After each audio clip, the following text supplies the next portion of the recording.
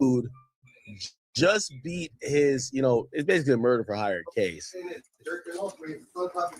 And the first thing he did was hop on an Instagram live with a YouTuber. And the YouTuber name is Seti Nash. Now, Seti Nash has been covering a lot of the stuff happening in Memphis during this case. Like, we covered the main trial, not even that much, but we covered a good amount with Justin Johnson. We knew the other shooter was two shooters, Justin Johnson, Cornelius Smith. We covered both of those. Well, Cornelius Smith didn't really go to trial. He just kind of like, he's supposedly taking a plea, but he's been cooperating because he testified against the first shooter. But we heard the conspiracy theory behind this. I think we all believe two shooters that they didn't really want Dolph dead, and they didn't know each other that well. So why would they link up to go kill Dolph? Somebody must have paid them. They were allegedly trying to get money for compensation. Who paid them? Who would want Dolph dead? When we think about it, people would throw in names like Yo Gotti, but a direct connect to Yo Gotti was going to be a guy named Big Jook, who was his brother. Big Jook was murdered, I believe, earlier or late last year, if I have my timing right, at a funeral. And beyond Big Jook, they felt that Big Jook had ordered a guy named Hernandez Govan to find killers to execute hits on any PRE members. The biggest of the fish would be young Dolph, who supposedly there was 100,000 on his head. So I said to him, "No, Nigel, not without the brie." Indubitably. And you are? Oh, don't worry. I'm basically one of you now. How did you get in here? This soiree is for fancy real estate investors only. Okay, but I am a real estate investor. Where's your vaguely British accent? Yes, the accent a person gets from years of generational wealth. I actually didn't grow up wealthy. In fact, I still rent. As a fact. I rent and invest through Root. So you say you just hopped on and you ain't... Hold on. GG's, the Donnas, Now, some way, somehow, Scuba Steve was criminal. Y'all, I rock with the King X. Don't forget the Kennedy doing his million match right here on YouTube. We conducted ourselves for the most highest. The dollar likes what you make it. You can't love it, you can't hate it. It's gonna be simply what you make it. The dollar. Yo, what's good, piece of love? What you mean? You ain't just see that? What's that? Nigga, I just had a segment going, Dundada. We was up, Dundada. You know what I'm saying? Yo, join up on the thing, GT. We was up on it. We was doing our little thing, Dundada. We're doing our little thing, Dundada. It was like fucking 40-something viewers up in here, whatever the case may be. And we're just doing our little thing. The nigga Gangsta Cap comes over here jerking off. What? Mm-hmm. Man, that's what I'm saying, bro. No, man, they gotta block all his access, bro. You can't let that man, hell no, man. No, man, nigga not doing all that, bro. The nigga ain't gonna let that nigga blow up our shit like that, man. Look it up weird, man. Nigga, just now, I was just on live, nigga, doing my segment, nigga. I just did this segment, doing my thing, my 1-2. But I don't care because he's hating because he can't do what we do over here. You know what I'm saying? He can't do what we doing over here, Dundada. We over here standing on business, Dundada. He wish he could stand on business. You know what I'm saying? But the nigga came over here and he did that. You know what I'm saying? But you know what's crazy? This time, I got him clipped. This time. I clipped that shit, so I got the whole situation clipped. You heard? I was like, easy. I finally got this nigga now. He's clipped. Right. And the whole live not the whole live not fucked up. Nah, hell no. I don't give a fuck about the live, nigga. No, the whole live. I deleted the live, nigga. Fuck that live, nigga. I'm talking about that. I clicked it though. You know what I'm saying? For sure. I clicked it. I ain't worried about that shit, nigga. We getting to it right now, nigga. It is what it is. Dundada, everything that it is a must, nigga. You heard? That's right.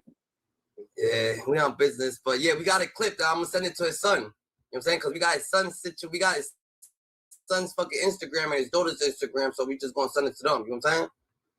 For sure, automatic. Like, look at what your dad be doing. Earlier today, he was crying in the live, Dundada. Earlier today, he was just crying in the live, Dundada, shit like that. His son was spazzing on himself. You know what I'm saying? It is what it is. Well, he was just crying? He was crying earlier today because his son was spazzing on him and shit on the phone. Oh, he one of them. So he one of them. I don't know what he is. He must be, I don't know, but he was just depressed, nigga, on the couch, nigga, just whacking, just came up in here, last seggy. But not the clip. I'm talking about when I say clip that, we clipped the segment of him doing it. Like, I got him doing it, nigga. We got it now. For sure, You know no doubt. Now we can send it off to I'm going to send it to he's everybody. going to be through. Yeah, he's done. Yeah, he's done now. The shooter, Justin Johnson, obviously because he was pictured in surveillance video, this and third, he got found guilty. Now, the person who paid or was the middleman in between Big Jook and the shooter was a guy named Hernandez Govan, as I've said. He went through a trial and he got found innocent. And, you know, I'm going to do some more digging into it and kind of start reviewing some of the documents that we definitely didn't cover because we only covered a limited amount of time. I'm going to review the transcripts and go back to see the witnesses that were testifying. But from what I could tell, the reason why the guy beat the case is because he beat the case because the only witness or proof that linked him to the crime was a man that already was convicted or basically alleged to be the shooter and the killer. Okay? So it's like, are you going to send another man to jail for the rest of his life when the only proof you have is this murderer? There wasn't much proof that put this guy, and by the way, this is why people do murder for hires. And this is, you know, this is going to come down to even the Dirk situation as we think about that. Well, will the feds fumble it like this? You know, not that I want Dirk to go to jail like Dirk, but a lot of guys think if you create enough space between yourself, and now we also get the answer of why Big Jook never got arrested. If they couldn't, like the shooters dealt with this guy, if they couldn't get him on a conviction, how were they going to get a conviction on the guy that the only tie supposedly to him was this guy that they can't convict? So people usually put these levels and steps, and that's where RICO comes in at some point, of distance in between them and them ordering a murder or them trying to get somebody killed. So this guy was the guy right above the shooters, and right above him was Big Jook, and then people speculate that right above him was Yo Gotti. Now, clearly, if they can't get the guys right above the shooters, Like I said, Dundada, I feel that this nigga Dundada is one of the. I feel that he feels that he is Dundada. What should I say? Like he got done dirty. You know what I'm saying? That nigga got done dirty, nigga. That nigga got done dirty by Gotti, and because he took out, because he masterminded the whole situation. Dundada, he don't got a good rep, Dundada. So him not having a good rep in the streets, Dundada, makes some. Yeah, I'm here. Sit and duck. Makes him a sit and duck. So that nigga just a sit and duck, Dada, just waiting for his due date, Dada. Like that's just what it is for him, Dada. He just sitting there, Dada, waiting for his due date, Dada, waiting for him to Dada get knocked off, GG. Not knocked off, like go to jail, Dada, but knocked off, like get done dirty, Dada. You know what I'm saying? Yeah, of course, of course. He's like a sitting duck, Dada. He's like a sitting duck. It's like the Black Youngsta situation, but he's saying that he don't know Gotti. Like for him to say that he don't know Gotti, Dada, that's a different type of situation, GG. But that's what I'm saying. That's what I said earlier about he playing mind games up there, speaking on the situation, and then you gonna blatantly play on real street niggas' intelligence and get up on this goddamn interview and talk about you don't know Gotti. Man, get your ass from up there, man. Come on, man. Get the fuck from up there, man. Now we know it's a play. Now we know, sure enough, it's a play. Get the fuck from up there. Talking about you don't know Gotti, nigga. You met Jook when you was 20-something years old and you don't know Gotti. Well, get your ass on, boy. And you from Memphis. Come on, bro. We ain't finna play with you right now, bro. And Justin Johnson and Khalidiyah Smith, nigga, just automatically meet at your house. They know each other from you, and they only chilled with each other when they was around you, Dada. They only chilled at your crib together, Dada. That's you got away, nigga. Everybody know that. They just made that very fucking clear that them two guys only came in contact from that situation over there to commit that murder, bro. And they proved that. They proved that between VIA text messages and phone calls. So he got away. Yeah, he got away. He playing too. He got away, and now he taunting the man family, my nigga. Straight up, bro. Yeah, you feel like he's taunting them? He's taunting Yeah, I'm right. He is. What you mean? He taunting them. Man, them people, man. Listen, like I said, man, you beat these dumbass people that don't know really how to judge shit. They think they do, but they be fucking railroading everybody in the damn way. So I ain't mad about he beat that, because the system fucked up anyway. But I'm saying what the streets know the truth, nigga. The streets know the truth, brother. He can get up there and play all he want. They know the truth, bro. That man had something to do with that shit, man. Hands down, nigga. That's he probably ain't played a role while everybody thought he did, but he had something to do with it, bro. Trust me, bro.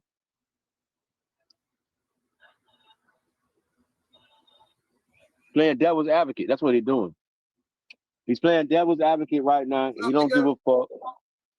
He's playing devil's advocate and he don't give a fuck. Trust me. He don't care now at this point. I'm on YouTube. He don't care at this point right now, bro. Right. They already killed his daughter. They already fucked his life up for 4 years. I think it's over with. So he's trying to at least get some money, bro. He can't come outside and get money nowhere else. He can't. It's over with. That's a fact. I bet. So I feel like, boom. I feel like not even get money, not even get money other places, I feel like this nigga's trying to set up the place, so Yo Gotti can understand, like, yo, I'm not going out with a fight. Like, he's trying to give his get back, like, his own way for his child, the rapper girl. So you know her name? Yeah, talking about the one that got killed. Yeah, that's so like that's. What's the name? The one that Kodak, the fucking it's called Lotto. That's so Lotto. What it is? Yeah. Some shit crazy. I don't. They just got this crazy ass rap name, man. Crazy shit. Lotto Desto, or something like that. Yeah, a lot of cash or some shit. Yeah, Lotto Desto or something. So Lotto Desto. So she passed away, so he's like, yo, he didn't really get his, like, you gotta think about it. He was going to get 20 racks. He's getting 20 racks out of this situation, GG. This nigga was supposed to get 40 racks. Him with him and Big Juke. No, them niggas was gonna do a bigger drug. They gonna do some big business on drugs. They want the money. Him and Juke ain't had no money involved. They gonna have drugs involved. Trust me, it's bigger than that. Oh, all right. So he was gonna get the bag with Big Juke. So he's already getting to a bag. You saying? He already got it. Juke got killed too. Juke got killed 2 years later after dog got killed. He already got the bag, bro. He already got it. He was free, so he got his money. He ain't tripping on that. But I'm trying to tell you right now how he acting. He acting as he's his own man. He ain't got no ties to nobody. He ain't into shit. He acting as he's a civilian now, bro. That's how he acting, bro. He acting because I promise you, they made him a civilian anyway with these last 4 years. Everybody stopped fucking with him, bro. You feel me? Yeah. So they outcasted him anyway. So all he doing is carrying on with how it's been going anyway. That's why he doing the interview, because niggas done showed him, boy, we don't fuck with you, boy. You ain't good. So guess what he's saying? You know what? Since nobody don't fuck with me, I should better do what the fuck I want to do. So what you mean? No harm, no fault. Nobody don't fuck with me. So why can anybody say I'm doing something wrong and nobody don't fuck with me? What you mean? That's crazy. That's what he's doing. Nigga, that whole setup, and everything Cornelius Smith done said, and this nigga just fucking, yeah, that's a brutal situation, bro. Not everybody know that man Cornelius was telling some truth, bro. He got something to do with it, nigga. I told you the story earlier. He confirmed it. He confirmed the meetup. I thought he was lying about the meetup. That dumbass dude got right here on this damn internet and confirmed the fucking meetup. Ain't that about a bitch? Facts. Wow. As soon as he start talking, as soon as this nigga start talking, he confirmed that Straight Drop, Big Juke, and them three was in the same motherfucking vicinity at the same time, and this dude went and killed Dog, and these niggas name come up in it. Yeah, he know he beat the system, nigga. He beat him, nigga. He's red-handed guilty. What you mean? You got right on this damn TV and just said that you, Straight Drop, and Big Juke was in the house together, nigga. They go to plot right there. The man wasn't lying, nigga. They go to plot, right? You just admitted the time y'all plotted, boy. Or was breaking bread one? What you mean? And mention the label and say that you met up with, that you introduced Straight Drop and everybody only knew each other because of you. They can't go through no motherfucking big joke. You can't go through no big joke to get nobody signed, nigga. You can't big joke can't go to no Jay-Z or no motherfucking label and sign nobody. Get your lying ass on, nigga. Man, get the fuck out of here, nigga. You see how that nigga Flacco? You see how that nigga Flacco was talking though? Man, Flacco, I keep telling you, everybody on the internet talk like how that dude was just talking, bro. I heard him. I heard him. Listen, I heard Flacco on the thing not too long ago when I was scrolling through, and I heard this man blatantly trying Govan. I promise you, bro, because that's what the internet people do, bro. They do that. Look over there on Whack 100 side. All the people be over there cussing these real gangsters and real rap people out over there because they saying, fuck you. Once you get on this internet and think you can talk shit, you're going to get cussed out because you're on the internet. If you so gangster, why you on the internet? Get the fuck off the internet. Facts. Everything is monitored, police, everything, and you get up here with your gangster supposed to be gangster shit that you supposed to be living for real, but then you get up here and try to exploit it on a channel where, bitch, you going to jail if you do something to me. You just said it. So, hey, I'm gonna say the same thing to you, but I'm not gonna do nothing to you though. I can talk shit and say da, but I know I'm just playing with the internet. You might be serious, you know. Yeah, like the Seti Nash situation. Seti Nash saying that he got people and he'll put this on them and he'll put that on them and this is that. Like, what they can say whatever he want to say. It's the internet. He can say that. What people mad? He can say it. He could be lying through his goddamn teeth. But guess what? This is the fake internet gangsters, and we could do fake internet shit. What's up? Yeah, that's offending. Shoot the house up with a bazooka, whatever. You know, we could do it because guess what? At the end of the day, all I'm doing is sitting in the fucking room, nigga, saying words. I'm not threatening the president. I'm not doing no terrorist threat from overseas. So I ain't worried about that. It is two individuals arguing on the fucking internet, nigga, that can't do nothing. You're going to get in trouble if you do it for real. So you better play the game. Fuck it. That's a fact, Dada. That's a fact. That's offending the data. That's offending the data. That's what he do. That's what he's doing. That's what he's doing, bro. He doing what the internet wants. I told you, bro. So what do you think he do? All right, bet. So what the fuck do you think he's doing? Because he's mentioning Gotti's situation, right? And he barely throwing Gotti's name in it, right? Essentially, like he's just throwing Gotti's name in it. He's throwing all these other niggas' name in it, the data. So why ain't he on Gotti's side then? Listen, I just told you. It's like something they say when you in prison. I'm on grown man time. He's on grown man time right now, brother. He can say whatever he want to say. For the last 4 years, none of them niggas fuck with him. Not one rap nigga, one nigga from Memphis, they cut him off for years, homie. So all he's doing is carrying on what he's already been doing, brother. They ain't fucking with him, so he not fucking with them, so he can do whatever the fuck he want to do. What you mean? You niggas don't fuck with me. So how can y'all don't fuck with me, bro? That's crazy because after Dolph died, nigga. After Dolph died, nigga, like Moneybagg Yo said that he used to like, yo, I fucked with Dolph. It's like these niggas still fuck with Dolph even after he died, Dada. Like they shot, switch, yo, I fuck with Dolph, Dada. You would think that they'll barely be disrespecting him, Dada, but no, them niggas ain't want that man. Them people like that didn't want that man to die, bro. Not because of that, because they like, man, the man really ain't never touched us. So now I really feel sorry for that because, you know, y'all can go back and forth on the internet, but don't kill him, man. Them niggas like that say they fuck with him like that, them the kind of niggas that didn't want to see that man die, bro. You know what I'm saying? Like, all right. I see. It was stupid, you say. And it kind of scared them. They're like, damn, he's so eager to go to body someone. He got some little niggas to do this. Because the people who killed Dolph didn't equal up to him. They wasn't on his level. You know what I'm saying? Like, them fucking runts, fucking peasants, bro. A nigga that's trying to be a person in the rap game known for something that got his ass a life sentence, bro. That's all that was. They make them every day. They making them kind of jitterbugs every day. Them ones that think they doing something to guess what? Life. Now guess what? Now go thug in there. That's why that shit matter, because out here it's a punishment for that shit, nigga. So take your ass on in jail and prove that you a real nigga. Get your life sentence for your body and you go die. See? That's what they don't understand, that bitch, when they life is over. Ain't no coming back to kill nobody no more. Now guess what? You and that bitch and got to survive now amongst the real gorillas. Something that you know you not. Come on, man. Do Black Youngsta got something to worry about, Dada? Like, man, hell no, man. No, man. No. Black Youngsta ain't got shit to worry about, man. Black Youngsta ain't got a goddamn thing to worry about, man.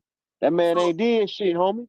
I'm saying, if Yo Gotti ain't fucking with him, Dada, does he got something to worry about? Like, he's not fucking with Yo Gotti. Yo Gotti's not fucking with him. Do you think Yo Gotti actually did him slimy, Dada? Is Yo Gotti just no, bro? No, it ain't even that. No, you gotta understand. Black Youngsta had his own cases. He got his own people dying. He got his own situation. So he can't follow behind no goddamn God. He got to tend to his own shit. His brothers went getting killed. You know what I'm saying, bitch? All kind his cases and all kind of cases went to happening. So he had his own life. That's all that was. He just, God, got his own situation. He got his own situation. But he back though. Now he making music. He popping out at shows. So I guess he got over the situation he was going through because he back out, bro. The nigga back out, bro. Back outside on the screen. You know? Youngsta's back out, but he's still coming at. But he still came at Gotti. Yeah, but I mean, you know what I'm saying? Because niggas is hoes, man. Niggas are hoes, man. Nigga, that go to show the hoe in you. You ain't got no business even much saying nothing about no Gotti, man. Get your ass on, man. They try to say that Black Youngsta that always been that nigga to crash out that over a bag, Like they said that before Black Youngsta came back, before Black Youngsta even came on the scene, he was fucking with a nigga who was beefing with fucking Yo Gotti, And then he started fucking with Yo Gotti, So I wonder who's the nigga who was beefing with Yo Gotti, that he was fucking with, You know what I'm saying? And then Yo Gotti threw him the bag, put him up there, So that's a whole different situation right there, Youngsta was fucking with a nigga who was beefing with Gotti, so that means that before he was already talking crazy about Gotti. What do you think how Youngsta was talking to the nigga that he was beefing with Gotti with? That nigga was talking all fucking happy, with that nigga. Oh yeah, Gotti's, he was like, yo, fuck Gotti. Oh yeah, fuck Gotti. Now he fucking with Gotti. No, it's not fuck Gotti. Damn, the youngsters on that timing. Yeah, man, I'm saying when they do moves like that, when they be doing shit like that, go to that internet and be throwing subliminal words and like that, man, that shit pussy, man. He ain't so hard after all, bro. You don't never get in your feelings that much. You go to the internet, keep that shit in amongst your whatever, and you keep all the business shit on the internet. Don't get up there on the internet with all that, man. Come on, man. Yeah, and then that just shows that you just want excuses, Donada. When Gotti approaches this nigga, Donada, he's gonna want excuses, Donada. That's what he wants, Donada. Oh shit. I probably wasn't talking about you. He didn't put his name in there, but niggas blatantly know that you was talking about him.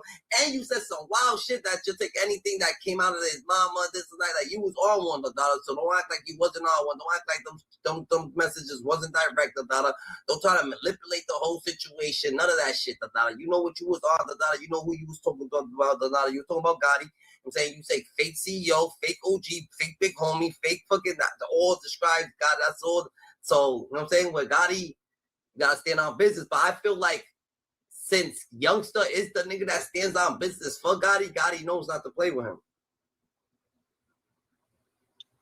Yeah, we'll see. We'll see. Shit, Youngsta got them and don't feel that way about him because look what Youngsta's doing. If that's true what you saying, Youngsta's saying fuck him. So ain't no respect for him. So I don't know how that's gonna be. That's crazy. Nigga, he wrote this shit like 3-4 days ago on Instagram, nigga. Yeah, but see, you gotta understand when you look into that and you hear what he just said though about take everything that came out your mama pussy. If you know the situation with Gotti and all that, he don't got that many siblings. What do you think? So I don't think he's talking about him. I think he's talking about somebody else. He's talking about Gotti. He's talking about him in general. Like y'all, he's trying to stand another threat beside it too. Like y'all talking about you, but that's what he is situated. Real beef. I think he got real beef. I think he got real beef that he's speaking of. I don't think it's that. Me personally, I'm just saying what I feel. I don't think it's that. Yeah, and he took the CEO. He's independent and shit like that. So before he put the messages, he took the CMG name off the lot and he put he's independent, and then he did that, and then he wrote all that shit. But if you remember way back when he was still hot, he been told y'all he's not signed under CMG. He's been told everybody it's what's the name? It's Heavy Camp. He's Heavy Camp. He been said he's Heavy Camp, not no CMG. So his old shit. So what? So who's his big homie? Who that? He said fake big homie. We don't know. He said fake CEO. He said, he said fake mob boss. Fake monster. That's not mob boss. He said fake mobsters. Like, bro, who the fuck are you talking? His name is Yo Gotti, John Gotti. Fake mobster. I'm not listening. No. I'm not saying that you're wrong. No. You're right. No, I'm not saying that. I know what you're saying, but I'm just saying that's like Rick Ross. That's like when Ricky with the drug dealer Rick Ross, when he's saying people's taking names, but they not really drug dealers. Who you think he's talking about? Oh, he just playing. He talking about Rick Ross. So this nigga saying fake mobster. He's talking about Gotti, nigga. He put fake mobster. Right under there, he put fake big homie. Right under there, he put fake CEO thing. You know what I'm saying, leader. Under there, he put fake. You know what I'm saying, fake OG. Under there, he put. You know what I'm saying? It's just a bunch of fake things that describes one person. Oh, okay. Because he won't be calling nobody else his big homie. He won't be calling nobody his big. You know what I'm saying? His big CEO. He won't be calling nobody else fucking his OG. He's not gonna be calling like. You know what I'm saying, the only reason I say that he's talking about it is because Black Youngsta said, "Oh yeah, this is the CEO thing. Oh, this is the nigga who runs the thing. This big homie right here. This is big homie right here. This is OG right here. This OG." Like he said it before. He said, "I'm writing for my big homie." Right, he did. I remember all that. Yeah. So when he said, so if he's saying all that, then he says all that shit. I'm like, oh shit, he called this nigga all them words, all them names. So he's saying it now. You know what I'm saying? Yeah, right. So he really did go to the internet with some fuck shit. So he might. It's on point. It's on point. He definitely talking about Yo Gotti. Definitely talking about Yo Gotti. And Gotti goes, he's the biggest. You know what I'm saying? So what Gotti's trying to say is like, it doesn't matter, nigga. I'm the biggest. Whatever you say, so Gotti's just throwing that in his face and as a person for Black Youngsta, I'm thinking, you know what I'm saying, we don't know. This ain't nothing that we know, It's just I'm thinking that Black Youngsta's like, yo, what the fuck you thinking about? I don't give a fuck about being the biggest. I don't give a fuck about being a rapper. Like, we in this shit. This is a life. This is a lifestyle. We doing lifestyle. So I think if we was all homies, nigga, we all biggest, nigga. We all the biggest, nigga. But you want to be the biggest, and you saying that's gonna be the biggest, like that's gonna hurt me. Like that shit don't hurt me, nigga. What the fuck? Ain't nobody care about being the biggest, being the smallest, being this, being that. We on the boat, nigga. The same boat, nigga. We gotta run into each other. So if there's fighting on the boat, nigga, the boat's gonna be dirty. Ain't nobody gonna want to clean. Who's gonna clean when there's tension on the boat? Who the fuck's cleaning and shit like that? Everybody ain't happy, you know what I'm saying? Niggas falling, niggas don't want to pick up the mop, niggas is all aggressive, mopping the shit, you know what I'm saying? We gotta keep our fucking shit spotless, so there's a lot of tension going on. It's a lot of shit, you know what I'm saying? That's what I think. That's what I think. But Gotti's trying to on point. Yeah, but Gotti saying Gotti put Gotti's world and that he's the biggest, and that's why he got mad and said fake mobsters. Like, who the fuck this nigga think he is? A mobster? He thinks he's a mobster. But what Black Youngsta don't get, right? What Black Youngsta don't get is that Gotti is kind of living like a life of a mobster in a way, but he just ain't getting his hands dirty, and he ain't come up from really mobster situations. But now that he's so delusional and shit like that, he got all this money and he's hanging with these big dudes, and these big dudes are showing up different things. This nigga is just a fucking liability. This nigga Black Youngsta, he's just a liability, He's just like Youngsta is just like everybody probably that hangs with fucking Yo Gotti, like Jay-Z's and everybody else. Like, yo, you gotta distance yourself from them people, done. Like, if you want to come up here, you gonna have to distance yourself from that, And then Black Youngsta, the only thing that Black Youngsta do, when he goes on them trades and them tantrums, he shows Yo Gotti, damn, I do gotta stay away from this nigga, I can't be around this thing. I can't bring this thing into other rules. Look how this thing is acting. This thing is supposed to be a reflection of me real quick. And he don't want to think. That's why Moneybagg Yo's like, yo, you know what? You can keep that, I'm trying to be over here, just live my life. I don't care about the fame. I'm just trying to live my life. You don't hear money back. You're doing all that bullshit. You know I complain because he don't care. And he's from, I heard he's from the same side that Young Dope was from. And I really he wants to still be there, shit like that. But he's like, oh shit, can you trust shit? Can you not trust shit? Shit like that, you know what I'm saying? It gets spooky though, Dada. It gets fucking spooky. Shit gets real, Dada. Shit gets real in the field. Shit, Dada.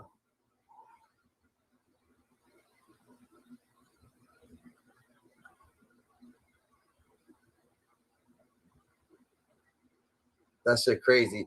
So yeah, so I feel like you said, I feel like Govan Hernandez, now that he's out the limelight, maybe he's trying to get back on some other way because he's not sounding like he's on.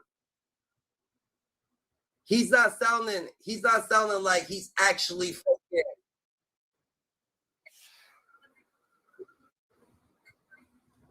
He's not actually like all the way on Yo Gotti side. You know what I'm saying? That's not what's going on. Like he's actually still. I'm telling you, he on his own. He's like he on grown man time. He's standing on his own man because they disowned him, bro. They disowned him. Nobody's not fucking with him, bro.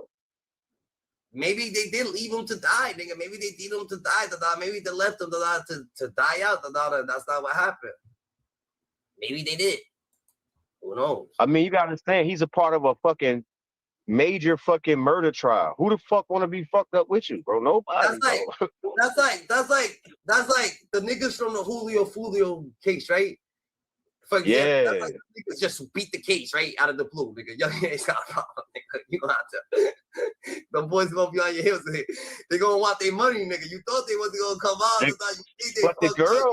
But the girl going to speedy trial though. The girl going to speedy trial. So what if she beat it? She's saying she innocent. Like for real. Like she going to trial. She ain't telling her nothing. She going to trial. Shorty fucked though. Shorty fucked. She gonna get fucked, nigga. I seen Florida, like I be seeing like Florida cases, you know what I'm saying? And Shorty boom I seen like Shorty's like try to set up like, you know, on them dating apps. They set up a dating situation. They try to rob the person who's coming for dating, nigga. That person end up dying, or some shit like that. This be little kids, like, you know what I'm saying? 15-year-olds, 14-year-olds, and they boyfriend, and they be getting milk still, nigga. They don't play out there, So I feel like, yo, she's the one that was giving all the lows, all the drops. It wasn't for her, nigga. That shit would never happen. You know what I'm saying? Hey, listen, I want you to pay attention every time they show her face on the screen, and I want you to pay attention to her lips, what she do. That's some type of shit I see these dumbass kids they do when they not telling. They do their lips like they putting lip gloss on or chapstick. And you know how you do your lips when you put chapstick on and shit? When you put them together? Yeah, like a kiss? No, it's like when you rubbing your lips together. You know, when you put chapstick on your like that. Yeah, that's what they do. Why she keep every time she come on the screen, she doing her lips just like that. That's why she going to trial. She ain't talking about she was gonna tell. She's not telling, bro. She going to trial. Straight up. I feel it. She going all the way. She willing to die behind this shit. It's over with. She willing to die behind this shit. All these people crazy, bro. They think that shit a joke until they get in there.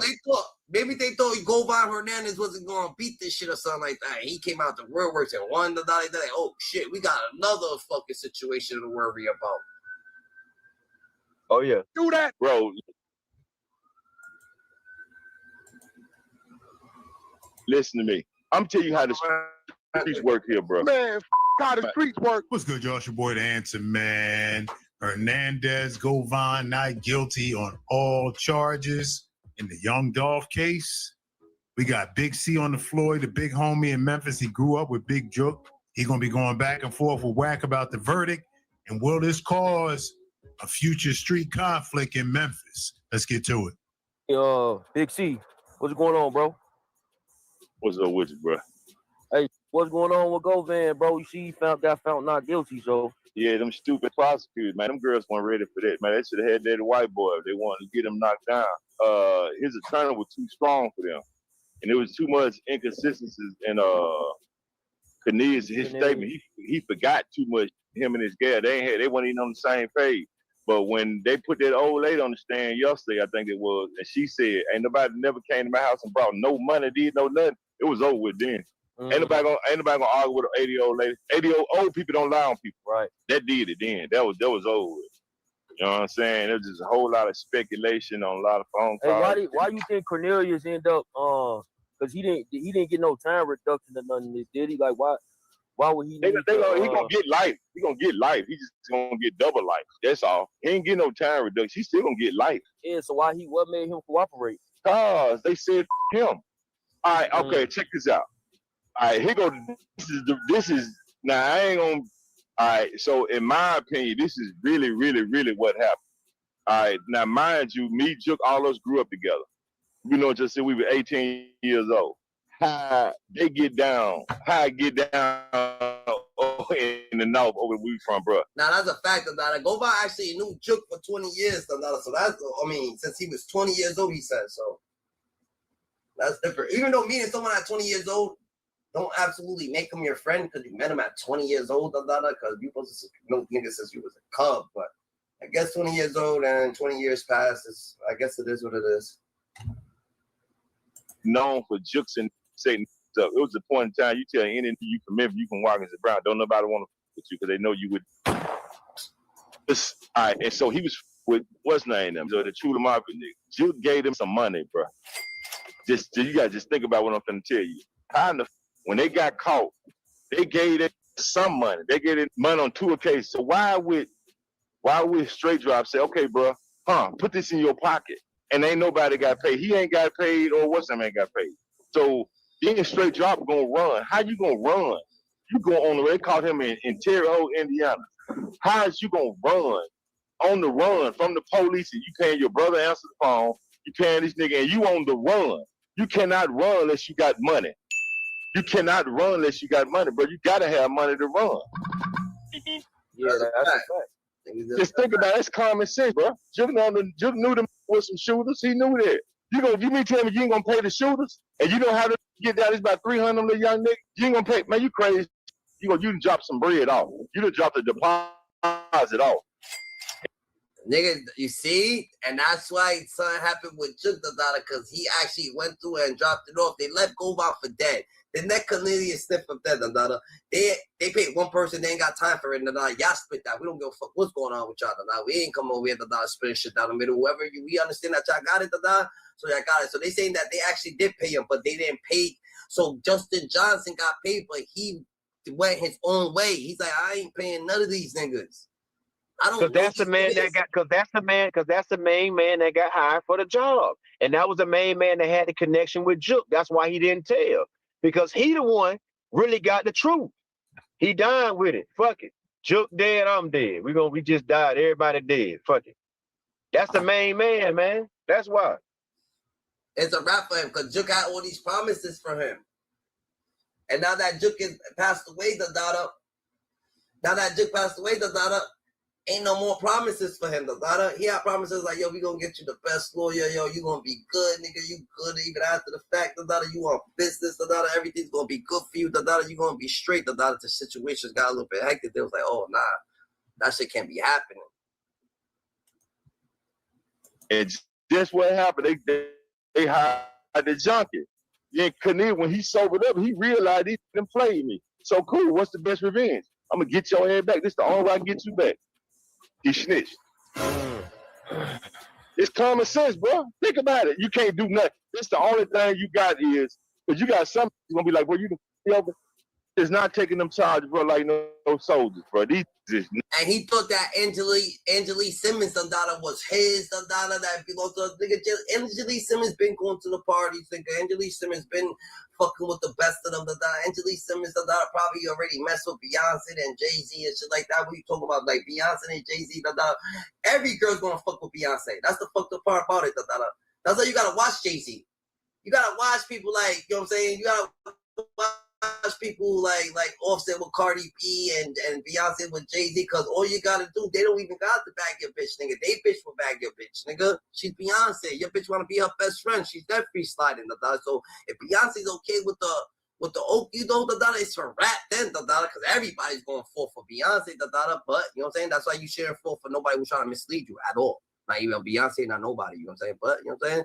That's just what it is. So he thought Angel Lee was his, but Angel Lee was just a situation that he was trying to have around, that they had tried to have around the dollar. Maybe Yo Gotti feels that she was scoping and knowing and doing all this shit and trying to ask different questions, so he got rid of her, some shit like that. But yo, that she belongs to the industry. And that's a fact. So any fucking type of relationship that you get that belongs to the industry, that's an industry situation. That's just for the tablets. You know what I'm saying? Yeah. Oh yeah. So that was for.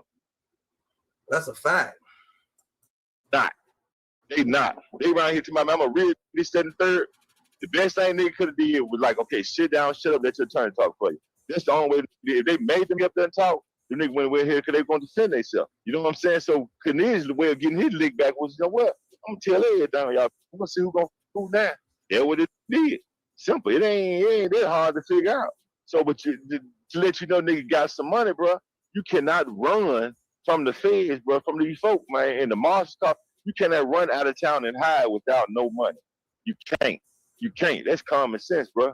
You saying that Juk probably did give money to Govan, but Govan never dispersed it because they was junkies. No, Cornelius was a junkie. Drop wasn't no junkie. No, all not they did. I'm talking about Cornelius and the other dude, right? Nah, straight drop ain't no junkie. He the nigga they were telling him, bro, we're gonna sign you like that, quote unquote. You know what I'm saying? So he a shooter. You know what I'm saying? So he known for getting down. So so I thought Cornelius straight drop. I thought straight drop was straight drop still didn't tell. No, he ain't speak. He ain't care. One of them didn't say a word. That's straight drop. Straight drop. They took like 50 years. They gave that nigga like. No, he got life. Now he got life plus like 20, 26 years. Yeah, one of them didn't say a word. The other was doing all the talking.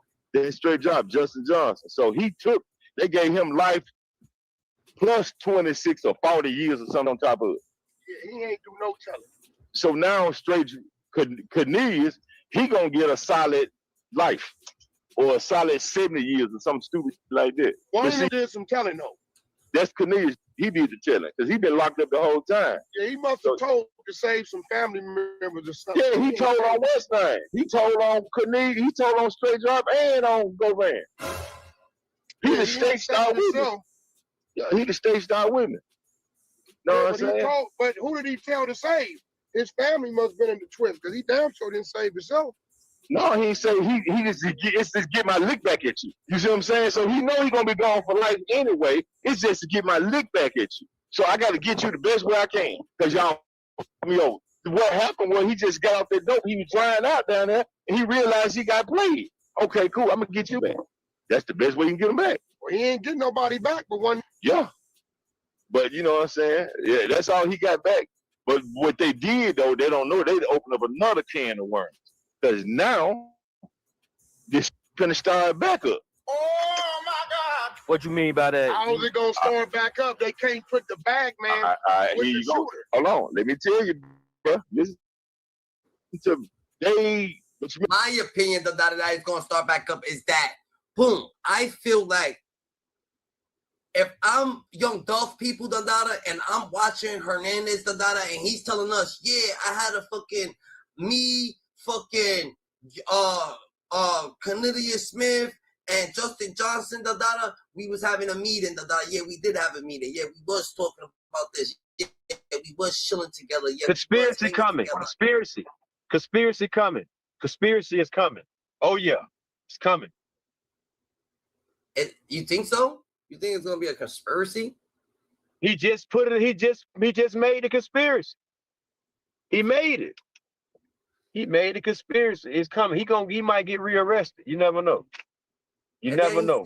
And then he said, I never heard of Young Dolph trying to kill Yo Gotti. I only heard of Yo Gotti trying to kill Young Dolph.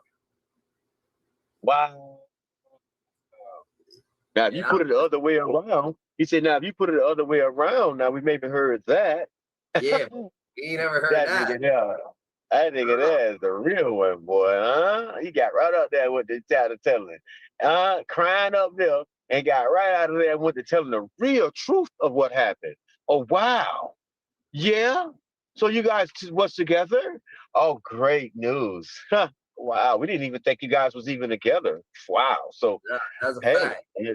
And we had and then Khalil Smith that saying that he don't even know Justin Johnson. Justin Johnson saying that he don't know Khalil Smith like that. So how the fuck wow. got to a hit together? That don't make no sense. You said it. You didn't say it. You said that straight drop was in the house. You just told us straight drop was in the house. You said that. You said he was in there. So that means that Cornelius and all of y'all was in the house. Yeah. Oh, okay. That man wasn't lying. So that's why I feel like it's very, very bad for that man. Then he's putting Yo Gotti name in certain shit because he feels like Yo Gotti probably burnt him for whatever 20,000 or his brother died. Now it was between him and his brother. Or he ain't never gonna get paid or whatever the case is. So he's like, yo, what the fuck? So he just, I don't know what kind of games Govan Hernandez is playing. You know what I'm saying? Remember yesterday or the day before yesterday, they were saying these right here was shooting their paper out. Don't you remember they said that? Yeah, but you got to remember. I stop. Hold right there. They put the face, names, and date of birth on the screen. So niggas say, oh, that's the that was shooting at me. It's on. They ain't in jail. Oh, you talking about in the street?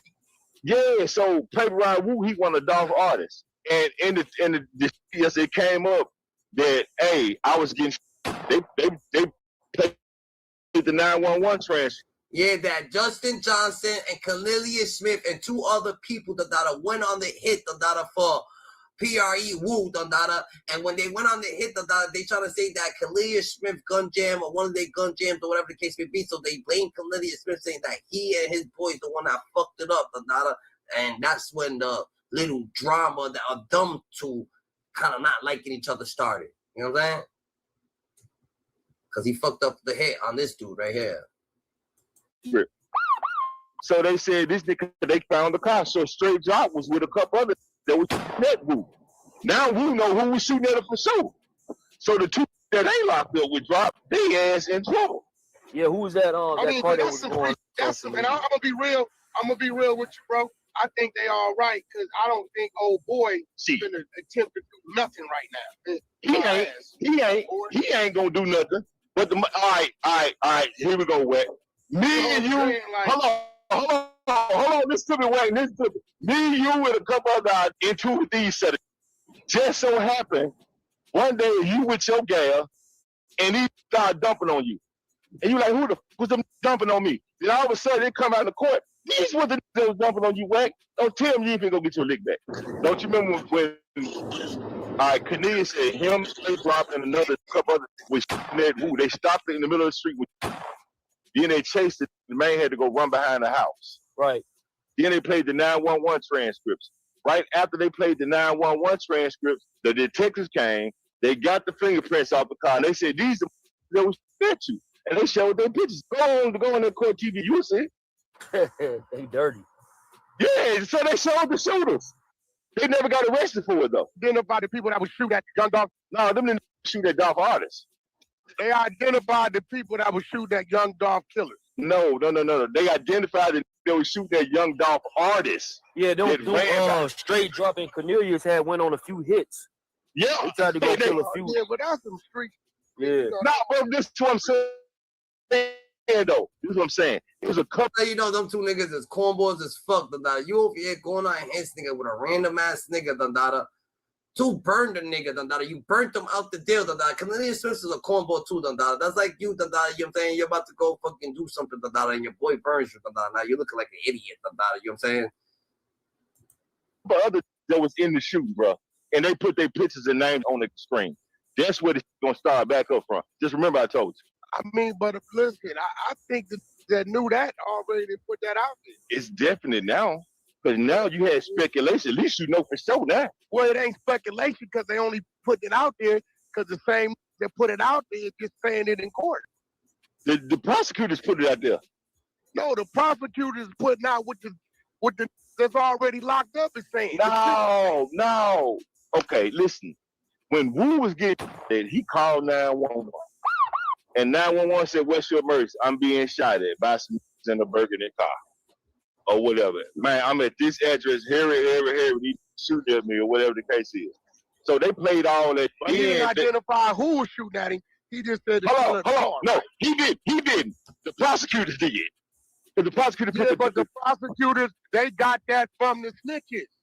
No, they got it from the fingerprints off the car. So the prosecutors identified them by print. Yes. But that still ain't IDing them. Just because some prints. Yes, it is, because they got arrested. That's what they got arrested for. Hey, bro. I didn't have prints on the car that something happened.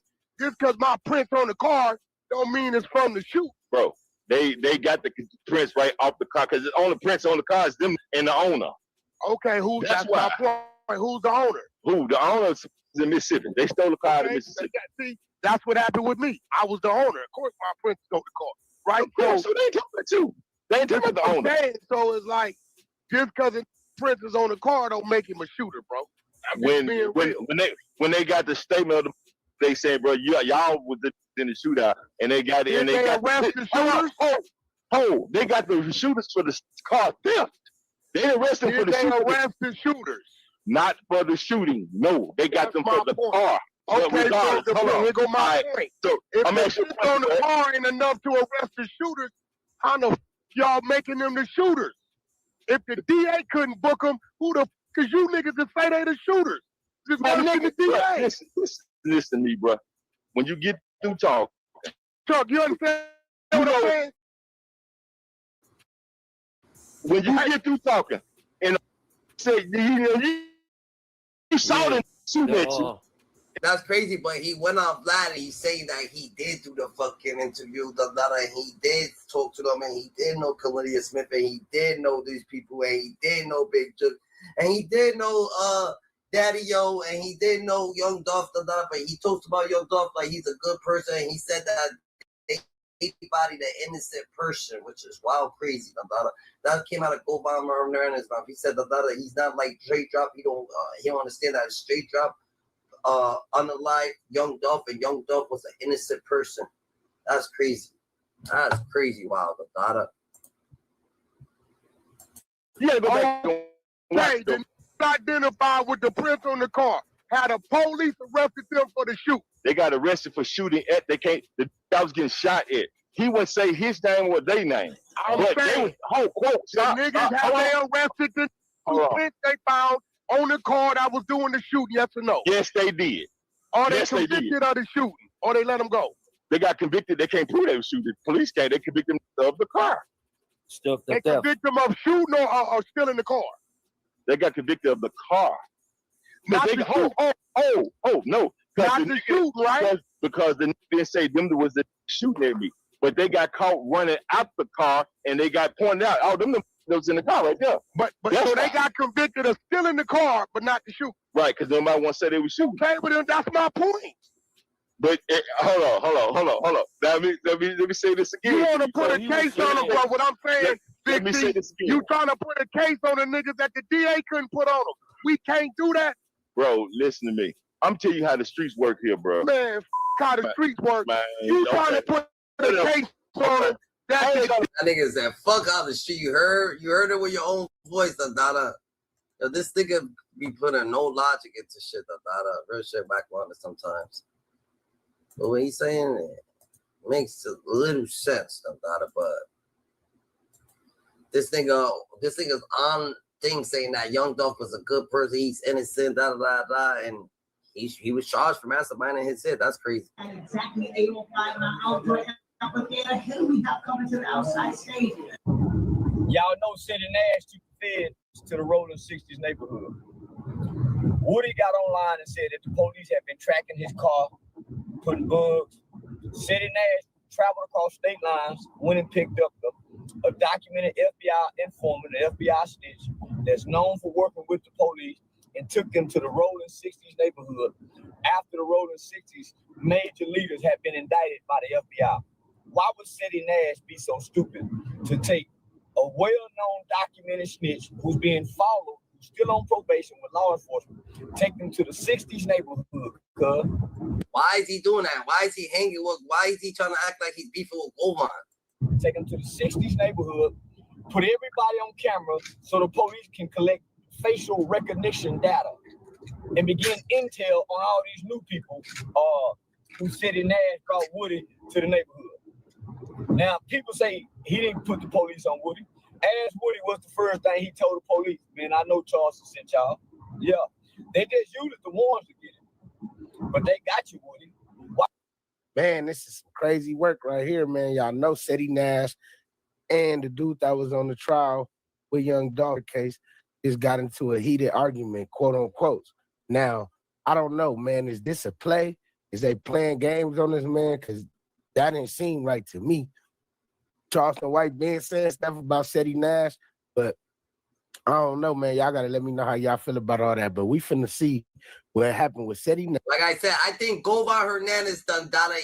He fucking got into the beef with City Nash and that, so the cops could know where he be at that, so he could feel a little safe and shit like that. That's the only reason I would think that you plainly outlined saying that you were somewhere that.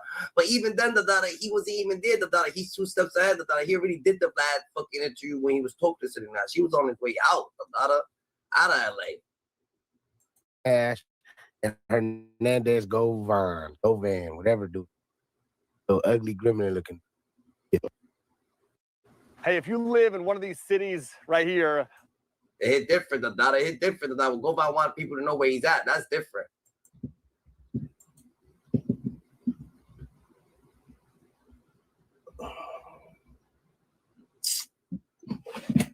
Bro, did y'all see? Did y'all see? He knew he was about to join us. On 6-0, you finna get blocked, bro. Oh, 6-0. Yeah. Hey, bro, big Crip in her. The neighborhood 60 Crip neighborhood, cuz. Yo, Dandada is God's gangster. Dandada is king. Dandada is you. Dandada is me. Dandada, you heard? Yeah. Go ahead. I'm just finna block you, homie. I don't do none of that stuff you be doing. Yeah, you block, bro. I ain't gonna hold you. You play with your kids like that, homie. Don't play with me. Peace. Did y'all see Did y'all see what the news said, bro? What the DA said? Bro. Yo, did y'all see what the freaking DA said? For them lawyers for him, bro. I wonder who it was, bro. Somebody put some money down for them lawyers for him. Bro, so the way that Hernandez Govan's lawyer did that closing statement, let me go get my lighter. What y'all didn't know, right? Y'all didn't know that lawyer really pissed them off. Like, we talking about the people in the jury box. So if y'all looked at the short little lawyer that was there, bro, like, if y'all looked at the short little lawyer that was there, I ain't gonna hold you. Bruh, it was crazy. He said everybody in Memphis should be offended to the point where what they were saying on the news today, they was like, hey, this who y'all voted in? This trash. This all trash right here. And I'm like, yo, wait a minute. Wait a damn minute. So Cornelius Smith about to get life, bro. Dude about to get life. Hey, chat, do y'all think that Cornelius Smith deserves to get life? Y'all think he the one who really did it? I think we got a fake Hernandez Govan profile in here. What the fuck? Why would you ask somebody to get life, though? Do y'all think he deserves life? Like, what the fuck? Like, the man, nigga, is so fucking dumb, nigga. Like, let that nigga out, Dandada. Let that nigga Cornelius Smith out, bro. Fuck it. Real shit. Let him the fuck out. They already failed you with the Govan situation. Just let him out. Let the atmosphere of the street or the whatever the case may be, or the spirits, handle what they gotta handle, because it seems like Memphis ain't gonna handle it, It feels like Memphis ain't handling their situation. That's why, you know what I'm saying? They want the war to continue. They want Govan out, to entice the situation. They want these people out, At the end of the day, this nigga Govan, he's still out here blatantly disrespecting PRE members, blatantly disrespecting Young Dolph, blatantly disrespecting these people, saying that he knows Daddy-O from PRE, saying that he knew Young Dolph, that Young Dolph was a good person, that Young Dolph was innocent when he died, just actually disrespecting the shit out of that. That's just so malice, that's so wrong, I see it all. Oh, he was innocent. Oh, he was thinking, but you were charged for fucking masterminding this. He's so, why would you be saying he's so innocent? He was such a good dude. He's such a thing. You're weird for that. Like, that's not, like, we understand where you're going with that. That's crazy, bro. Hey, y'all niggas is crazy, man. Nigga, they was like, hey, man, I don't know, bro. It's looking like a play to me, bro. I know for a fact he knew that he was coming in there though. What y'all think? Bro, yeah. I could be wrong. Mason's mom, what's up, little lady? He was acting the whole time. He looked like he's acting y'all right now. Crazy, y'all funny as hell. That's a fact. I've been getting hella trolls as of late. What troll for the That's a fact. This for Dolph. This for Dolph. When they gonna start, they gonna say this is for Dolph. Nigga, this is always gonna be for Dolph. These motherfuckers trying to blatantly disrespect Dolph, trying to say Dolph was innocent. Dolph is this. Dolph was a good person. Dolph is this. But you was charged with masterminding his death. And he's such a good dude. Why would you charge with masterminding his death, nigga? Why would you even have that train of thought? Why was you hanging with everybody? Before it happened, you was hanging with all the people that actually think, even if you didn't have nothing to do with it, what is going on? This for Dolph, This for Dolph, we gonna slide for Dolph, 30 days, 30 nights, no sleep, this for Dolph, but this dude, he blatantly disrespectful motherfucker, but I guess I don't know what to say, cause it's like, he's over here, like, saying this, saying that, then he's saying, like, Gotti, I only heard Gotti trying to fucking kill Dolph. I never heard Dolph trying to kill Gotti. Like, what are you saying? Trusted today. What's the word? Wait a minute.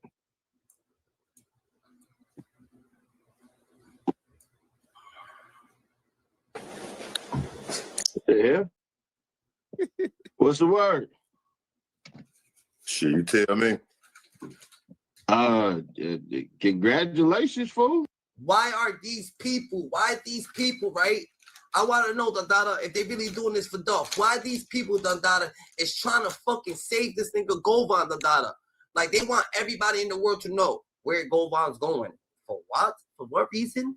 Why would you want people to know? Why would you be threatening Seti Nash for fake, So y'all can have, like, y'all got fake beef, for what, if you just got caught, and you just got off a murder trial, the only way I'm thinking is because you want the feds, to protect you for free. You want the feds, to be on your line, because you know they're going to be on your line, you want to protect you for free, because why would you blatantly be telling people, yeah, I'm going to LA, I'm going here, when I go there, I'm going to meet you in violence? What do you mean? The boys over there like, oh, all right, bad, but he's saying this, and he's saying that, he wants free. He actually wants someone like free protection. Seti Nash is over here trying to like, what? Like, why are you trying to protect him? Like, why would you even get in on this plot? Seti Nash didn't even have to do nothing. Seti Nash didn't have to say nothing. Seti Nash didn't have to even be on no time. And he could have been like, yo, Govan is joining in. He's a podcaster, Boom, and Govan wanted to join in right now, nigga. I'm letting the nigga the fuck up, We gonna have a fucking talk. This what the fuck it is, Ain't no if. Ain't no good thing about it. Ain't no bad thing about it. I'll let him on. But for him to make a play, and act like they disputing, to go back and play, I'm in LA, then you already in LA. I'll be in LA 4 days from now. You in LA, you be leaving LA 4 days from now, bro. And you need a real person to understand, like, yo, what's going on? Why would you be lying to me right now? Why are you trying to say, like, you going to meet up, you going to beef and shit like that? Why would you be saying that online? Like, what type of situation you're in, Like, why would you need the public? What type of promotion? You want promotion to everybody could know where you at. Well, like that, we never heard no situation like that. So you want a promotion for everybody could know where you at for what type of reason, And we know that you don't want you know what I'm saying? We want to know because but what he wants to do, he wants to get the odds to be on his heel so the boys could actually be seeing that shit and be like, yo, look here, it's the same thing, this is what's happening, or this is what's going on, or whatever the case may be, because he's going to entice the situation and say some crazy shit about Young Dolph, or he's going to say some crazy shit about some PRE members and say PRE members is this or that or the that or, you know what I'm saying? That's just what he's on, bro. I mean, shoot, what's going on, man? You straight? I mean, it's Friday night. You know what I'm saying? We would have thought you would have been on the town or something like that, bro. Like, you good? The way he joined the live is like he was paid to be there. The way he joined the live was like he was paid to be there, bro. Look how he just joined the live like he gonna get asked some questions or something. You feel me? Tell me I'm tripping right now, chat. Somebody please tell me that this don't look like a play. Am I doing too much? Am I adding extras on it? Let me know something. Yeah, I'm always good. Okay, it was you kind of, I don't know, man. You kind of. Nah, it type does look like a play, the data. You know what I'm saying? It type does look like a play, but I want to know the data. Like, why is these people want people to know where they at? Why they want help from the federales? Why they put in Young Dolph name and shit? Why they put in Gotti's name and shit? What is going on? Why is he still naming Khalidi and say that he knew all these people? Why is he still taking the blame? Why is he still like I don't get this shit, the data.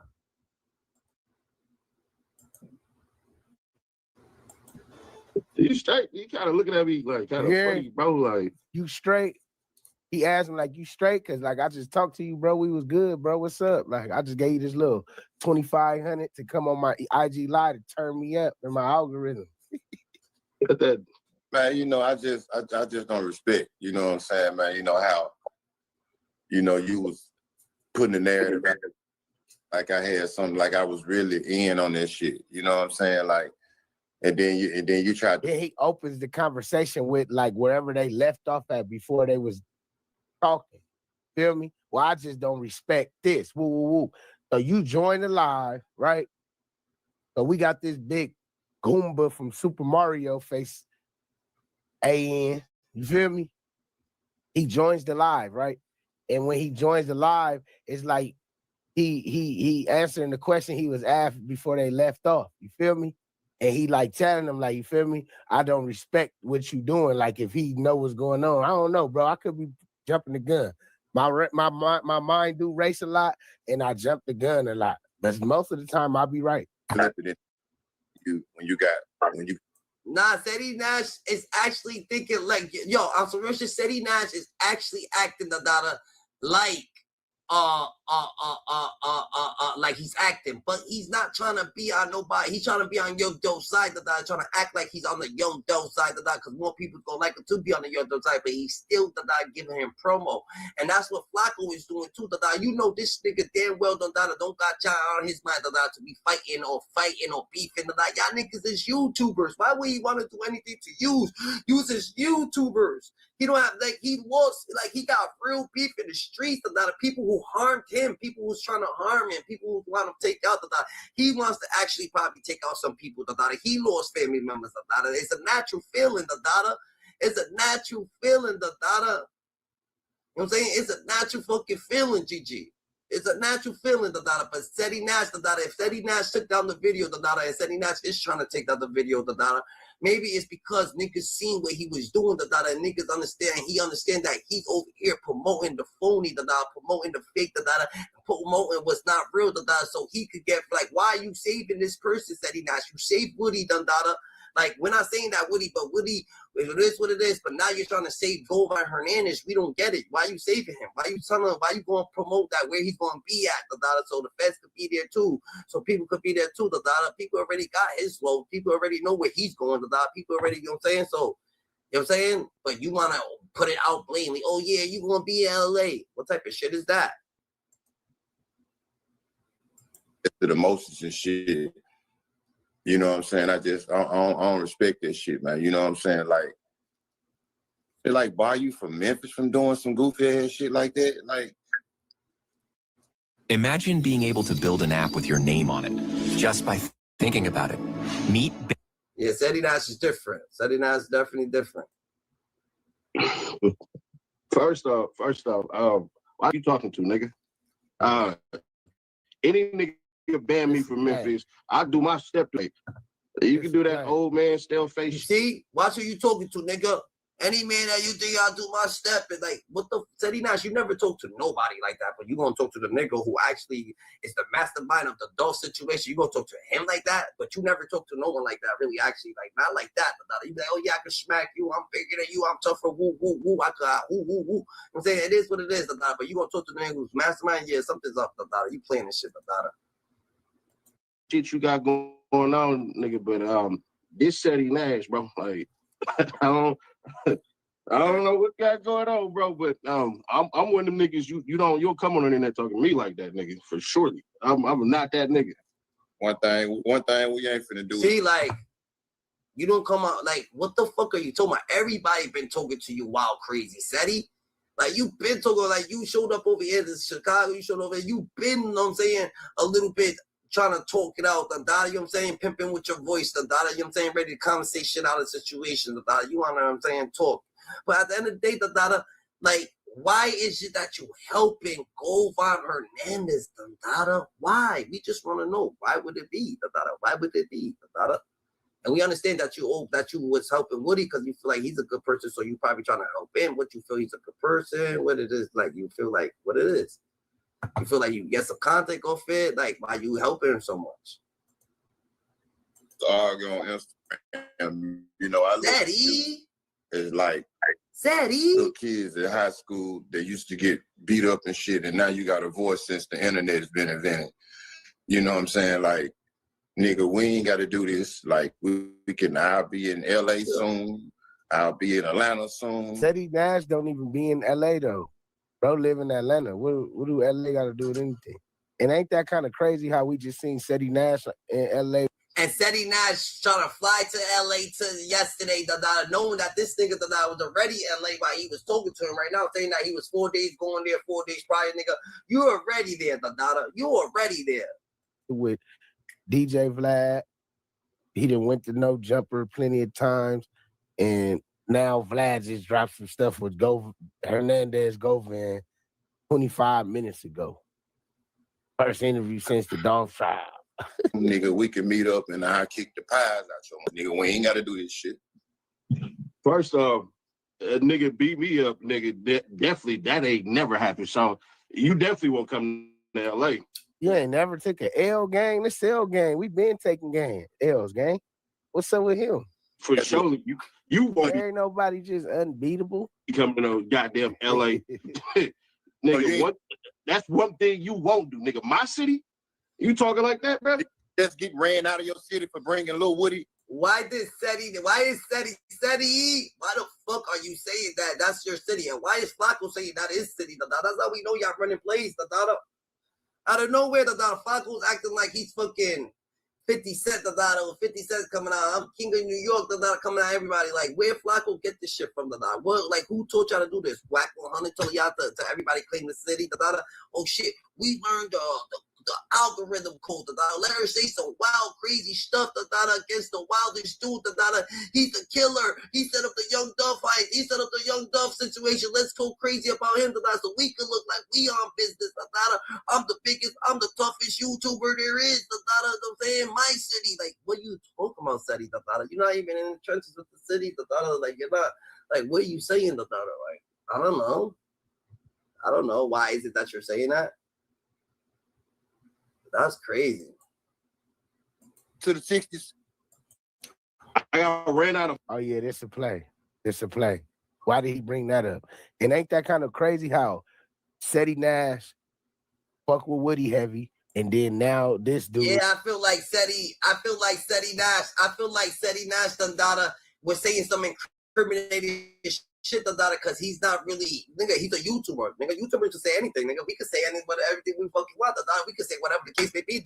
We legit, we know a YouTuber cannot get a person locked up. A YouTuber cannot get a person locked up. There's nothing that Poetic Flacco or these people said. There's nothing that's going on that they said. Nothing at all.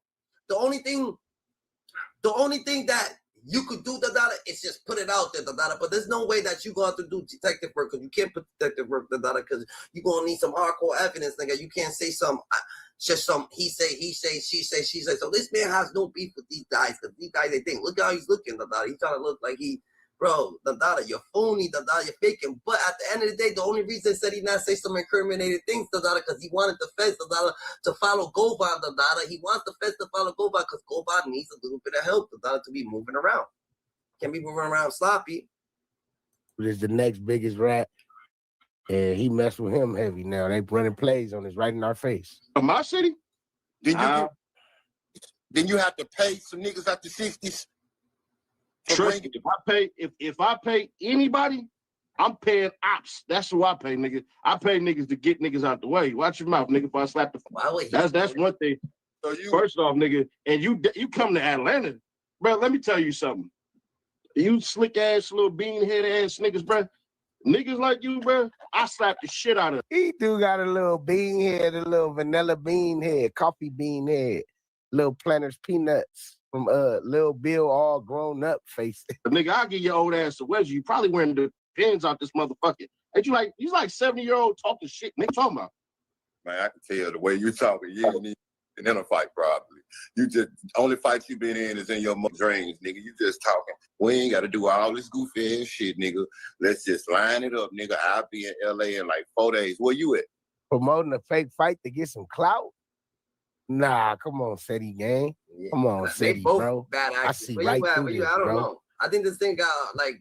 I'll be in LA, nigga, 3 days. I think this dude right here on the bottom that I've been through some real shit in life, that for him to be promoting a fake fight, for him to be trying to think like you need to start getting you need to be Nick Carnito, somewhere. Nick Carnito somewhere, getting your shit together, for your situations, that happen to occur, You shouldn't be over there, you know what I'm saying, trying to fight a YouTuber that has nothing to do with your case, that has nothing to do with what's going on or not. Like, who the fuck, nigga, this shit cannot be real. Is this real life?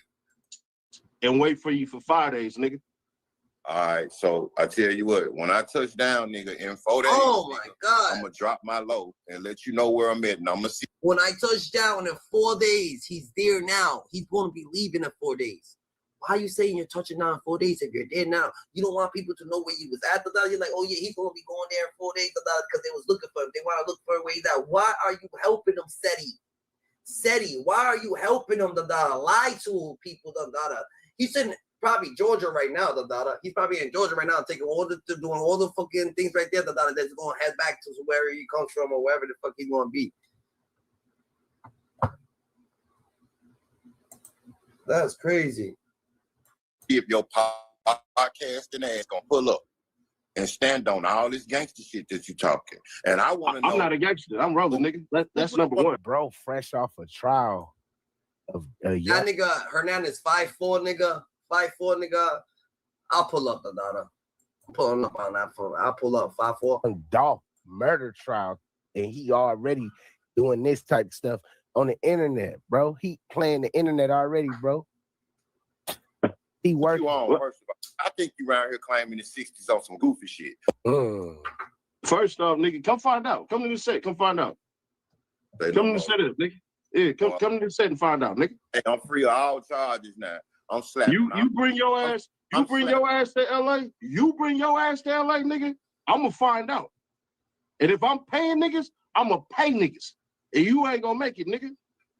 Oh, okay. So you talking like you paying niggas on Instagram. You saying all that goofy. That's how he never even talked like that, Dada. He never even talked that. Said he never even talked that. For Seti to be talking like that to this man, Dada, and this man, Dada, saying he's gonna be in LA. It seems like he's just trying to help him out so he can have protection, Dada, or trying to help him out so he could disguise where he's gonna be at, Dada, so they won't know where he's at, Dada. You know you're a goofy. You saying shit like that on IG. What you gonna do? No, you said I'm paying niggas. I said if I was to pay niggas, it'd be to paint niggas. Ain't none of that shit on my rap. I'm a nigga that get my hands dirty.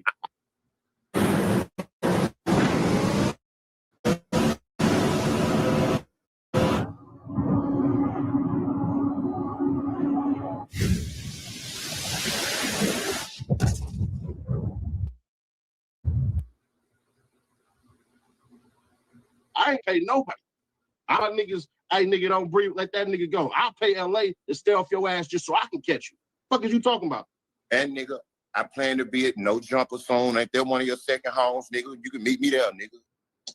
Man, if I catch you at no jumper, you gonna catch the black part of my hand, nigga.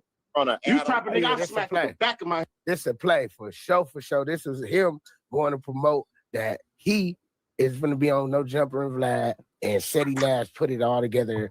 Yeah, man, I see it all. I don't know. This nigga trying to be protected when he goes to fucking No Jumper, whatever the case may be. That's what's going on. That's what I feel. He wants to be protected. That's how that nigga moving. He ain't moving like that. Got out, and he on different timing. Where it is, he got a slap list. And Flacco, Seti Nash, and Young Dolph artist Kenny Money is all on the list. Yo, Whack. What up? Man, I'm just checking in on everybody, man. Yeah, I heard that Hernandez Govan. I'm on stream. I heard that Hernandez Govan come to LA. Oh, okay. Well, what's wrong with him coming to LA? Man, he said he got a slap list. He trying to meet up with. Hey, well, that's that man's prerogative. Who's on this slap list? I don't really know too much about him. I know somebody tried to call me this morning and send me some paperwork on him that wasn't paperwork, and I kind of told the dude that ain't no paperwork. You know what I'm saying? But he said everybody. He said everybody who's speaking bad on his name when he said Seti Nash is his first target, but he said Flacco might get it too. Well, I don't think he's gonna do nothing to Flacco, and I advise him not to do nothing to Flacco. If Seti Nash looked at it, I think Seti Nash is a terrible actor.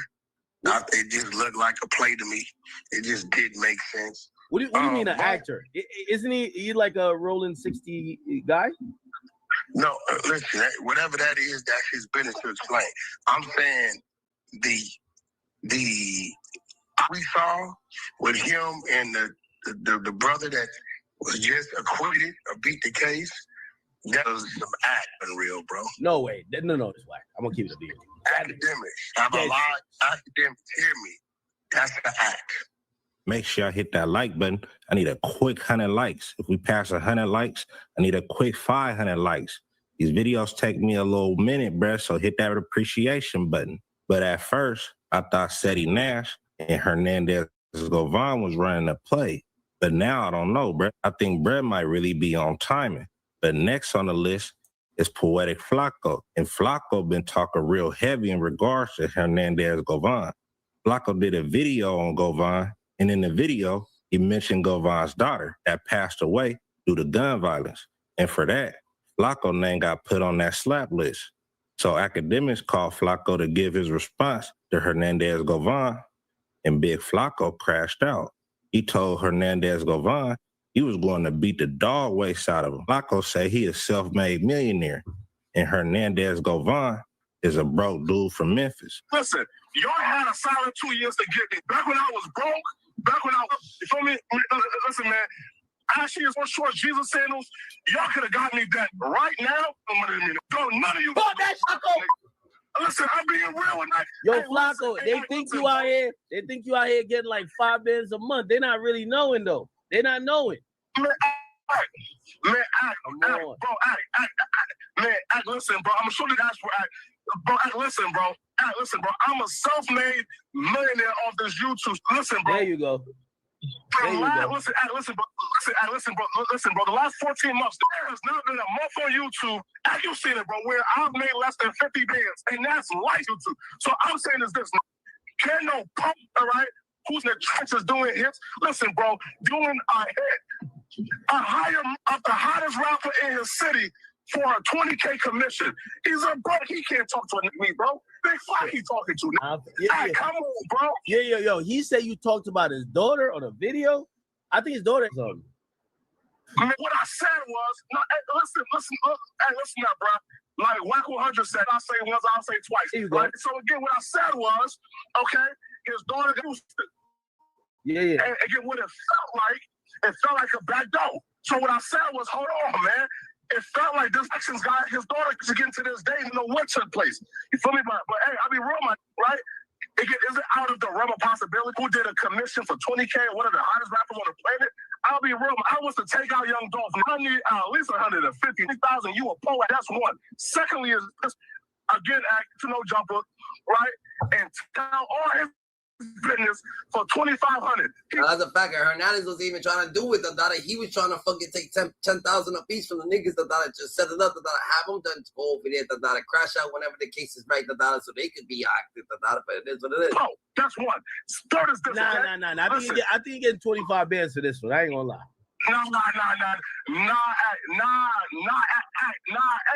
Listen, 2,500 a plane ticket and no jumper. Ain't even offered a hot meal and cottage. And that's one thing. Secondly, is this though, again, what I said was I feel like his actions got his daughter hit up. I'm saying at that time, his daughter that was in the heat of the moment, right when Young Dog got thing popping up. So again, I ain't disrespect her. You feel me? I ain't violate her. Then I'll violate her. You feel me? Then I'll disrespect her. But right now, I'm gonna let the dead rest in peace. But I dare others to come to my city thinking he's gonna violate. Listen, act, bro. Listen, you moving right. Make sure moving right though, Flacco. Make sure moving right. Like, man, act. Do not go to no cookie store. No cookie store. Man, listen, bro. I done violated every time. Listen, bro. Act on call tough on the internet in LA. I done violated him. Ain't podcasting, bro. Listen, bro. Act. Listen, bro. Oh, let me play with you, Flacco. You got to tell the truth, man. Man, listen, bro. All these tough come on the internet and say, man, Flacco, when I catch you, I'll buy my respect. I promise you, Act. If we in that interview, again, Act, I'm going to be in that interview. I promise you that. Again, I'm smacking out of him. The fact. Nah, he's going in the video. He's going to be in that. I feel like he will be in the interview because Adam loves that shit, like the 4 extra and the 607 situation and all that shit.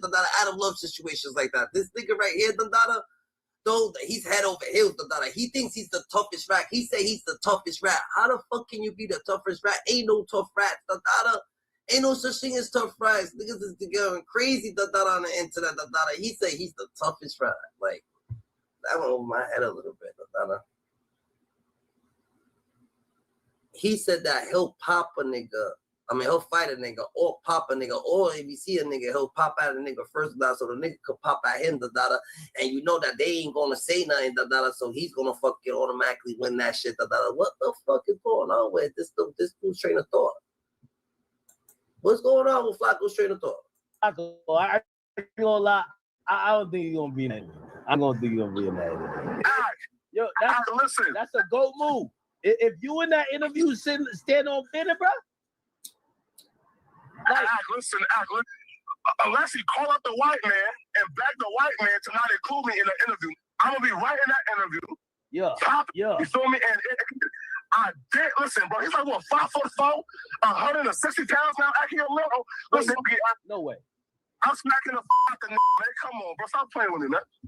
I wonder what Govan response gonna be to that. If Flacco was talking real heavy, he talking that big money talk, and he proclaims to be the king of LA. Flacco gotta be careful though, because you know it's plenty people already envious of his success. But with the disrespect, I guess Flacco don't care. I respect Flacco grind though, and he definitely got a good work ethic. But you gotta be careful when you poking the beard. Now next on the list is Young Dolph artist Kenny Money. So it's pretty obvious with Hernandez Govan association with Big Juke, it's fair to say that Kenny Money and Hernandez Govan are not good. And when Govan was on trial, he went live on Instagram and called Govan an informant. See, Mr. Album 2022, I just told you, man. I told you. I just said in the interview. They gonna see I told you. I just told you, bro. Don't ask me none of this. Man. Listen, bro. Nah, man. Federal informants, man. Do what they want to do, man. Do what they want to do, bro. What you expect, man? What you think gonna happen? They gonna put them back on the street so they can go back to work, man. How you think they survive? How do you think a federal informant survive? How you think they live the best life? They drive Lambos. They do what they want to do, man.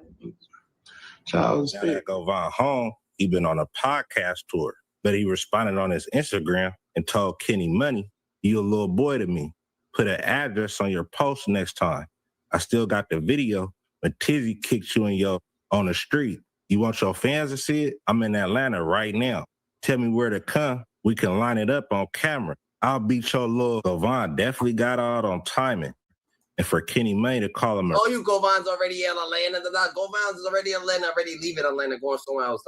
Govan is over there, just jumping from state to state doing his 1-2. rat is crazy. It was nothing from that trial that said dude was a rat. I didn't see anything in that video with him snitching. And if anything, dude that's down for the unaliving was the snitch. Brett got on the stand and testified, but it didn't work. So if Govan is really in Atlanta already, and Seti Nash just pulled up to fucking his city like 2 days ago or a day ago, he was making the video that he pulled up to his city looking for Govan, whatever the case may be, whatever the fuck they doing, they obviously is a fucking play. And he's not even there. Why did you do that? What was the point of that? We don't understand that. That this case went to jury trial tells us any and all documented telling, snitching, anything comes out when you go to jury trial. But the deal, that's what it happened. Then you'll see it when people refile on appeals. Bro, I told him this morning, I'm finna put it up on my Instagram, you're gonna see him. Bro, I don't care what you say, the trial and beat it. If he was telling on somebody, it would have came out there. So at the end of the day, you worse than the district attorney. At least the district attorney brought charges and allegations and presented the case. Set the case. What you got to say that this man did something wrong? Sat in the box 3-4 years. Well, I ain't gonna lie to you. He want to look serious, and I think we don't give a look, bro. I'm telling you, when people call me about this, man, I don't know it. You can't show me nothing. We just watched the trial. We listened to everything come out. I didn't hear that. Did you hear that they told on somebody? No, I didn't hear that. I think what happened is that this is why Yo Gotti's brother, Big Jook, was never going to get charged, and Gotti definitely won't get charged.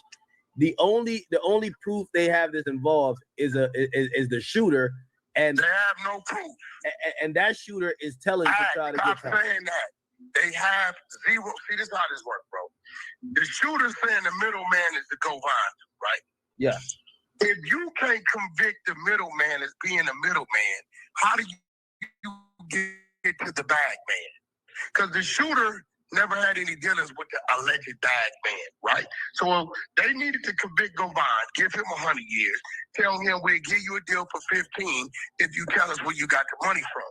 But the buck stopped at Govan. He was proven to be innocent of even giving this dude any money. They didn't have the text messages they said they had. They didn't have none of these things, right? They didn't have it. So because he didn't give it to fucking because Govan got burnt, nigga. Kalinius got burnt, nigga. And they just gave it to straight drop, and that's that. That's what it is, the data. That's what it is, GG. These niggas trying to act like, yo, the data, bro. He's saying that he was there. That he's saying that he was with straight drop. He's saying that he was with Cornelius. He's saying that he introduced him. He said it all. Said it all, bro. Update on the long and gone Young Dolph. Now, it seems like a lot of PRE affiliates and a lot of his friends have responded to Mr. Hernandez Govan pretty much being found not guilty in connection of his passing, and it's been going crazy all over social media because if y'all don't know, he's the alleged mastermind behind it all.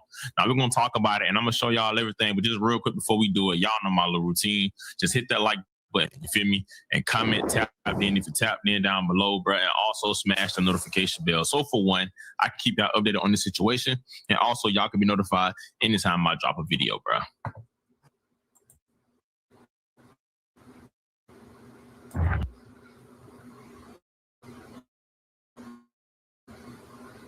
Shit crazy, dog. Just because people's just playing with the internet. No, I gotta shout out my people, man. Shout out to Tillman Williams Kennels, man. Y'all know they breed the best micro and pocket American bullies, period, man. They have been in business for over 10 and playing breeds, man. I kid y'all not, man. It got so real, bro. If you want to get it right now, and pretty much it was reported that the guy accused of pretty much the mastermind behind Young Dolph passing, Hernandez Govan, was found not guilty, and it had social media going crazy. versus Hernandez Govan, count 1. We, the jury, found the defendant Hernandez Govan not guilty in count 1 of the indictment.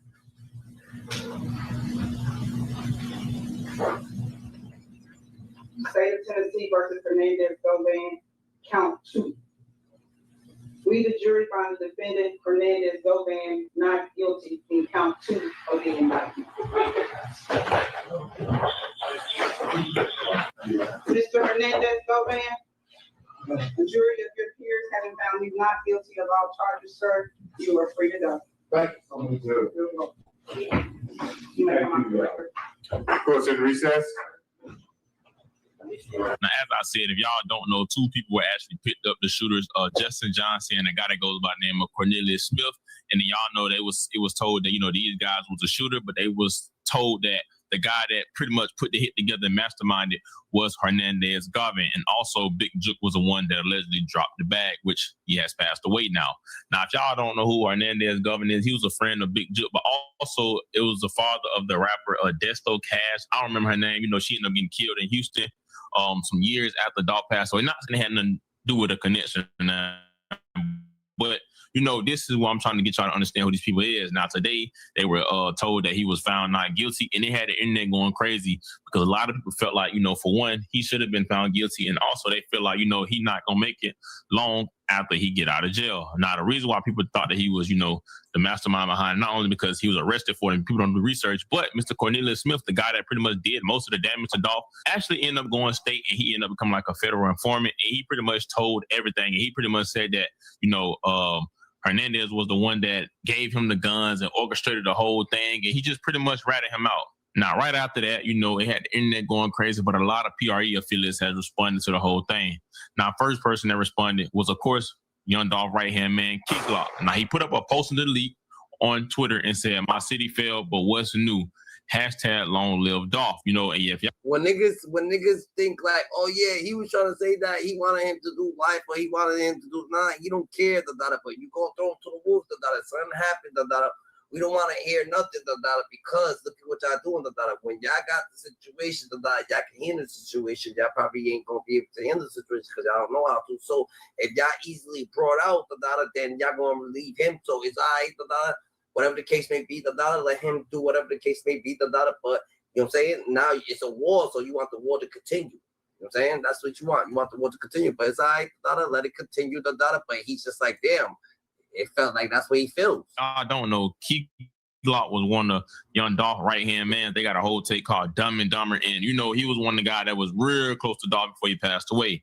Now, another guy that ended up making a post was Moochie Grape. Y'all know, another affiliate of Young Dolph and PRE. He pretty much put up a post also, and he put up a post on Facebook. It said, "Dolph was the only rapper I seen that really gave back to the city. But y'all glorify the sucker-ish. Mother effers don't do nothing but come throw bashes. Y'all pay for them, and that just be it.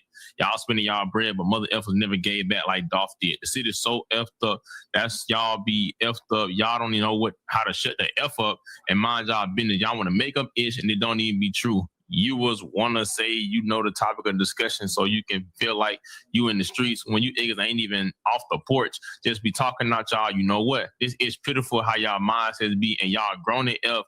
And my 12-year-old daughter got more sense to you mother effers. Long live Flipper though." And I guess he's responding because, of course, like I said, it was going crazy on social media, but also Facebook and especially Memphis. Like everybody was talking about it, and a lot of people were being funny and saying they knew this was going to happen. And Dolph had it coming because he allegedly signed somebody that had something to do with Triller. It's just a whole bunch of stuff that I don't really get into because, bro, I'm not the police, and realistically, that ain't really got nothing to do with me too much. Now, another guy that responded was Kenny Money, and he sent Adam 22 a message because I guess Adam 22 and him did a interview, and he spoke on how pretty much he knew bro was gonna come home, and also said that rats don't die, they multiply, and spoke on the whole thing. See, Mr. Motherfucking Adam 22, I just told you, man. I told you. I just said in the interview. They gonna see I told you. I just told you, bro. Why don't ask me none of this shit, man? Listen, bro. Nah, man. Federal informants, man. Niggas do what they want to do, man. Fuck gonna do what they want to do, bro. What you expect, man? They gonna put a nigga. What you want? What you think gonna happen? They gonna put him back on the street so they can go back to work, man. How you think they survive, man? How do you think a federal informant survive? How do you think? They live the best life. They drive Lambos. They do what they want to do, man. Child respect. Now, as y'all see, you feel me? He went on to it, and you can see that he is not surprised. Now, am I surprised? A little bit. But from the whole situation, if you watch the case and I started following it, they really ain't have no evidence of him doing nothing. It was just based off word of hearsay, you feel me? And the hearsay was the guy that's testifying on everybody, which was the killer, Mr. Cornelius Smith. Now, when you ain't got no true evidence, when the prosecutor and the people are trying to convict you, it's kind of hard to really just blame it or just pretty much find him guilty because for one, bro, like all the lawyer gonna do is just combat his words because it's like realistically, how can you take anything that the killer says serious? It's like it's hard to really just if it ain't no real hardcore evidence, it's hard to convict somebody, especially when it's coming from the person that was asked on the jury because everything gonna look like he just trying to get a lighter sentence. So I kind of figured, that it was gonna not go this way due to the fact that it took a long time for them to come to a verdict. So anytime it takes a long time for the jury to come to a verdict, 9 times out of 10, the person going to be found not guilty. Now, what also is crazy is Mr. Hernandez Govan said that pretty much after he get off of the court, he's moving out of Memphis and said that it is not safe. Leave Memphis. Do you plan on leaving Memphis, sir? It's just crazy, niggas better get their shit together. Govan too. I feel like Govan's trolling, nigga. Like the way Govan is talking on the Vlad interview, I feel like he's actually doing a lot of trolling, GG. A lot of trolling, GG. That made me think, bro, what's really going on? Oh, you definitely won't come to LA. For sure, you won't be coming to LA. That's one thing you won't do. My city, you talking like that, bro? Just get ran out of your city for bringing Lil Woody to the 60s. I got ran out of my city? Then you have to pay the 60s. If I pay anybody, I'm paying ops. You come to Atlanta, bro, let me tell you something. You slick at being here like you, bro, I slap the shit your old as you probably wearing Depends on. He's like 70-year-old talking about. Man, I can tell the way you talking, you fight probably. Not gonna lie, this starting to feel like the same Lil Woody play when Lil Woody was done with the Young Thug trial. But to me, Lil Woody wasn't playing with Seti Nash. Come back, he be talking about, don't get scared now.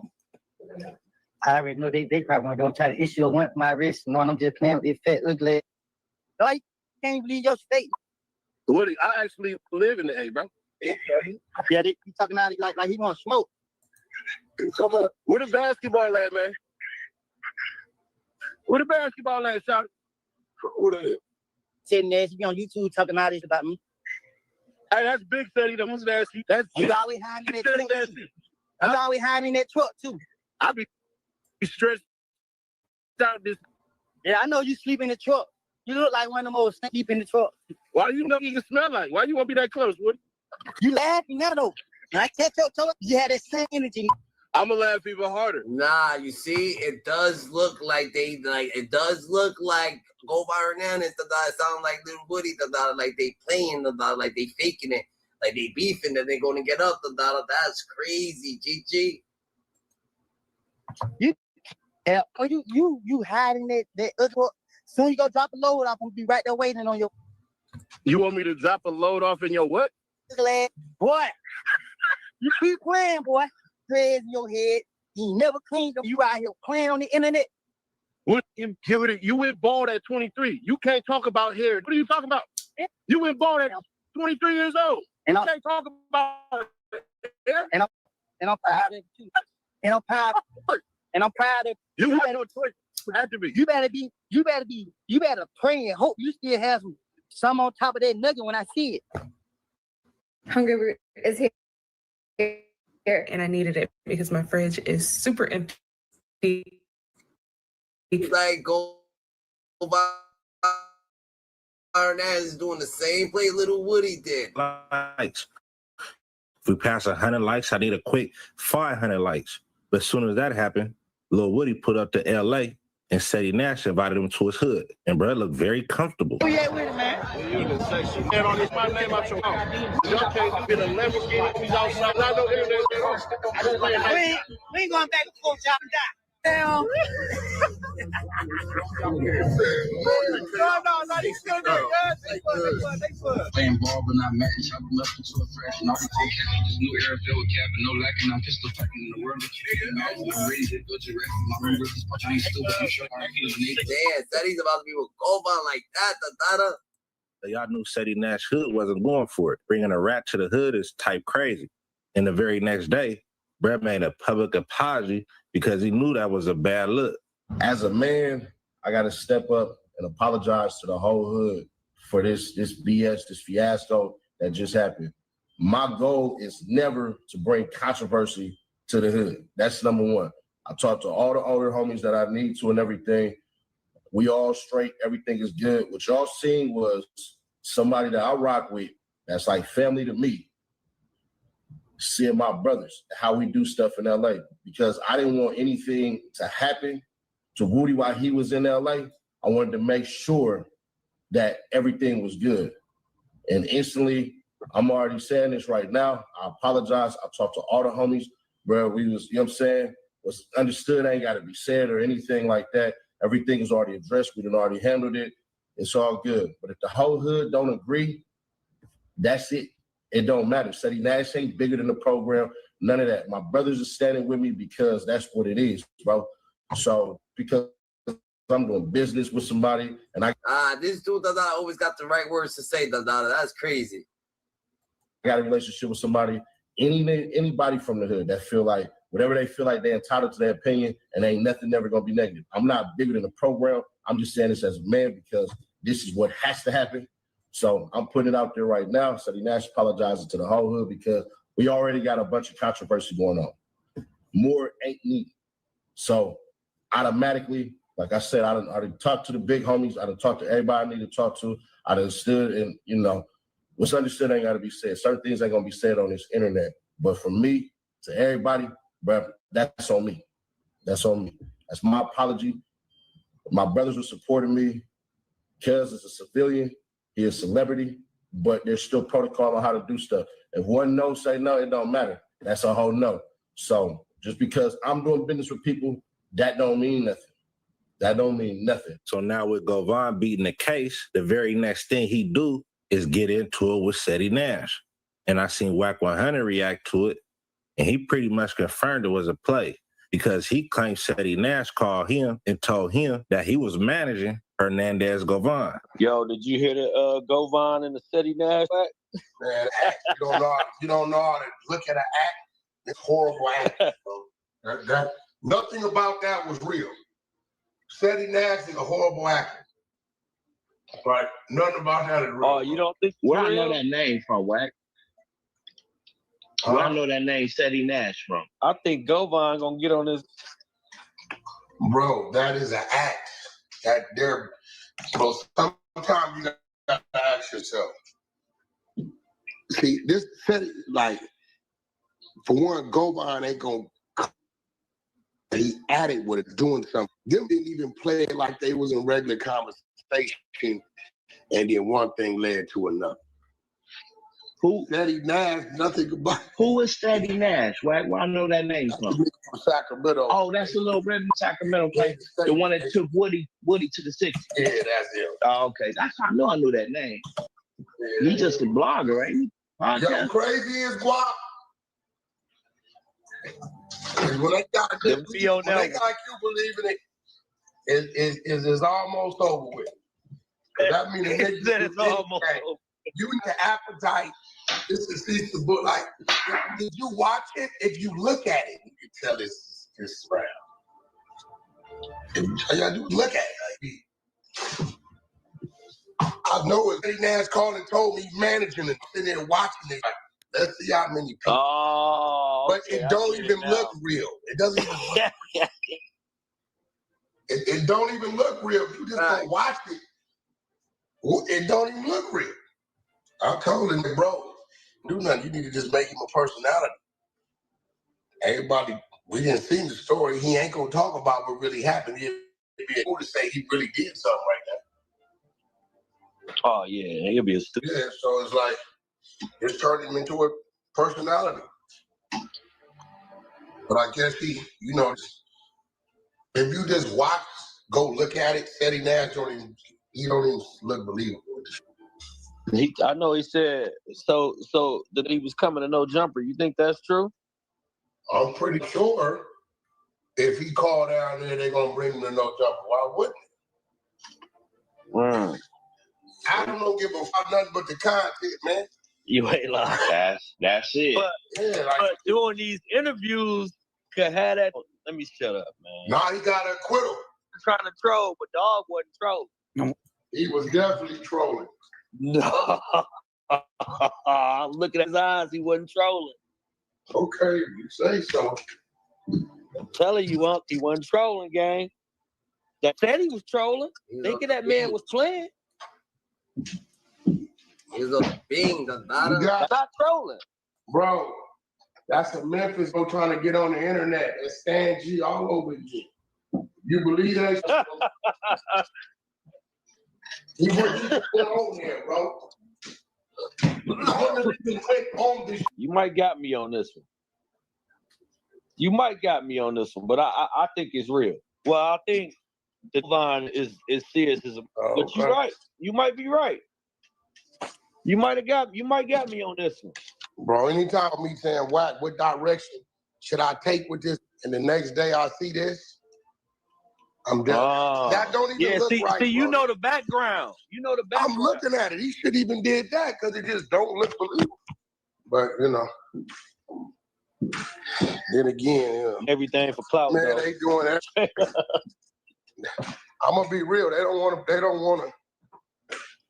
When I slow down, that's how the internet slow down. That's a big fact. It's looking like Ceddy Nash running this same play to go viral. First it was Lil Woody, and now it's Govan. I don't think Ceddy Nash is going to bring Govan to his hood, but I definitely think it's a tactic to go viral. It's a smart play because it worked, and it definitely got his name in that algorithm right now. But when you run it back, you definitely could tell it seemed like a play. Okay, it was you kind of, I don't know, man, you kind of.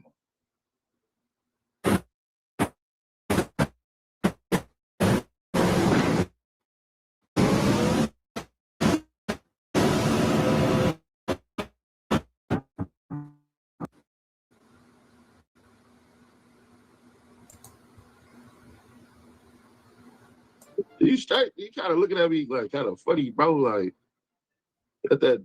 Man, I just don't respect. You know what I'm saying? I don't know, man. They're trying to say that they'd let this man out to try to get at Gotti.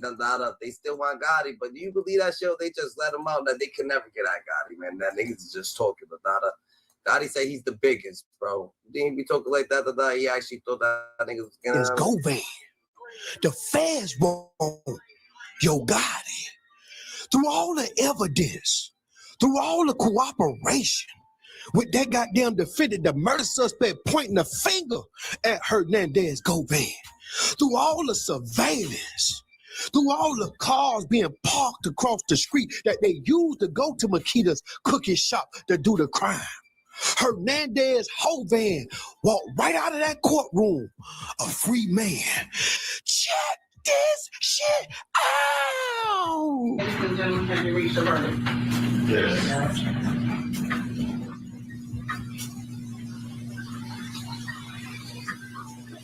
State of Tennessee versus Hernandez Govan, count 1. We, the jury, found the defendant Hernandez Govan not guilty in count 1 of the indictment.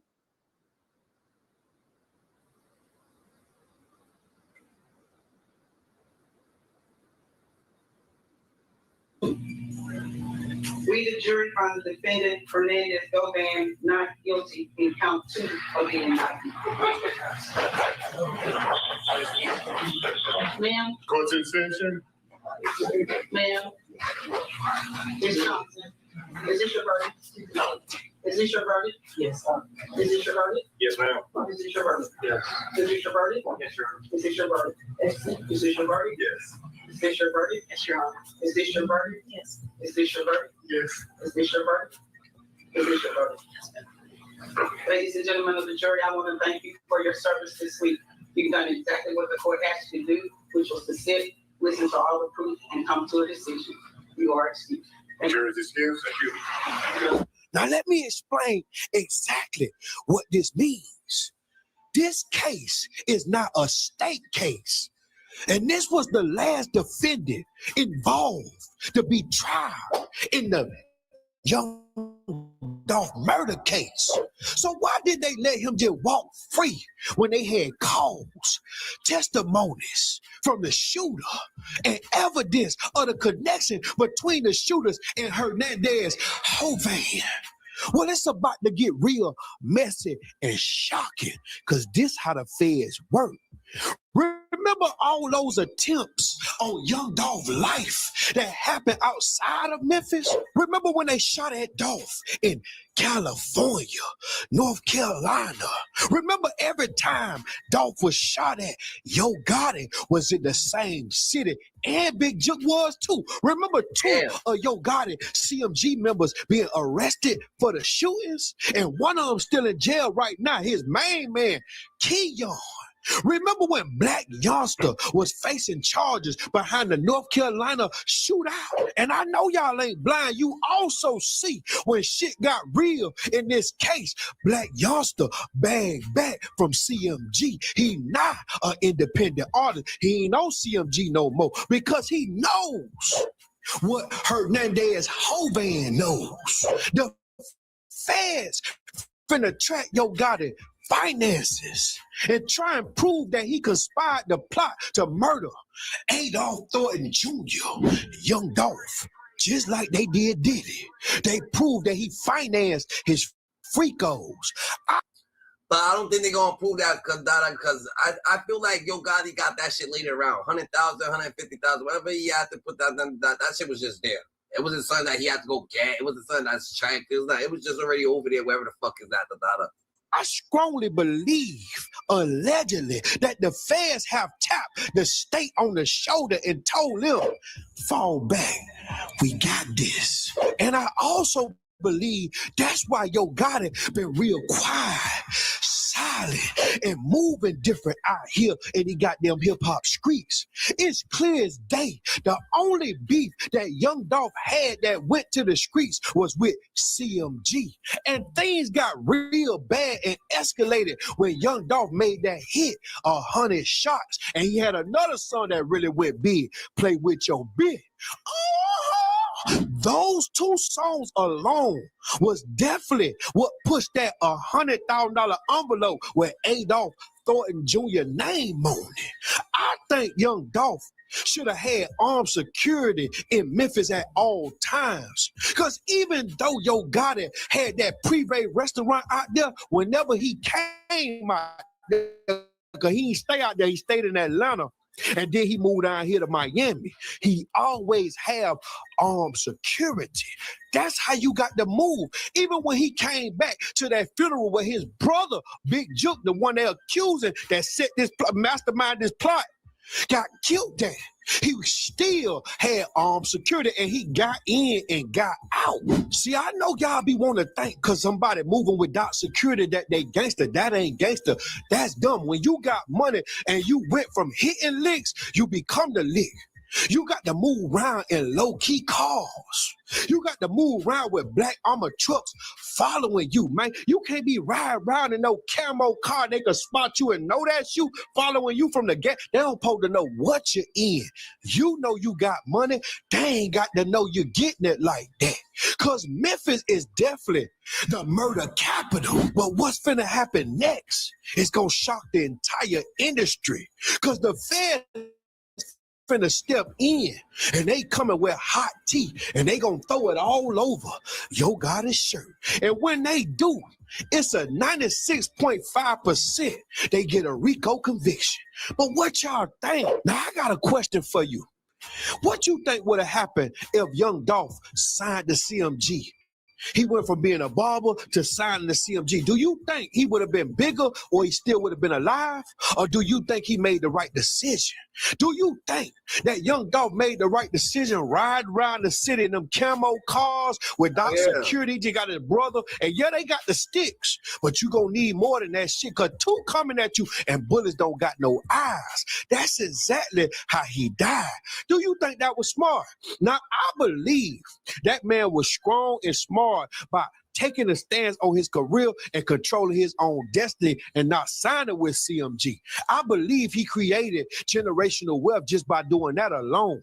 I feel sorry for his kids. I feel sorry for his widow that gotta lay on her pillow every night and weep herself to sleep, knowing that one of Young Dolph murder defendants is now free and walking the streets, and he probably know where she at. Think about what I'm saying. But I do know how the feds play. Trust me, if you had any kind of federal cases, you know they don't talk, but when they come, they coming with that teeth, and you ain't gonna be able to remove that stain off your shirt, cause you finna get it. This for Dolph, nigga. Dolph wasn't supposed to be siding with nobody. He sided with himself. He stood on business. Like, he's supposed to stand on business. He had passed away. Nah, because it seemed like Govan Hernandez, the one that said that he was innocent. If Govan Hernandez would have been like, yo, he died because he was trying to, you know what I'm saying, body dog or Gotti or something. He said, yo, the dude was innocent. He died an innocent man. That's crazy right there. That's wild crazy. In the hood today, y'all. And he got Young Dolph accused hitman. You know what I'm saying? I don't know. Some people say he was sitting out there waiting on the steps at the courthouse for dude to walk out where he can get this interview, man. He said he was going to be the first one. You know what I'm saying? Vladimir, he got it, y'all. But hey, listen, with no further ado, man, let's get into it, man. All right, here we go. Today we have Hernandez Govan, who just was found not guilty by a Memphis jury of first-degree murder and conspiracy to commit first-degree murder for the killing of Young Dolph. Today, he joins us to do his first interview after the case. Hernandez, welcome to Vlad TV. Appreciate you for having me. Well, me and you have actually been talking for a while. Correct. And we're But them boys be so nice to Vladimir, boy, I tell you no lie. supposed to do this interview a while back, but then things kind of went haywire. So here we are today. So I want to start at the very beginning. Born and raised in Memphis? Correct. Now, you got into a lot of trouble over the course of your life. So over 26 years, you were in and out of jail for various crimes like aggravated assault, drug possession, and so forth. Yes. Why are you getting in trouble so much? Well, I'm sure you know I grew up in an environment called Orange Mound. Home, A-ball, and MJG. Yep. So, you know.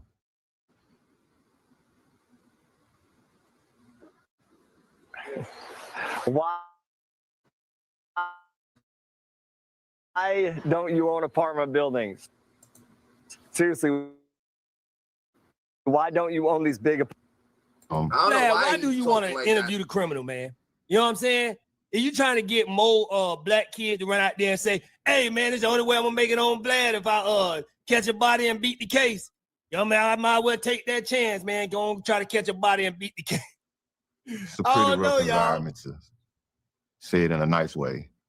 So, you know, growing up, that was all around me. It was all I seen. What was the longest bid that you did? Do y'all feel that he's trying to set up Gotti, he's running a play for Gotti to get knocked off, because that's what everybody else is feeling. Everybody else is feeling like he's trying to set up Gotti.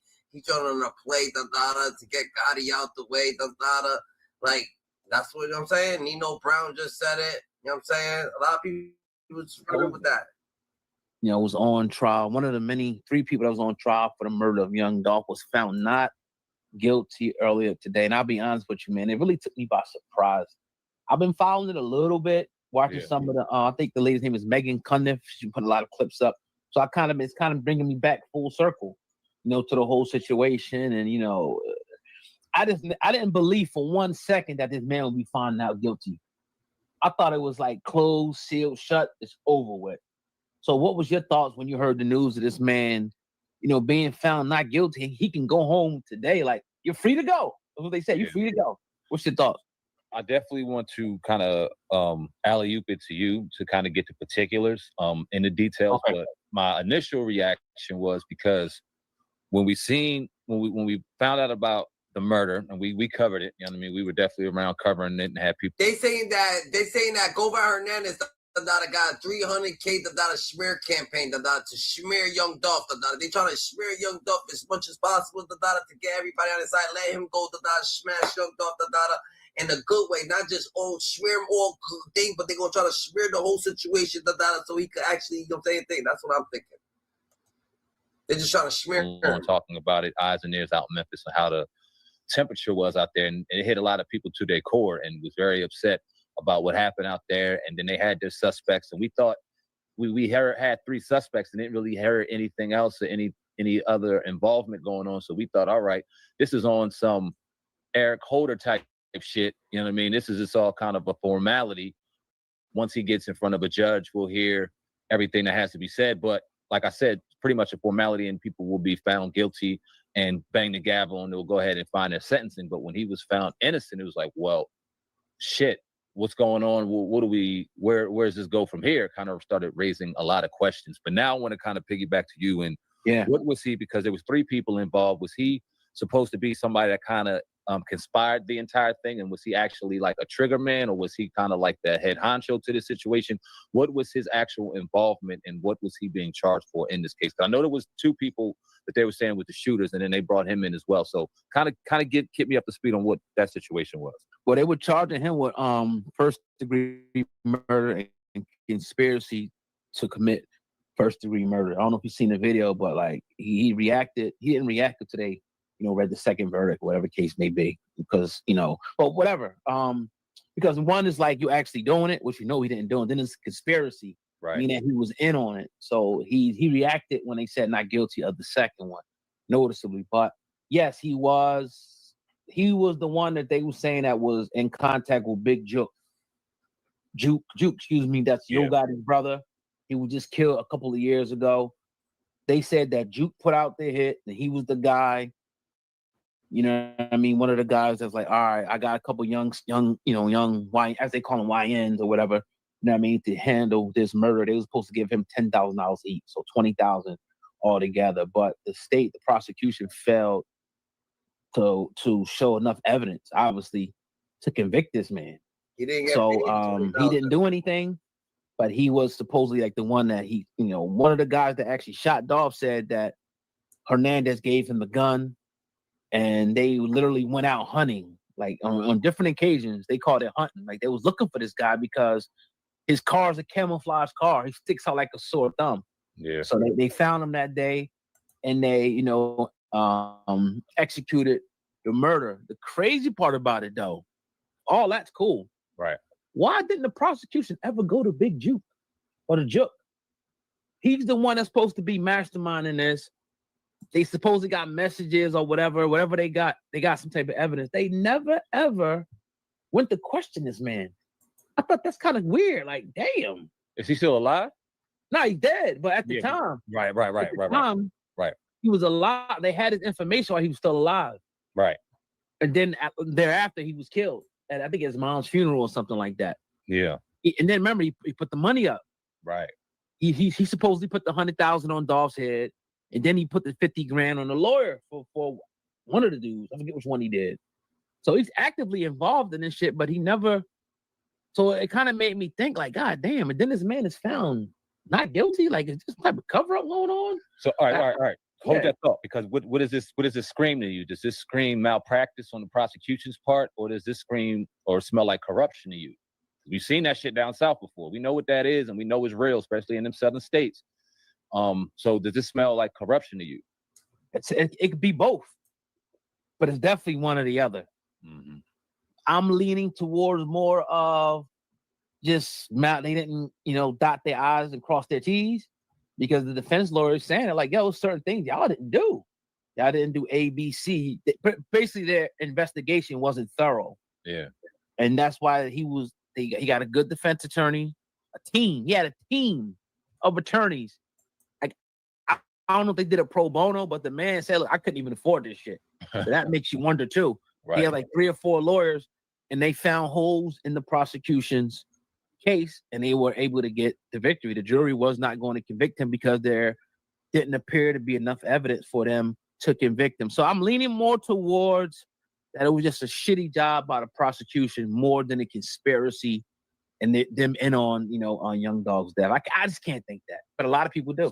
And I mean, you just said something that kind of raised a question to me as well, and it's very interesting. The fact that this man couldn't afford legal representation to fight a murder trial like this, and not only was he able to find legal representation, he was able to find a team that was willing to pull holes in a prosecution's case. Now, you typically see this in a man that murdered somebody that went out and killed his daughter or did something wild, and they are trying to find a man who defended a situation or is innocent, and they're trying to find a guilty man innocent. You find those kind of defense lawyers that are trying to do the right thing, I'm trying to say. They ran and grabbed this shit knowing that there were going to be holes and leaks, and knowing that this man potentially, because they know everything, potentially did have involvement in it and wanted to fight because they knew they would win. That's interesting to me, man, because you don't typically see that happening, especially with black men, man. You just don't.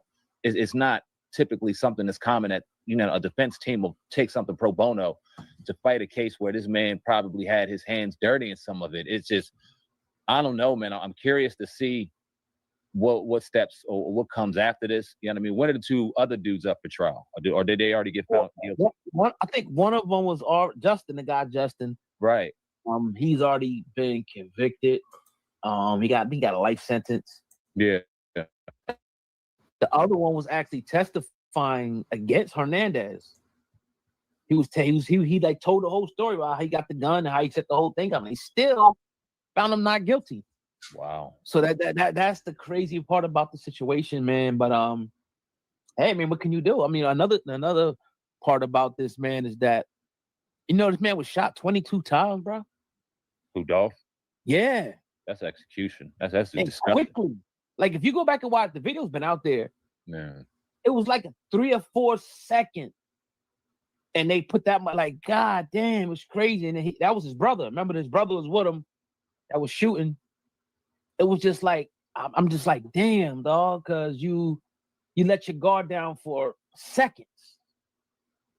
We're on a mission to give 2 million people all around the world clean water, impacting over 1,000 people. This is the first of many projects we're going to be doing in the largest creator collab in history. Over 3,000 of your favorite creators are all coming together. This could be one of the largest philanthropy projects in history. Team Water, all of us teaming up from around the globe to get clean water that will last decades to over 2 million people in need. This entire community used to survive on water collected from puddles like this. And every drop had to literally be carried by hand. I mean, look at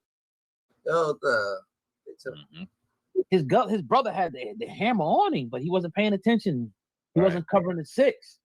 He's supposed to be a security or whatever the case may be. I mean, damn, dog, it's crazy. Crazy, man. That's a lot of goddamn bullets. Yeah. That's a lot of goddamn bullets. And I mean, even Big Juke's death kind of, now that everything's kind of coming full circle, you got to even question that. Because obviously, the easy answer is, all right, that was in retaliation to Dolph. That was in, but people know that's an easy answer. People know that's an easy answer. So how deep, we can go deep down this rabbit hole, boy. It could be a lot of dots that can get connected in this whole ordeal. And then the ultimate question is why? And once we start kind of digging into the why, we can open up a whole other can of worms. Man, this is, I don't know, I think this is deeper than what we may look at. They may chalk it up to a negligence in the prosecution, but something tells me, and I'm not too conspiratorial, but this something that's deeper. It just feels weird, man. Well, I'm gonna come out and say it. I was, doing a live stream earlier. Now I didn't want to say this because it popped into my head. I don't know if this is true. It's alleged. Somebody was like trying to say that Gotti lined his own brother up to take the heat off himself. Wow. I don't know. Again, you know what I'm saying? That's wild. Yeah. I don't see it happening. But stranger things have happened because this is his brother. This is his brother at the end of the day. And it's like, it has to, common sense is telling everybody, yo, this has to go back to Gotti. Like, we brothers. If I got beef with somebody, how are you calling hits? I don't approve it. Right. Not to say that it don't necessarily have to be that way. It could be he was just doing his own thing. But goddamn. But I don't want to believe that. But people they starting to say that and shit. And they're nameless and they're faceless. So they can say that shit in the comments and, whatever. But, I don't know. We shall see. And then they're saying, okay, an indictment might be coming for Gotti next. Well, you better be I don't know. up around the phone. Yeah, I don't know either. And I don't want to speculate on that, but what I do find interesting is about that is I could say it now, I was supposed to be in a film where I had a brother and I did some dirty shit to him where I fucked the money up real bad and I messed with one of his women and he ended up putting out a hit on me and ended up taking me out. Wow. So, I mean, scripts are written like that and they get it from real life situations. So I'm not saying I'm not putting anything together when it comes to Gotti and his brother, whatever the case may be. But shit does happen, bro. It do. Yeah, and it's like I just don't get. I don't really understand the beef between them. Some people say it's over girls. Some people say that Gotti wanted Dolph to sign with him. They didn't want to sign with him. I heard people even saying, "Oh, this was a Rock Nation," but they ain't want him to be independent. It's all people saying all types of shit. At the end of the day, either the police are very corrupt down there, or some big ass conspiracy. Yeah. I don't know. We'll find out in another 5 years. Netflix will do a documentary on the shit, and we'll find the truth. Yeah, that's different right there.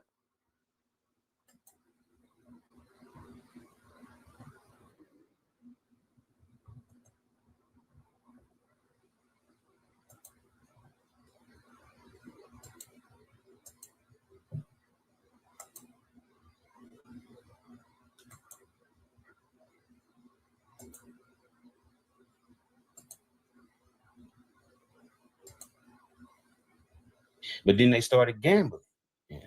That's how they remain close.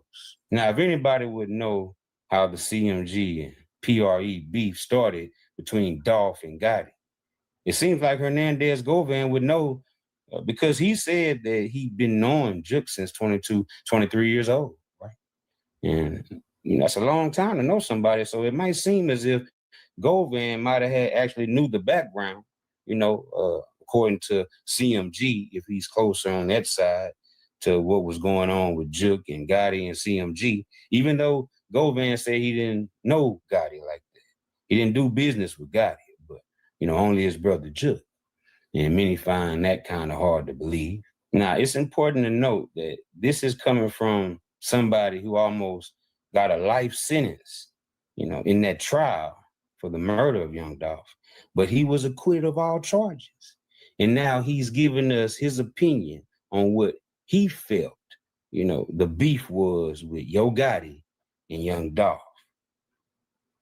This is Pod 5, the first fully immersive sleep system.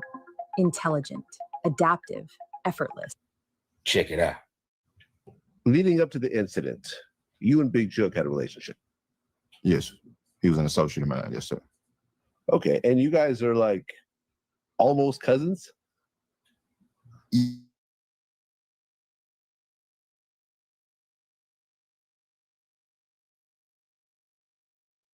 We did business years ago before he actually blew up. He was rapping at the time, but he hadn't blown up yet. Well, at one point, young Dolph and Yo Gotti started getting into it.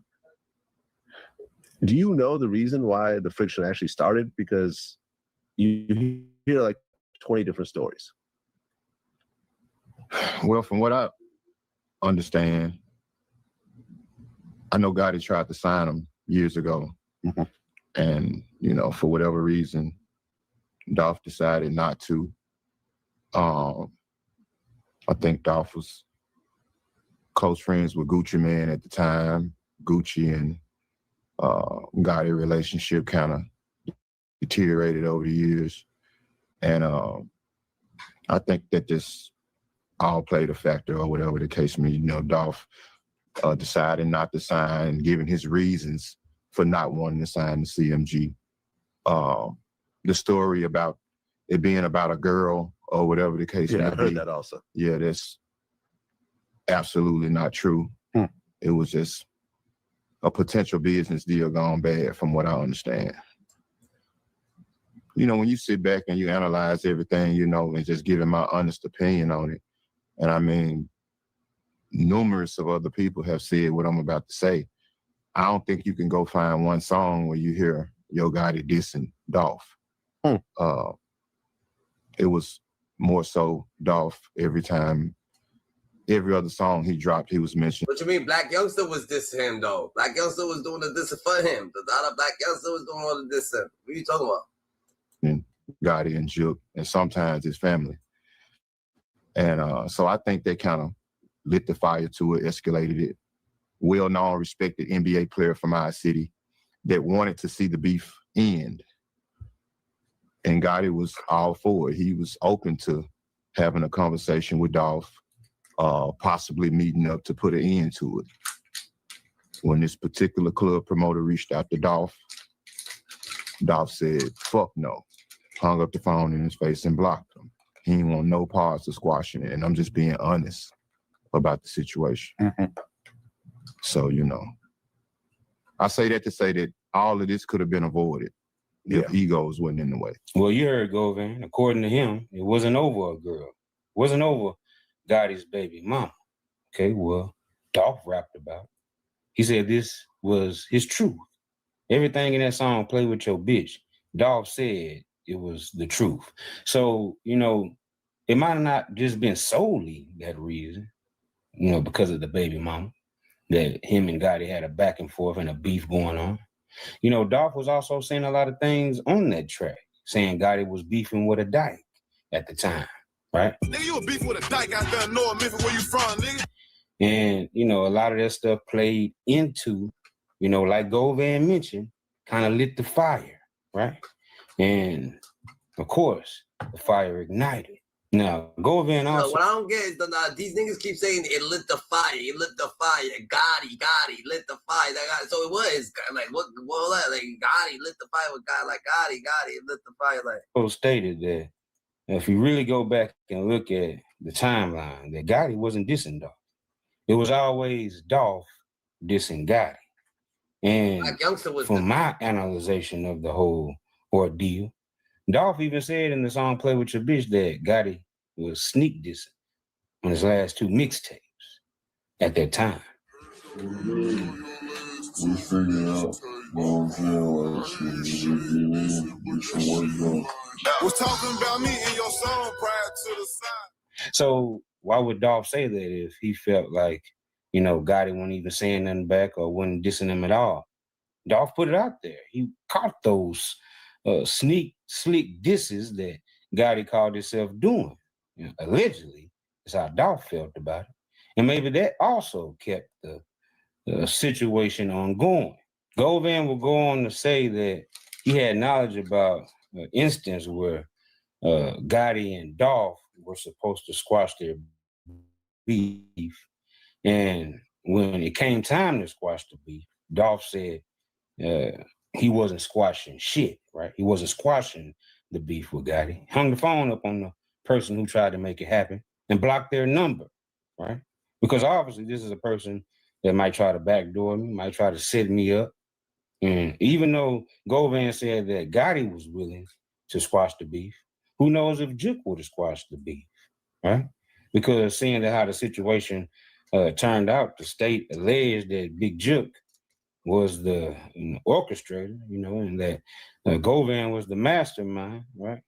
And Govan put the word out to the shooters, Justin Johnson, aka Straight Drop, and Cornelius Smith, a man who Govan had barely met, you know, had not known that long according to court records and Cornelius's testimony. So, you know, all this right here was very nefarious. Do you take Govan's word for it on his opinion, his point of view on why the beef Gotti and Dolph couldn't squash went on for so long until one of them, who considered himself the king of Memphis, Dolph, ended up dead at Makita's cookie shop, a place that he frequented, and a lot of people knew that in Memphis, being that the turkey drives were also a big part of the conversation and how, you know, these guys hunted Dolph and his artists down, Paper Route Empire. And as we came to find out, all of them had hits on their heads, right?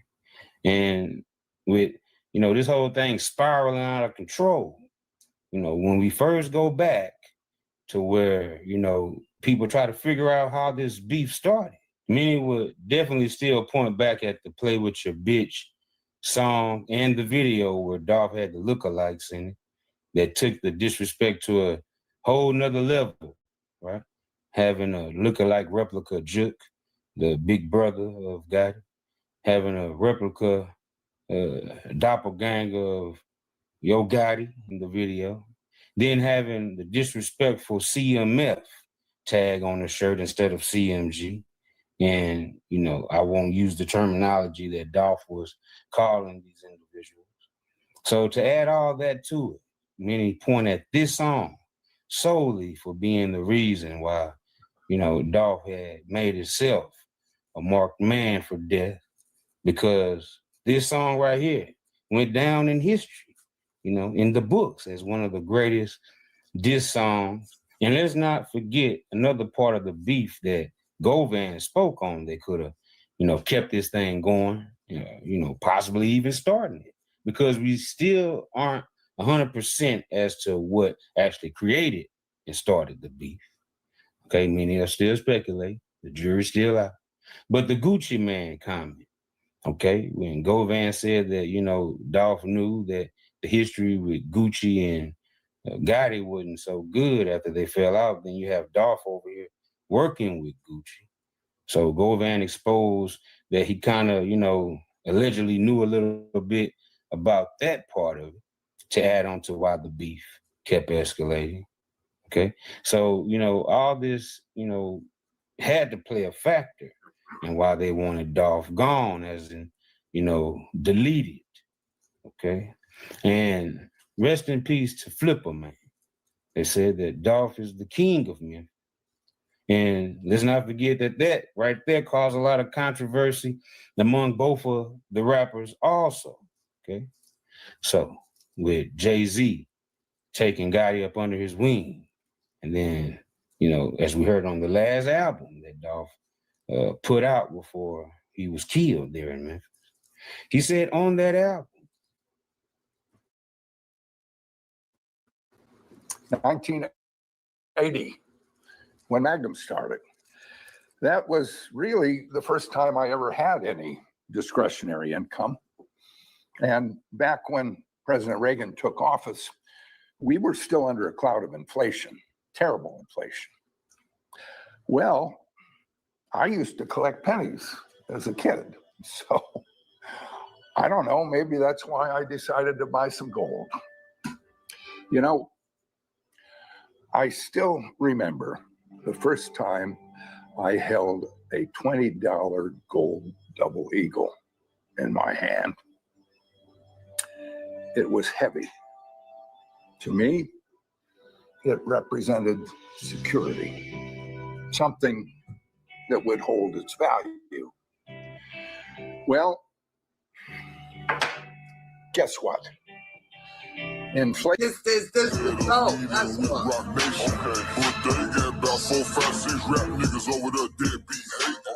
that is 4, 5, 6 rap niggas over there that be hating.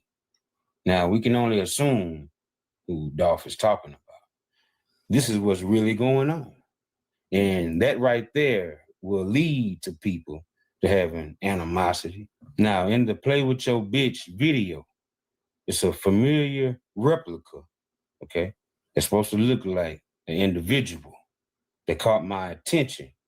And it's very, very suspicious. And if the research is right, this individual that Dolph put in the video, Play With Your Bitch, that's a replica of this person, I would now begin to understand why this person, right, felt the way that they felt about the Play With Your Bitch video and the whole situation with Dolph and Gotti and Juke.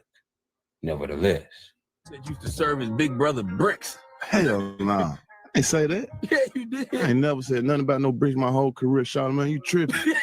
You tripping. What was the lyric? You tripping. You can go back. We can bet some money. Don't play If with I said me, something about some nobody. bricks, I give you a $1 million check right now. Front your brick brother. Oh, okay. You say you used to front your big brother. That's what you said. You ain't say bricks. You just said front your. I just know it, big brother. I helped put, you know what I'm saying? I helped, you know what I mean? It was a bond, you know what I mean? Back in the day, I helped out. Right. So you know what I'm Gotti saying? and his family, yeah. Man, I mean, they had a good relationship to start with, and then things went left. how do you get it first? How do you gotta get popped and get some attention? Nobody heard of him to win. So he did 3-6 Mafia. It's true. Okay. I remember that. You see what I'm saying? So now, y'all put out a record telling the truth, telling you, hey, nigga, I'm telling you, hey, you, your brother, your manager, your DJ, every bro, I would have his own people to come in. Hey, yeah, his own. I've been spraying your bitch ass for years, nigga, the whole city know that. Ho Gotti, you was a bitch ass nigga. I just got back to the city. They say you trying to put charges on me and put the police on me. You send your little nigga out to do all your talking. Talk for yourself, bitch ass. A whole lot of blood shit. YTB, man. You know what's going on, man. We out here like that. We in front of you. Yeah, man. Get what we do. Like Jesus, I'm legit, man. Thank you, Jesus, man. We good. What's going on, man? See what's going on. OG shit, man. You see how you put the police down? Breaking news, rapper Young Dolph has been shot dead in Memphis. The shooting taking place outside a cookie store. The store's owner says the 36-year-old entertainer was gunned down by someone in a vehicle. In 2017, Young Dolph was shot at a Hollywood shoe store after getting into a confrontation with a group of men. He previously survived another shooting in North Carolina. Whoever painted this, I don't paint no bitch beside two real niggas. Two real niggas with a pussy in the middle, man. Y'all don't do that, man. Don't fuck with our legacy. So pussy right here, y'all. I know, man. Still stop the violence, man. We ain't putting no money. We ain't saying we gonna kill Big Chuck or we gonna whoop it when we see him or none of that, man. You still stop the violence. So if y'all follow me, man, put them guns down. Don't do no dumb shit. Don't be out here. When I see Big Chuck, I'm gonna blow it off all that old dumb shit. You know what y'all see. You know, and it's like, it make me mad, like y'all don't be seeing, like y'all didn't see when Big Chuck took a DJ and threw him down and started DJ because he was playing dog. Like, y'all didn't see that. You know what I'm saying? It's a lot that y'all don't see. That y'all see dog saying and man, dog keep bro name his mouth and this and this, but it ain't that, bro. It's like y'all don't see the look that John be doing.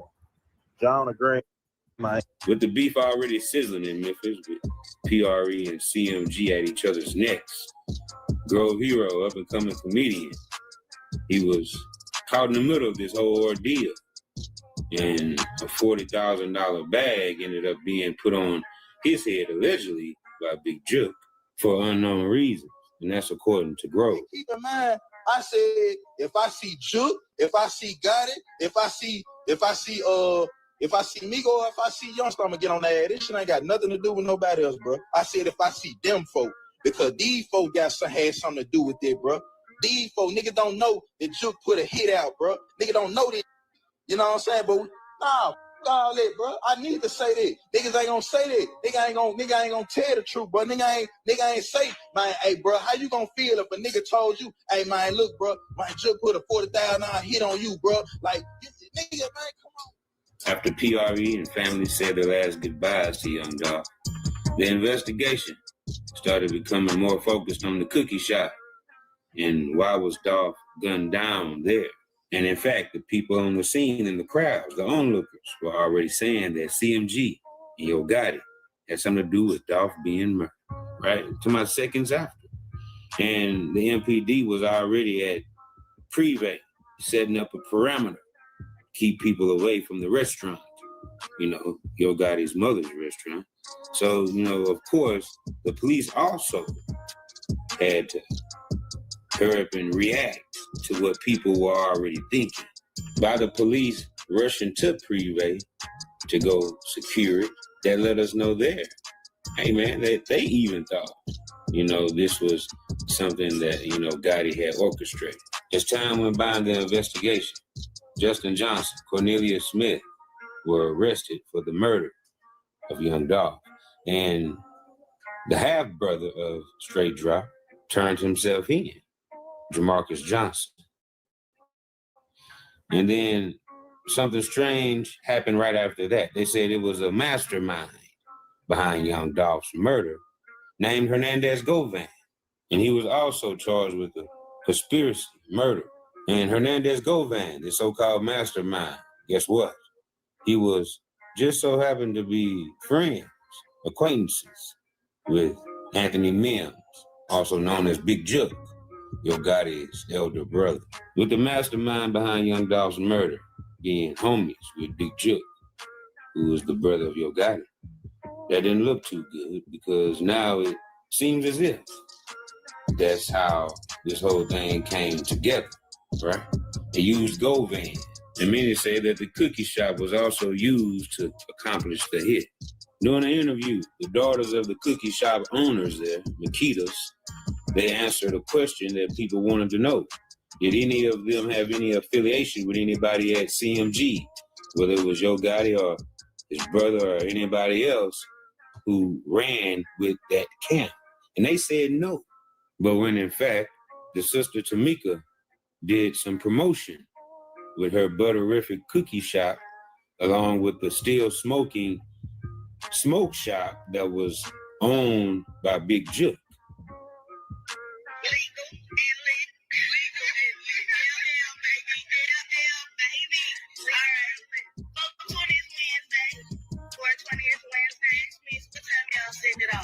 It's gonna be from 2 p.m. to 7 p.m. We got plenty of food trucks, hookahs, frozen drinks, got the tables and chairs, and live performances. Okay, just to tease the people a little bit, give us a couple food trucks or somebody that's gonna be there that you know is slamming. This is one. You had a butterific, man. Butterific gonna be in the building with some giveaways. You already know we're gonna be like this with the butter cookie, like Yeah.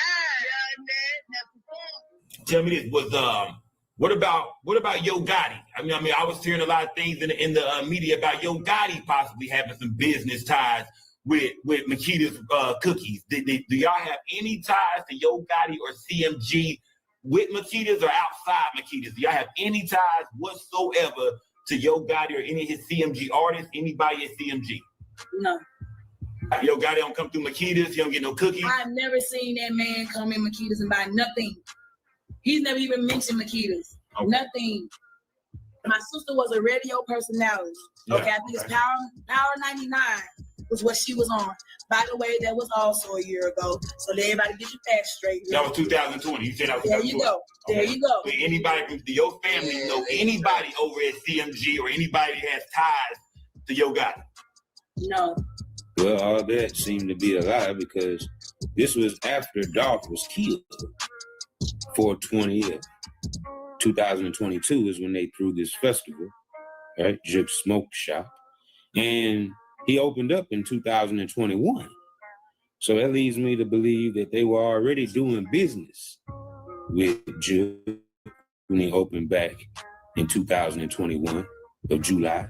And I can understand if the sister didn't know that, but it's hard to believe that Raven didn't know that her sister Tamika was doing a promotion with the still smoking shop that was owned by Big Jook, CMG. Or she could have known that already, it just didn't want to admit it because it sounds bad, it looks bad. Once people actually find out that they were entangled with CMG in some type of way. And here's the proof. So Tamika sitting down with one of the still smoking workers, she has the shirt on, right? One of the representatives, and they're doing business. They're doing a promo, right? Tamika Hurd owns Butterific Cookies, and she's the daughter of the owners of Makita's Cookies. So that's how the connection was made to Big Jook and CMG. Raven stated that her sister worked for the radio station for a while, and it was indeed her job to interview PRE or CMG artists. And that's understandable. But I'm struggling to understand how did the cookie shop family go from not knowing nobody over at CMG, like Raven said, right? That's just crazy. Niggas be waiting a little bit and then showing their hand. That's just nuts, bro. Cause even if you never fucked with them, you ain't gonna fuck with them after the fact. You're like, yo, fuck that. Doing a promo with the smoke shop that was owned by Big Jook, Yo Gotti's brother. And it's documented that Tamika did business with Jook after Dolph was killed. But Jook opened the shop in July of 2021, right? Right before Dolph died. So that leads me to think, like I said, were they already doing deals with Jook in the smoke shop before Dolph died? And there was also evidence of Raven being friends with the accused killers of young Dolph. Govan Hernandez, the mastermind, and Cornelia Smith. And she even addressed this in a video. Ronnie. Bingo. That Cornelia Smith is friends with Raven Winton on Facebook. I deleted Cornelia Smith off my page. Or you right, I did. Why the would I want to have everybody? Because I got thousands of friend requests after y'all posted that about me being friends with Cornelia. So now everybody, let's see. So everybody can come to my page and start trolling me. So everybody can come to my page and start talking. Yeah, I deleted that. But I own up to it. Yeah, he was on there. Did I talk to him? Never talked to that dude. But are y'all gonna believe that? Of course you're not. It was reported that the cookie shop started receiving death threats after they thought about reopening after Dolph's murder. But with the rumors and the innuendo of their daughter being connected to the killers of Dolph, that put a strain on the business. But eventually, Makita's homemade butter cookies on Airways, where Dolph was murdered, reopened. Despite receiving death threats, Makita's went along with business as usual. And the business was quite overwhelming, being that people wanted to come in and visit and buy cookies and see where Dolph was killed. And I imagine you could stand in the same very spot where he took his last breaths, and Makita's homemade butter cookies as well. All right. Yeah, I want some cookies Dolph had. Whatever cookies he had. Oh, I want some chocolate chip cookies. Yeah, I really do. because it's Dolph. What is y'all talking about?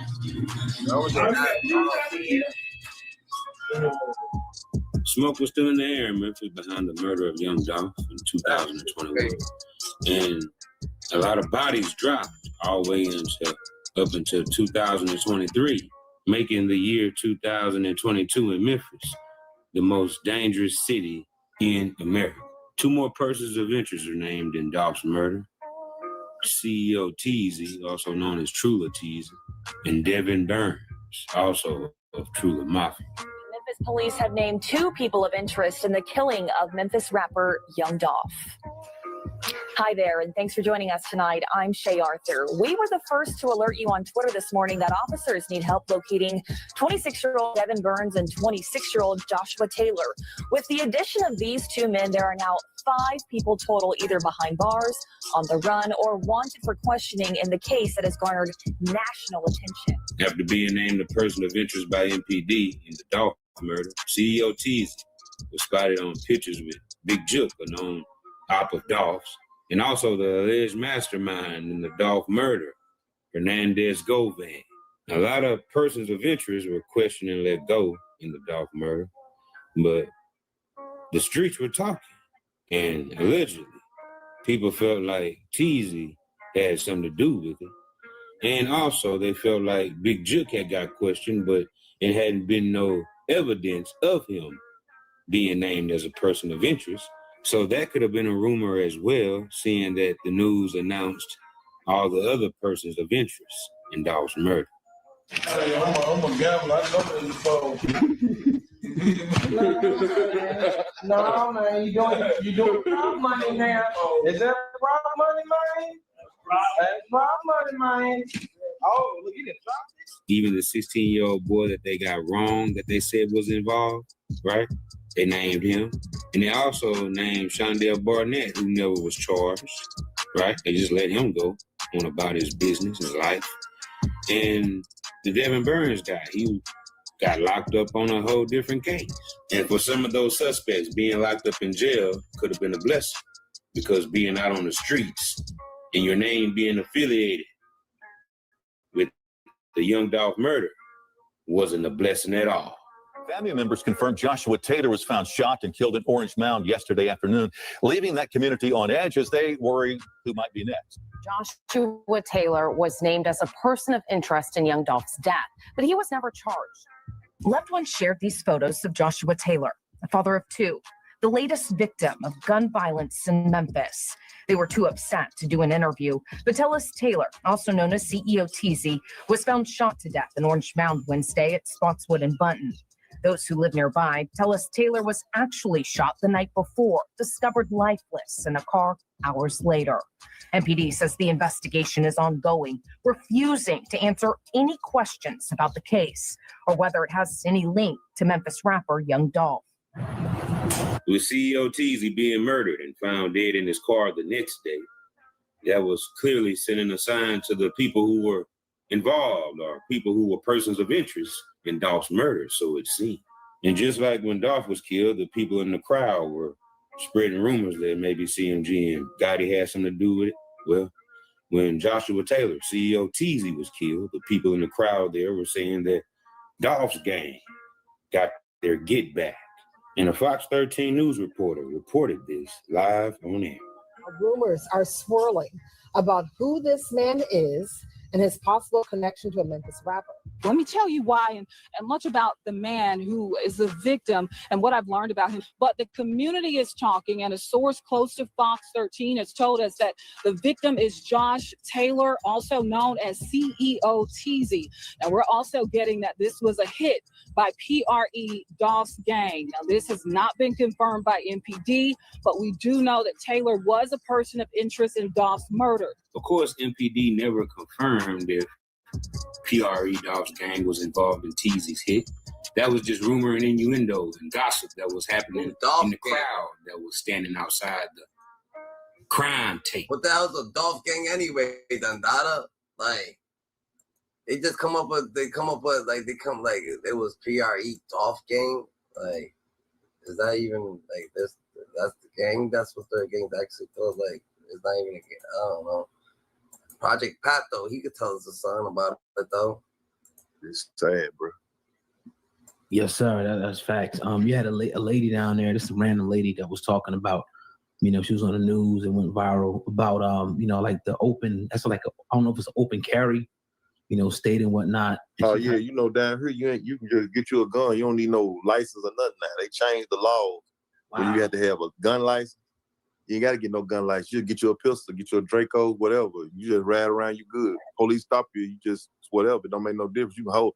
Like at first they had it where you can have a gun in your house. You don't have to have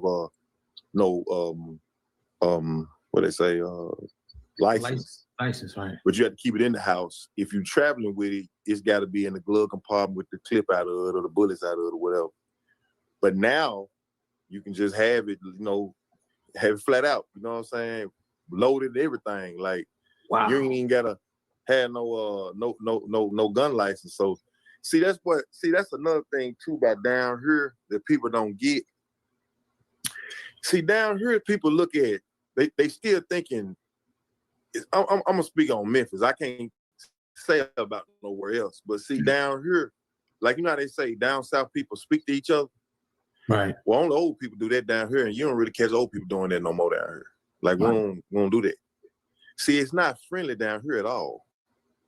You know what I'm saying? I mean, the people like Memphis because it's got good food. They like it because they like to talk. They come down here, they see the country talking, and they see the gas with the big old booties, and and they kind of coming from somewhere. I've been everywhere in the United States. So when you go from bigger cities, you come down here, you think in your mind, see, it's not like this ain't a little town. You know what I'm saying? Memphis got more people than areas in the Midwest, a lot of areas. Wow. Memphis ain't small at all. Okay. And then what happens is down south is African American, flat out. You know what I'm saying? That's where the slaves was at. That's where everybody come from. That's mainly black. They got out the boat, they came down here. So Memphis is like 75% African American. So a lot of times you catch people from up north cities, they got a whole lot of cultures. And even though they have a black culture, their black community is not as big as the other communities that's up there, Irish, German, Italian, you know what I'm saying? Mm-hmm. So when you come down our way, see, we're the majority. So when people see us from up there, they be tripping. They be like, man, it's all us down here. Like, wow, wow. And what they fail to realize is just like y'all think, we think. So now you got it where we can have a gun and we don't got to have a license. See, really, man, I'm going to tell you something. they really made a mistake with that. Yeah, I was going to ask you about that. Was that set up? You think that was set up? You said what? I'm sorry. Go ahead. No, I'm sorry, brother. Do you think that was like legitimately set up to happen, to do exactly what's going on right now? Man, I'm gonna tell you something, man. What they doing? Imagine being able to build anything just by thinking about it. But why would they want to kill out the city? Like, no one's there. There's nobody's there. Like, if nobody's there. I don't, get it. I don't get into conspiracy theories and this, that, and other. I don't get into all that. I don't know. It could have been, but I'm just saying it. Everything is thought out. Now, any thinking man got to know that. Like, there's no way that there's an America, and America wasn't thought out, plotted out, and ain't being plotted and restructured in the back room at all times. That's at all times. So, this don't just go for here, this go for everywhere, But it just so happens down here that they say everybody can have a gun and don't have to have no license. So now that you got it where you got the gun and no license, well, man, I'm thinking in my time when you did have to have a license, people carried it like you didn't have to have none anyway. You understand what I'm saying? Mm-hmm. So now, oh man, like, yeah, like, and then this the hang up, this the whole hang up with. Say I got a gun, I'm young, somebody smack me and run off. I'm gonna shoot him in the back of the head. Now you can't do that. Right. You see what I'm saying? Right.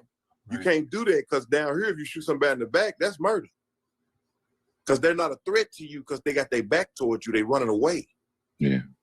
So you see how the trap go? See, if you shoot somebody run up on you and you shoot them, say you run up on them, you shoot them and you kill them. But then they don't got no gun, they don't got no knife. And somebody say, well, in the courtroom, they're gonna say, well, I mean, what you fear for your life for? Look, I'm 6'5" or 6'6", so right at 6'6". This person 5'11", but I burnt them. Did I burn them because I was fearing for my life? You know what I'm saying? See, that's what I'm saying. Like it's gonna be a lot of that down here. And man, you don't see down here in Memphis, there's a lot of werewolves. You don't put a Draco in a werewolf hand legally.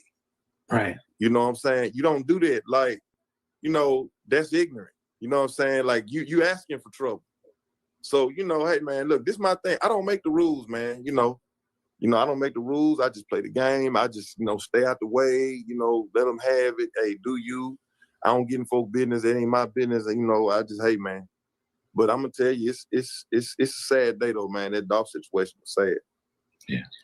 Right now, I thought it was kind of odd because I watched a lot of the artists down there, like Pooh Shiesty, some of the other cats, and like it'd be like 30 dudes with all types of guns, and I'm like, we can never get that off up top because like the cops will be kicking in the door, but it makes sense now because it's legal for them to have it. What do you think about the leadership though? Because we see like the Yo Gottis, the Dolph, they had a situation, and it's all in the same area. Where like the people are there people that could step up and say, all right, let's sit these brothers down and try to come to some type of reconciliation? Well, I'm gonna say this. I don't know they personal business like that, so right. I ain't gonna speak on it. But I'll say in a sense of Memphis people. Down here, we have a lot of leaders, a whole bunch of them. We got a lot of leaders down here.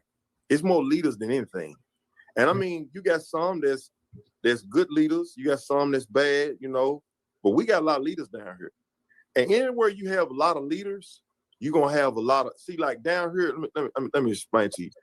See, we got a lot of entrepreneurs. Like, if you pay attention, you notice how 3-6 had their own record company, and they got their own record company, then they got their own, they own all the music, the masters and stuff like that. See, that's how, people down here, we don't, Memphis, our whole thing, we have a motto down here, I'm a main for anything. So if I'm a main for anything, that means I'm going to handle my business like, you know what I'm saying? Like, if you got a gun, I get a gun. If you got a crew, I get a crew. If you got dope, I got dope. So there's a lot of people down here, you know what I'm saying? So it's a lot of people that think entrepreneur. Like they don't think, and then and I'm gonna say this, and I don't want to say this in a racial way, but a person be like, man, I'm gonna say the man, I ain't gonna say the man, Right. the man. Yeah, I ain't gonna work for the man. You see what I'm saying? Because down here, it's like that, and we get that from grandmama and granddad, and uncle and them in Mississippi. Because all our folks from Mississippi, everybody from folk from Mississippi. So that's where we get that from.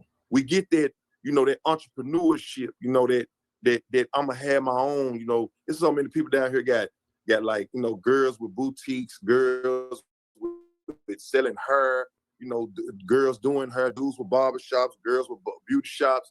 You got so many dudes with car lots. You got so many car lots down here. So many chicken wing, hot wing spots, and soul food restaurants and catering businesses. You got so many businesses down there, cleanup services, girls. So many women got cleanup service. See, like all that stuff you see in New York, when you see all them races of different race of people that came from the boat, that got their own shops and stuff down in Manhattan and stuff like that. Well, this in Memphis, but see, Memphis black. So it's the same way. You know what I'm saying?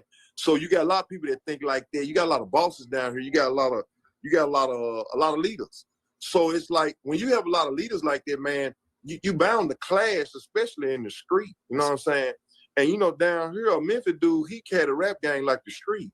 So it's like, it's like the street. I mean, that's how especially the young dude, that's how they gonna look at it. Cause see, I grew up in the crack era. It's crazy how niggas just can't be just raw and blunt and just be ill with it. Just let us know what it is. The guy eat around the bush and go around like, it's crazy, Dada. That's just nuts. Like, you gotta keep it 1,000 with us, GG. And I'm just, and I'm not gonna be a hypocrite about it. I mean, when I was first in it, first got in it, I mean, man, look, hitters, everything, man. I mean, I still had one leg in, one leg out, I mean, I'm not pointing fingers at nobody. I ain't saying nobody doing it like I was doing it, but that's how I was doing it. You know what I'm saying? So if something come up, and I ain't just talking about the city, I'm talking about any, rap period. You know what I'm saying? Any rapper, you know what I'm saying? I mean, you got a lot of people up top, East Coast, down south, getting RICO charges and all that. I mean, come on, man. I mean, I'm not saying nobody's guilty because I'm gonna say they all innocent and they innocent people because I'm innocent too. You know what I'm saying? Right. But I'm just saying that I understand it. You know what I'm saying? I get it. You know what I'm saying? Because I mean, when I first got in it, man, see, when you first get in the game, man, you can't, you still affiliated. I used to pop up in my neighborhood. I used to, Right. I mean, you do that because that's what you used to. Yeah. And it really ain't about somebody trying to say, now somebody who do this, now I'm gonna say this real quick, somebody who go to their neighborhood because they just trying to, worried about what somebody talking about, well, to me, you a lame, you know what I'm saying? But, that's how Memphis dudes think anyway. We think like, man, if you gonna, we feel it, Dada. You gonna try, you know what I'm saying? We feel it, Dada. You're saying bosses clash or whatever the case may be, Dada, but it wasn't that, Dada. Niggas wanted certain people to sign, certain people not to sign. Now, niggas, now niggas is clashing inside the set.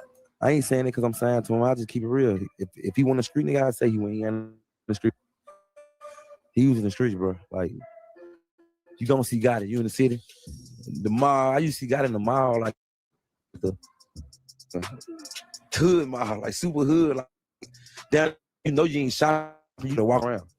Like, that nigga is crazy because he looked crazy because he actually was fucking with the nigga who was big ass chains on, 100 with him, chopper Glocks, all that. But he cooled down a lot, bro. Like, Gotti was worse than me, probably, when he came in. Well, I feel like, man, whatever you do wrong must come back around in a circle. Just like you know what I'm talking about? If you did wrong and everybody know it's blatant, the truth is out in the open. You sent that type of energy towards the Young Dolph way, and you got Young Dolph knocked off. I talked to Govan. I did an interview with Hernandez Govan, the dude who set the whole supposedly, you know what I'm saying, Dolph murder. Hey, man, y'all rich tell them bitch what it is, bro. Wild can shit. Y'all fly niggas. CMG shit. Y'all rich niggas. What's the first thing you plan to do? Go hug my son. Mr. Govan, you haven't smiled all this week, but obviously you have a lot to smile about. Just tell me what you're feeling in right now. Like I said, it's kind of hard to explain the feeling of getting your life back. You know. Since minute one of the villa, I was like, this is someone I'm interested in. Shit's about to get real, though. They saying that youngsters over there been hiding. She is crumbling right before our eyes, and the streets can feel it. For years, people whispered about cracks in Yo Gotti's empire, but those whispers just exploded into alarms that can't be ignored. Stan G, one of the most plugged-in voices in Memphis, sat down with no jumper and said what everybody else was too scared to even whisper. Yo Gotti might be plotting against his own artist, Black Youngsta. And this isn't coming from random trolls online. This is from somebody who's been face-to-face with the streets, talking to the very same people tied to Young Dolph's murder case. So when Stan G speaks, it ain't just gossip, it's a straight-up warning. On that interview, he didn't hold anything back. He flat out said the exact energy Gotti used to target Young Dolph is what ended up getting Dolph killed. And if Gotti could go that far with a rival, what makes anybody think he wouldn't turn around and do the same to somebody in his own crew if they became a problem? I put out a story, the other day I put out a story, Young Ma had ended up catching a Rico. You know what I'm talking about? And I put out a story. An hour later, the news ran the same school. Stan G went even deeper. He basically painted Black Youngsta as the send-off, the one Gotti pushed to handle the reckless moves, the wild beefs, the over-the-top videos, the type of stuff other rappers wouldn't dare touch. At first, that chaos kept CMG buzzing and in the spotlight. But now, with Dolph's case still heavy in the air, Stan G said that role makes Youngsta look less like an asset and way more like a ticking time bomb. And in Gotti's world, ticking time bombs don't last long.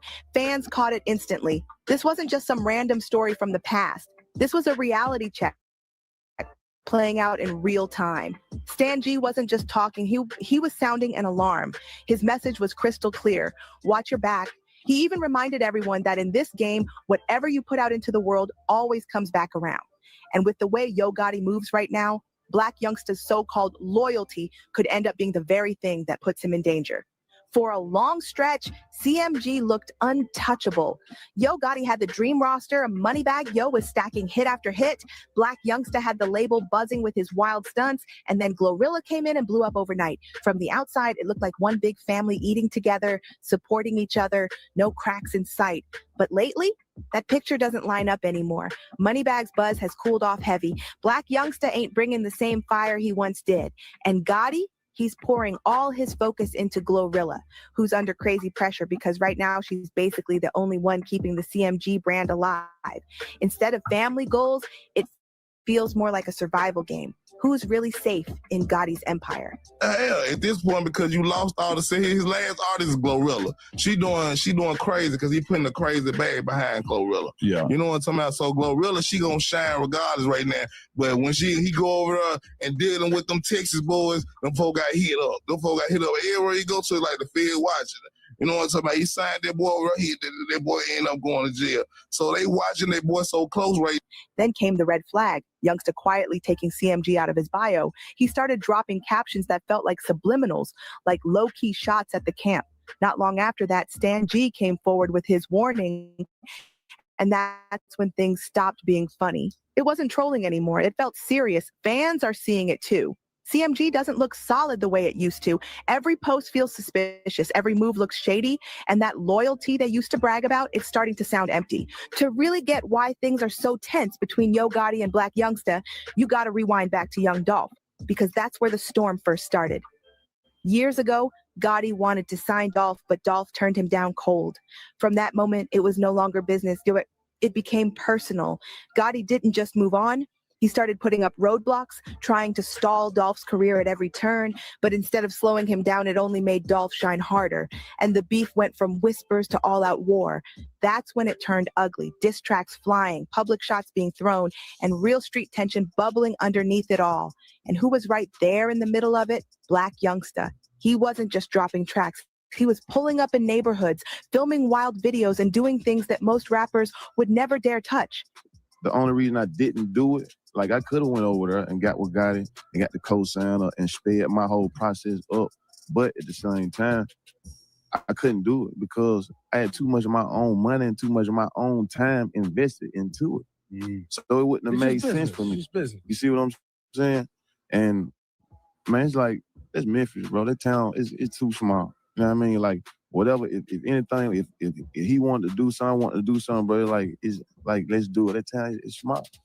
You know what I'm saying? I'm glad to hear that. It's just Memphis one of them cities like that. You know what I mean? Like if you pay attention, it always been a artist out the city saying, "I'm the king of Memphis. I'm the king of Memphis."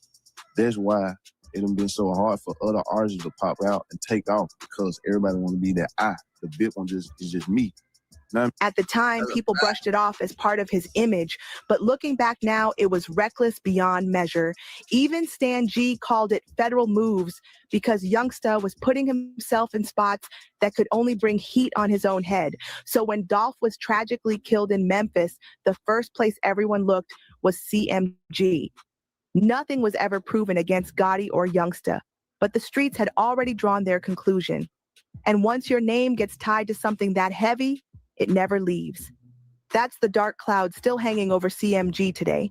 And it's exactly why Youngsta doesn't look like an asset anymore. He looks like a constant reminder of a past scandal that the label just can't shake off. There was a time when Youngsta was CMG's wild card, the energy booster, the chaos machine, the one clowning online, flashing stacks of cash and keeping the label buzzing. Whenever Gotti needed the spotlight turned up, Youngsta was ready. Fans saw him as the loyal soldier, the artist who would ride for the team through anything. Hey man, y'all rich tell me bitch what it is, bro. Wild fan shit, y'all fly niggas, CMG shit, y'all rich niggas, every count shit. Nah, I would never them broke ass back shit. When I was broke, why would I now they broke? It ain't my fault you broke. If you don't blame on me, I'm telling my mom. Ooh, I'm pregnant. Ooh, my shoe just fell out. Ooh, my head just fell out. Ooh. But Stan G didn't see any of that as loyalty. Not at all. In his eyes, Black Youngsta wasn't standing tall for CMG. He was being used like a pawn. Stan flat out called him one of the biggest send-offs in Memphis, basically saying Gotti was sending Youngsta to handle the risky, messy moves that he himself didn't want to touch. And when you think about it, it lines up too perfectly. Gotti always played the calm, calculated boss role, while Youngsta was the one out here wilding on camera, turning every beef into a spectacle. For a long time, see, it's a long story behind Black Youngsta. See, Black Youngsta was hanging with one of Gotti enemies before he got with Gotti. Okay. So Black Youngsta is somebody who just jump around for the money. He's just a sinner. It was good, Dandara. Was criminated, Gigi. I thought you were somebody else for a minute. Nah. I thought you was over here spam me real quick.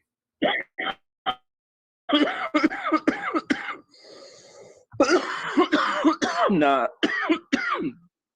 I'm out here. My OG pulled up, so I told him I gotta get him right. I went back, yo, and they were open. My boy Noe was there, so I got taken care of. Long story short. Okay. I feel it. So you got good now? Yeah, my nerves are calm. I got motherfucking some candy fumas and some mule fuel. They got that again? Yeah, they brought it back. Babo like the mule fuel. How you doing, man? How you been? Good. How about yourself? I'm hanging in there, chilling. I hear you. All you can do.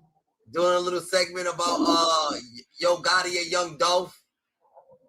Yeah, he doesn't even know who that is. I know. Yeah, he doesn't know who that is. Oh yeah. Nah, but your boy came up in here earlier, Dandara, your boy came over here with his dick in his hand, Dandara. Yeah, that's crazy. Yo, you know what you should start doing? I mean, if you don't recognize the name, was right when they backstage, you can see their name or no? Yeah. You can see everything.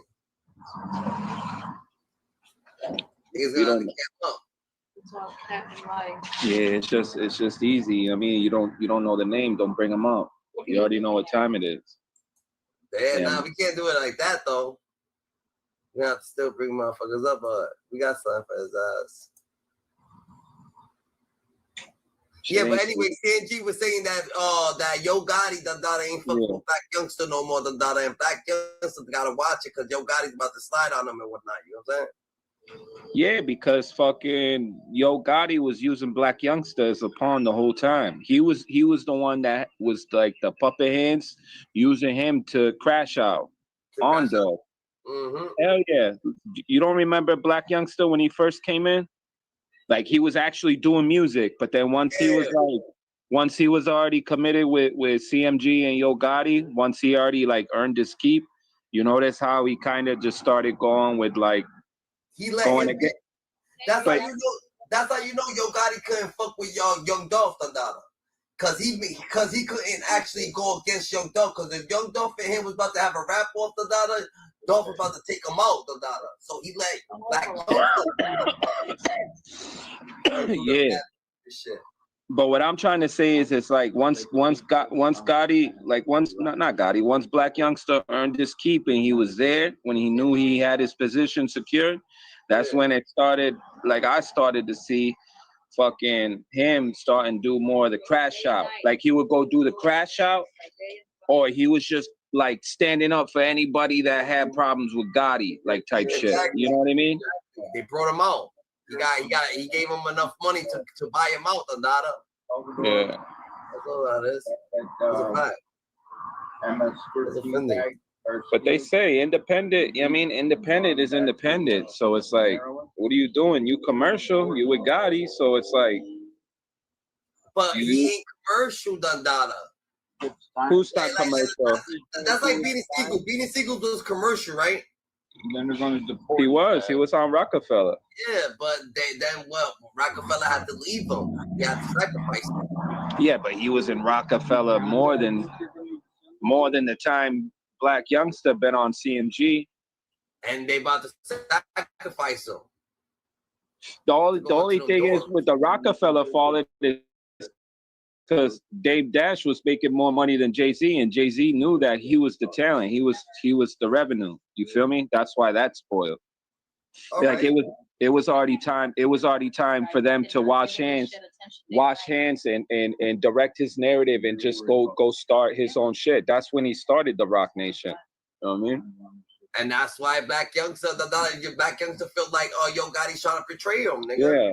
But look at all the shit that Big Jug. Remember Big Jug? Big Jug was doing all the dirty shit behind the scenes too. So it's like you can't say like they is not guilty. They all committed, like they all played their part in it along the lines. You know what I mean? If you look at the timeline, like one day it's Black Youngsta, one day it's Gotti, then one day it's Big Jug, and then it all rotated. And then the up and coming artists that were coming to CMG, they were like, well, fuck it. We want to be something. We want to be heard. So they're going to do whatever to sign the dotted line. You know what I mean? I feel like they wanted to be part of something. So every time if Dolph even mentioned them, they were so souped. They're like, oh yeah, it's my turn. He got beef for me. Oh yeah, let him have beef for me. I'm somebody. Hey, can I say something? Can I say something about Black Youngsta? Is along the regards that once he already made his money, his singles came out, he dropped his couple albums, whatever. Black Youngsta was already making more money than expected. That's why he had that little buzz behind him, because he was going into the clubs. He was going to the venues. You know what I mean? That's how he was making his money. You know what I mean? Just promoting, going to the strip clubs and doing a few tracks, getting paid a couple, you know what I mean? 50 grand, 100 grand, 60 grand, 75, 100, you know what I mean? And then once Black Youngsta made mad money, mad fast. Like, I ain't gonna say Black Youngsta was a regular.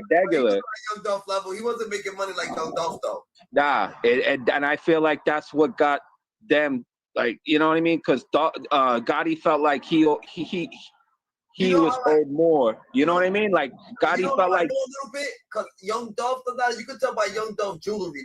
Young Dolph was diamond the fuck up all the way around. You know what I'm saying?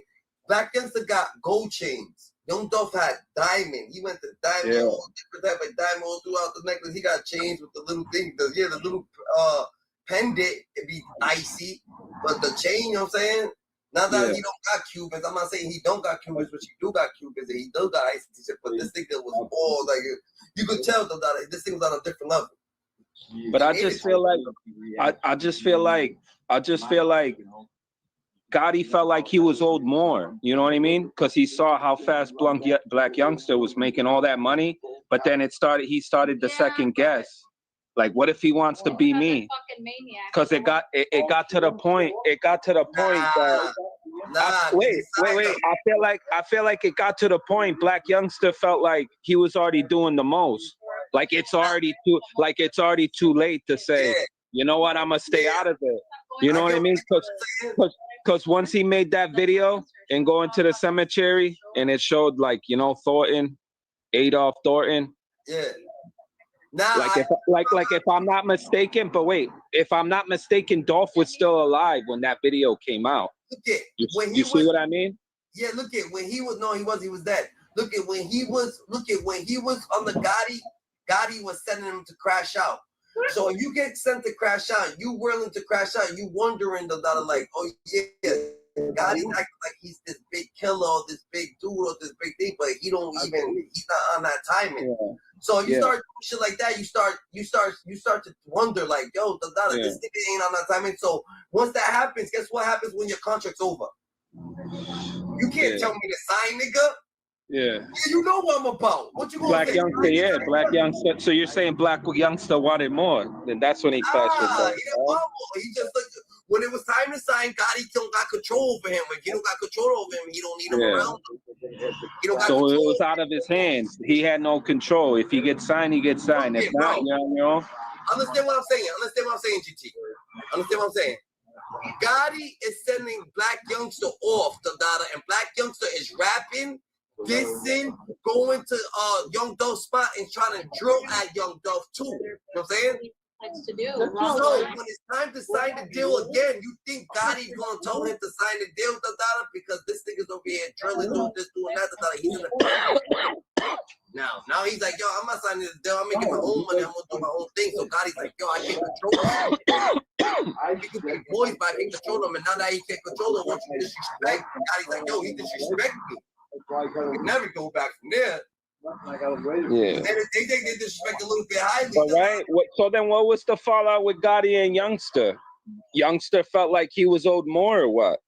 Or he just felt like? I said no. No. If that Gotti gotta go this way. Look at Gotti gotta go this way. Youngsta gets money off his antics. Gotti's telling Youngsta stop doing antics. Youngsta's like, yo, he kept going more, right? He put the gas pedal down even harder. Yeah. So he got put in a predicament where Youngsta brother passed away now. When he gets home.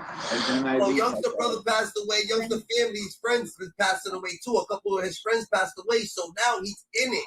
And he's like, yo, I'm in it. Yo, Gotti's like, yo, Dada, he's already gone. So he don't need Youngsta no more. So I don't feel like Youngsta saying that he needs more money or anything. He just feels like, yo, like, homie, he's not standing how he's standing. You know what I'm saying?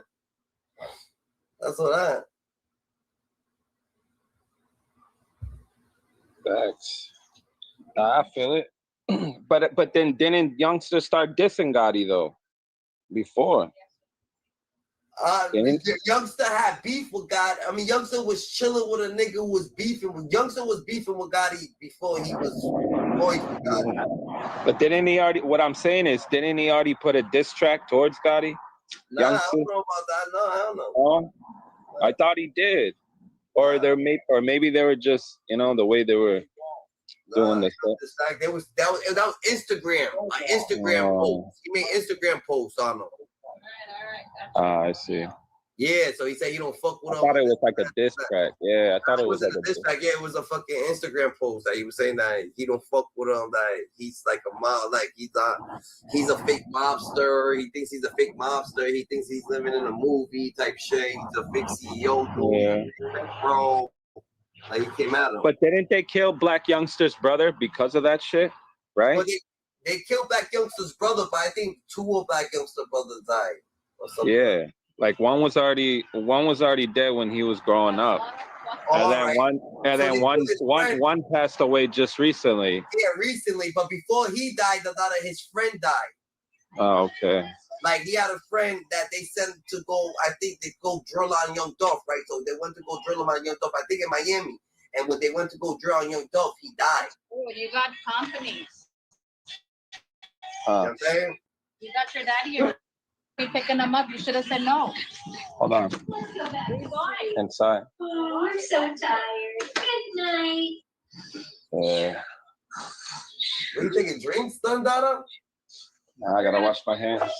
You're not gonna talk to your dad? I am. Chill. Good night, Bear. I love you. Let me wash my hands. Oh, can't wash my hands. I know, but we running content. Chill. Give me 5 minutes. I see him every weekend.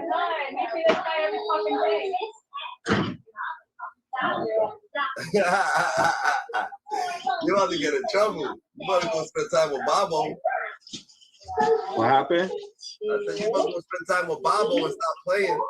Yeah. When you get treated like Ray Ray. No, it's not like that. Nah, it's just that he just got here type shit, you know? But I wanted to say something about that CMG, because, you know what I mean? Yeah, no, niggas was talking about it. It's time to talk about, too. You know, because I know about Black Youngsters and how Young Hero wants to get at him for Dolph. Young Hero wants to get at everybody that goes against.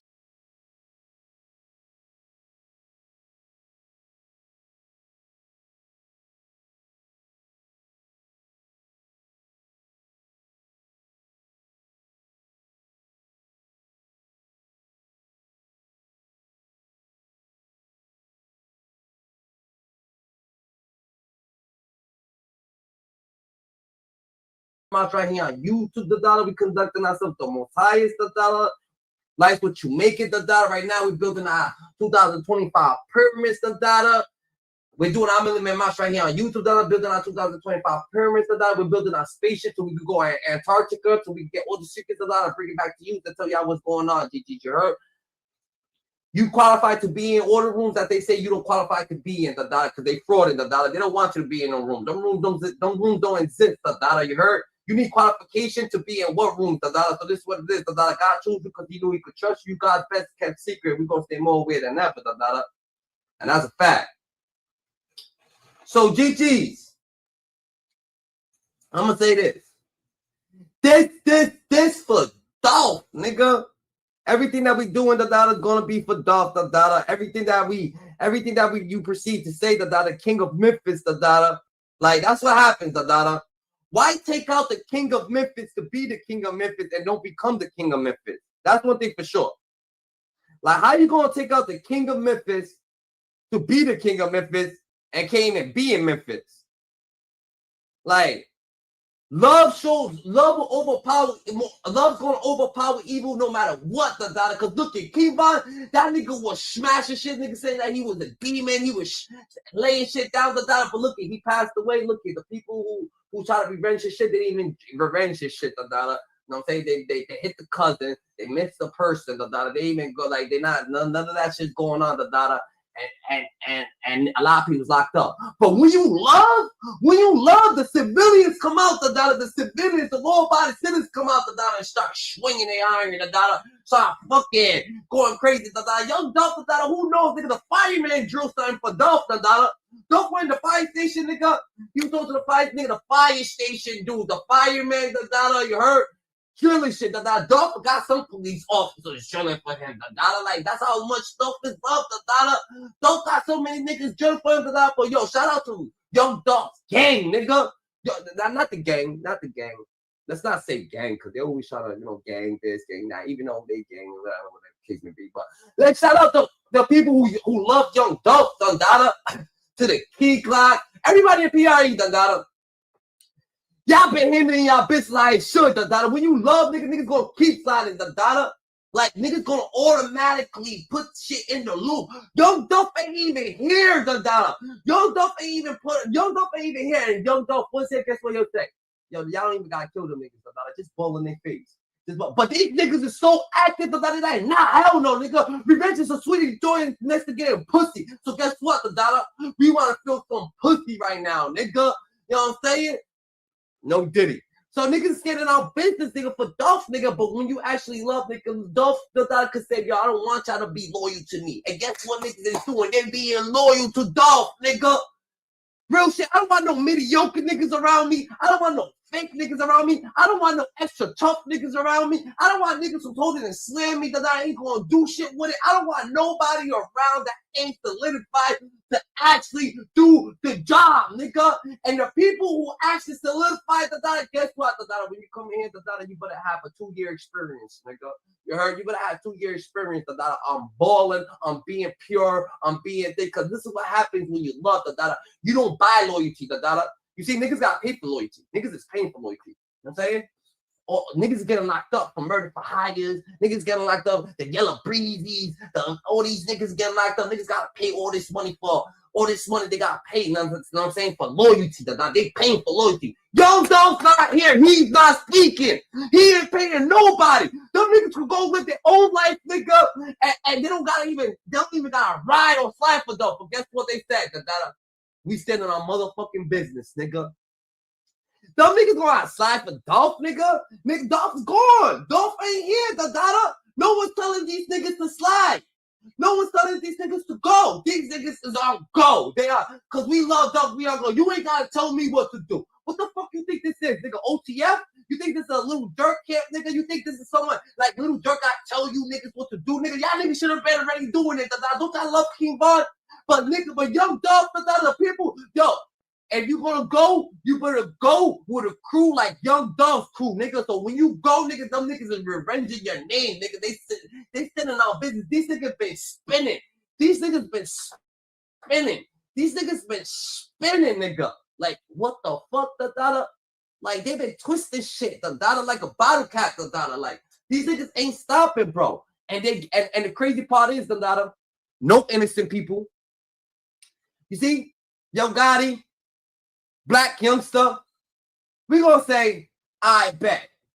Black Youngsta, you was our time, you was our thing, but hey, if shit don't fucking go, if shit don't go as planned, you fucked up your mission, So you fucked up your mission, nigga. Now what y'all buddy, cause your brother died and his brother died off a situation y'all dumb motherfuckers doing, I thought you want to be the king of Memphis, So why don't you just go to Memphis and go to Yo Gotti and go be the king of fucking Memphis, nigga? All the people talk. They don't want you to be the king of Memphis, Oh, all right, you could be the king of your side, Not even that, because the people on your side, they ain't even feeling the situation no more because they fuck with you, The niggas gonna be on their heels, But this is what it is, Young Dolph people, the most righteous, nigga. They're not even slamming out niggas. They're not even slamming out.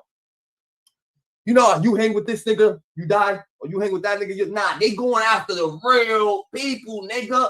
They're going after everybody, nigga, the actual people. Now, we don't want your cousin. Now, we don't want your auntie. Now, we don't want your, but this nigga, for Yo Gotti and Black Youngsta, they wanted to be the king of Memphis so bad to run for Memphis, Why the fuck are you running for Memphis if this is what you wanted? You wanted to be, so you did this shit for no reason. So Young Dolph is dead for no reason because Young Dolph died and there's no king of Memphis, nigga. No one, oh my God, no one voted for Yo Gotti to be king of Memphis, nigga. Like, ain't like everybody's like, yay, the king of Memphis, Yo Gotti. Niggas like, yay. And the other niggas is looking like, I dare you put your motherfucking head up. Go ahead, put your hand up. I dare you say king of Memphis to Yo Gotti. So we could, I triple doggy double dare your ass, nigga. You know why? Because the real king take care of his people. You know why?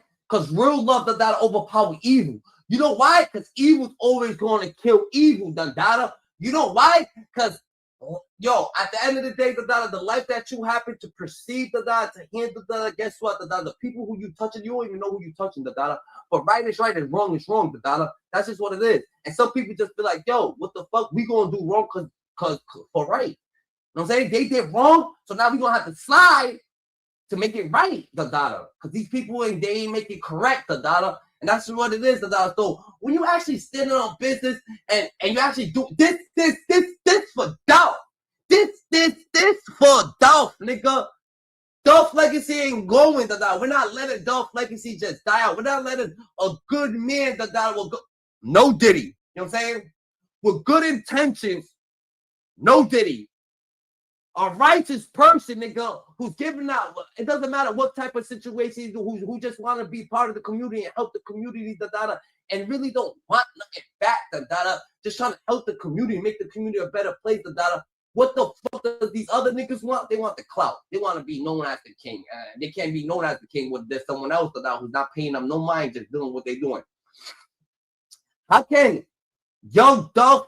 Yo, this shit's crazy, Dada. This is crazy. Let's start from the beginning. Let's start from the beginning how many niggas is actually sliding for Dolph, nigga, and who actually happy to, you know what I'm saying, to get the Delta is by far America's most dangerous region. Dirt poverty, humid weather, mosquitoes, corroded infrastructure, disease rates, and don't get me started on the crime. The region stretches from Louisiana to Mississippi, Alabama, and kind of up to Western Tennessee. And if you're unfamiliar with the area, it holds by far the highest poverty rates and violent crime rates in the country. Like it's exponentially more. Nigga, ever since Dolph died, nigga, everything been happening for Dolph, Dada. I swear to God, Dada. Yo, even babies, Dada. You know what I'm saying? Even babies been acting out for Dolph, Dada. Even pilots been acting out for Dolph, nigga. Everything you don't see everything that's going on in the world, Dada. They doing that shit for Dolph, nigga. You don't see all these planes, all that shit's for Dolph, nigga. They're not playing this for Dolph, nigga. You know what I'm saying? My kid went to school, right? And the teacher was like, yo, where's your homework, Dada? And they was like, oh, I didn't do my homework, Dada. And he was like, why didn't you do your homework, Dada? She was like, cuz this for Dolph. You know what I'm saying? And I was like, it's like, yo, like, you know, they didn't do their homework. The nigga said that this for Dolph. And I was like, what the fuck, Dada? For real, Dada? So guess what I do, Dada? You already know what I did. I waited till she gets home, Dada. I was like, yo, what's up with your homework, Dada? You ain't doing. You said that you told the teacher this for Dolph, Dada. So I went, nicely grabbed my belt, make sure it's designer. You know, designer got that soft leather, Dada. I don't know which one I grabbed, Dada, but I grabbed one. I think I grabbed the Fendi belt. You know what I'm saying? So I grabbed the Fendi belt. You know what I'm saying? Make sure, that. What you say? So, smack. And guess what I said? This for Dolph, Dada. She was like, oh my God, why you hit me? This for Dolph too, Dada. You're getting your ass whipped for Dolph. So you don't want to do your homework for Dolph. Now I'm going to beat you for Dolph, Dada. Straight up, Dada. That's a fact, Dada. Did you learn your lesson?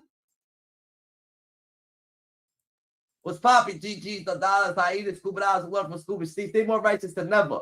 So we've been doing shit for Dolph, Dada. We've been doing shit for Dolph, Dada. So let me tell you, my son, he goes in the store, Dada. This nigga just walks out the motherfucking street, so we can't even acknowledge him for stealing, Dada. So he had like 2 candy bars, but I think the nigga knew he had 2 candy bars in his hand, Dada.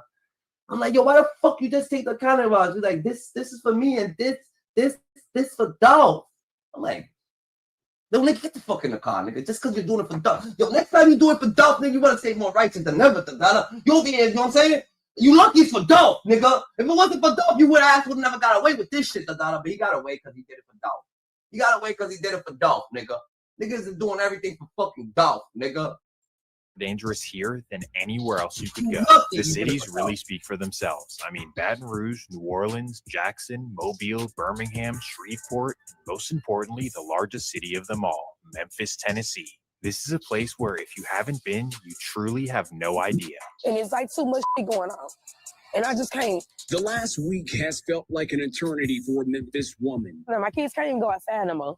A simple act this mother no longer takes for granted after she and her uncle were shot outside of her home on Eldridge Avenue. This all stemmed from an argument at the B52 market where a man allegedly threatened to kill her after she confronted him about her child. She says the man then followed her home and opened fire. Charges for the deadly crime spree in Memphis during Super Bowl Sunday. Cordarian Kraft was indicted on 48 counts, including first-degree murder and aggravated assault. During the crime spree, Kraft shot and killed one man, hurt 2 women, and carjacked 2 other people. That weekend in February, Kraft had been out on a $100,000 bond after being accused in a separate robbing and shooting this past November. The violent crime in Memphis is absolutely out of control. To put it in perspective, in 2024, San Francisco had 35 homicides. Now, this is a city of 850,000 people. Now, Memphis is a city of only 600,000, and they saw 357 homicides in the same exact period. This gives Memphis a homicide rate nearly 3 times higher than Chicago and 9 times higher than Los Angeles. Memphis is truly a scary place, but let me just tell you that it wasn't always this way. Yo, Gigi, this is what it is, Dada. I'm going to say this right now. Memphis could be scary. Memphis could be have the murder rate high, Dada. Memphis, but he didn't die he didn't die off of a bullet that wasn't meant for him, Dada. This nigga didn't die, Dada, because niggas was blatantly shooting, Dada, and Memphis is all fucked up, Dada. But he did grow up, Dada, in that type of situation, Dada. So if he grew up there, right, and he happened to make it, and he happened to be making money, Dada, and selling in the streets, Dada, and none of this shit happened to occur, Dada, so he started getting the music money, Dada. Nothing happened, Dada, that it's not that dangerous, nigga. It's just envy, nigga. Stop trying to put it into perspective, like, yo, the streets is that fucking cruddy in Memphis. This nigga died while he was rich, nigga. He didn't die when he was selling on the block. He didn't die when he was selling dime bags, 20 bags on the corner. He didn't die taking in change. He didn't die when he was selling the keys. He didn't die when he was selling the 100 grams. He didn't die when all that. He died when he was chilling, because of the envy, nigga.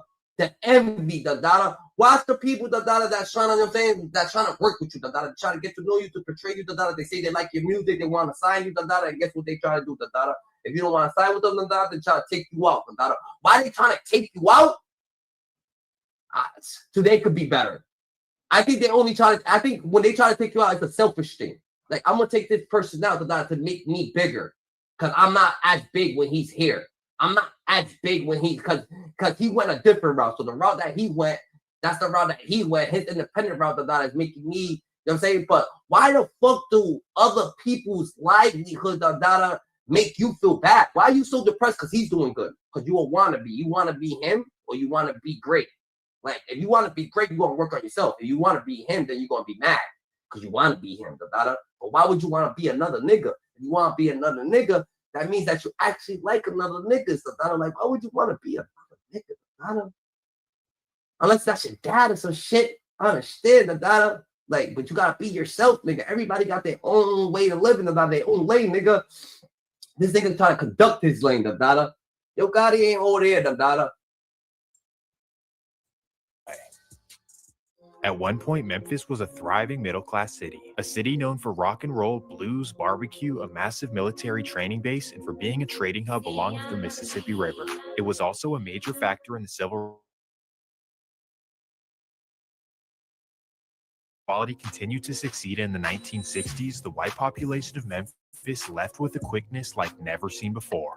In fact, the city of Memphis went from 91% white in 1960 down to just 24% white in 1990. Now, why exactly does this matter? Well, it's not because of race. It's because anytime a huge chunk of your population leaves the city, it's going to have some negative effects. Tax revenue falls, schools close, police are laid off, companies leave, and that's how we start the spiral that we have today. Like, if you go around Memphis today, you'll see abandoned houses everywhere, lack of jobs, rundown schools, and definitely a severe lack of policing. In fact, in 2023, Memphis solved only 31% of murders, and that's... And at the end of the day, you're gonna kill, you know what I'm saying? You're gonna unalive a person. You're gonna unalive a person, who's making Memphis great again, who's trying to rebuild the city, whose energy, is touching everybody in the city, that he's gonna try to make this shit big again, not somebody who's actually taking from the city, nigga, and leaving and leaving the city how it is, You know what I'm saying? Yo Gotti, and Young Dolph's Young Dolph, but Yo Gotti run his situation the way he runs it.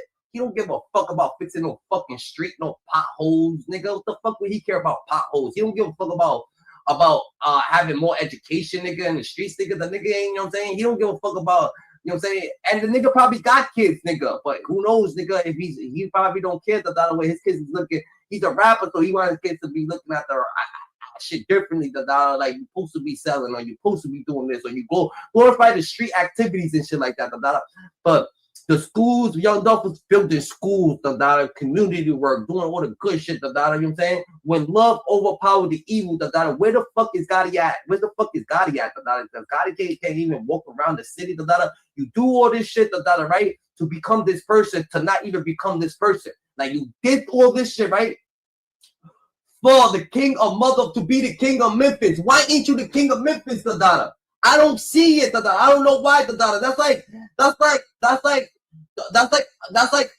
Pablo Escobar, nigga, taking out his ops, nigga, and not becoming king, nigga. That's like El Chapo, nigga, when he took out his ops, he didn't become king, nigga. He didn't stand down, nigga. You can't even show your fucking face, nigga, out there, because, you know what I'm saying? Niggas is standing down, niggas standing strong, you know what I'm saying? And it's already done. You can't go show your face down. Don't show your face after you see the video. Don't show your face before. Don't do that shit, Don't try to go help people now, You know what I'm saying? Because the situation's already happened, Like, you know what I'm saying? You show what type of selfish person you are, You could make it, but your brother can't, Like, I don't like shit like that, You know what I'm saying? I understand some people, brothers be moving sloppy, be moving this, nigga. You left your brother. You was at the same funeral as your brother, Your brother died at that funeral, after you leave.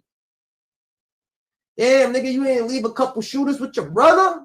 You ain't leave a couple officers with your brother? You ain't leave a couple, like, what the fuck? That don't even make no type of motherfucking sense, nigga. Like, a real nigga, like, a real nigga's not gonna move firm. I don't give a fuck what you gotta do, You know situation is scarce in the streets. You know shit is really active in the streets, For you to just leave your brother, it's not leaving him, It's just like, I'm not, nigga. When I drop my brother off, if I know shit's real, nigga, I'm waiting for him to go all the way in the house. I'm not pulling off. I pull off, nigga. Oh, you hear pop, pop, pop, pop, pop, pop. You're like, what the fuck? I was just outside this nigga's crib. What up? Let me call my brother. What the fuck? He's not picking up. So that's why I stay my ass there, because we both gonna go through whatever the fuck we going through to get each other out of this situation, that energy. Who knew if you would have been there, maybe niggas would have been a little bit nervous and would never even moved, But you left your brother, like a silly motherfucking duck, And it shows. It don't show that you bitch. It just shows you're not that smart. Like, how the fuck you got that much beef, nigga, and that much security, you couldn't put 3 or 4 of them with your mom and your brother? Oh, you didn't know that was gonna happen. Nah, that's just you just being fucking, just thinking that niggas want you, nigga. But, you know what I'm saying? It gets like that. What's up, peace of love? Hey, greetings, man. I see you got a topic about Young Dolph. It's Dolph Day, huh? Yeah, this for motherfucking Dolph, nigga. You know what I'm saying? Motherfucking Dolph, man. Damn right. Dolph definitely love down here in Florida. Love him down here in Florida. I just felt like, more or less, like, not trying to say, I just felt like if anybody wasn't out there in that predicament, or I just feel like the King Von, who died away? King Von, XXX, Tasha, mad rappers that died, if they had a team like Dolph, believe me, they're not gonna be upset, Young Dolph is not upset right now as the angel, nigga. Oh, Young Dolph, his name is Gary Brand, even, and he don't believe me. Young Dolph's a good person. He don't want that shit to be happening. You know what I'm saying? Because once you evolve, you see things for where it really is. You're like, yo, I'm already going his own. It don't matter about the bloodshed and shit like that. You know what I'm saying? I could tell, So Young Dolph, he wouldn't want the bloodshed going on, but niggas ain't standing our business. You want friends like that? You want friends like that, nigga? That's like, yo. And then, first and foremost, you know what I'm saying? He left a strong woman to carry it too. You can't forget about who riding for him on that level. She doing her real estate. She doing everything she's supposed to do. What she learned from Dolph. That's who really riding, fucking it up. Cause you know she getting bigger. She getting bigger. She conquering shit. You know what I'm saying? She passing down that shit to his son. You see what I'm saying? Like, but shit big. You're right. But evil people don't get girls like that. You know what I'm saying? That's what I'm trying to say. Like that's love. You know what I'm saying? When you love, nigga, that's what happens when you love, nigga. She really loved this nigga, the She's going all out for this nigga, Niggas don't got niggas like that, Yo Gotti can't pay somebody after he dead, so it's a rap, Yo Gotti ain't gonna be able to pay his bitch, so it's a rap. After he goes, no one's gonna give a fuck, But yo, you could tell you could tell that Young Dolph was the kind of person that, you know what I'm saying, that can reach people and people love his motivation, love, you know what I'm saying, the way how he handled himself. So yeah, he was that kind of guy that attract somebody, you know what I'm saying, to him and they can't let him go. Cause you could see it, man. Everybody still around love that man so much, man. You could see it, man. They love Dolph, boy. They still ready to go to war about him with new people about him. Fuck the old shit they going through. They ready to go through it with new people about Dolph right now. You see it, you can't even too much be playing with Dolph's name on no internet. Them guys gonna say something about that shit.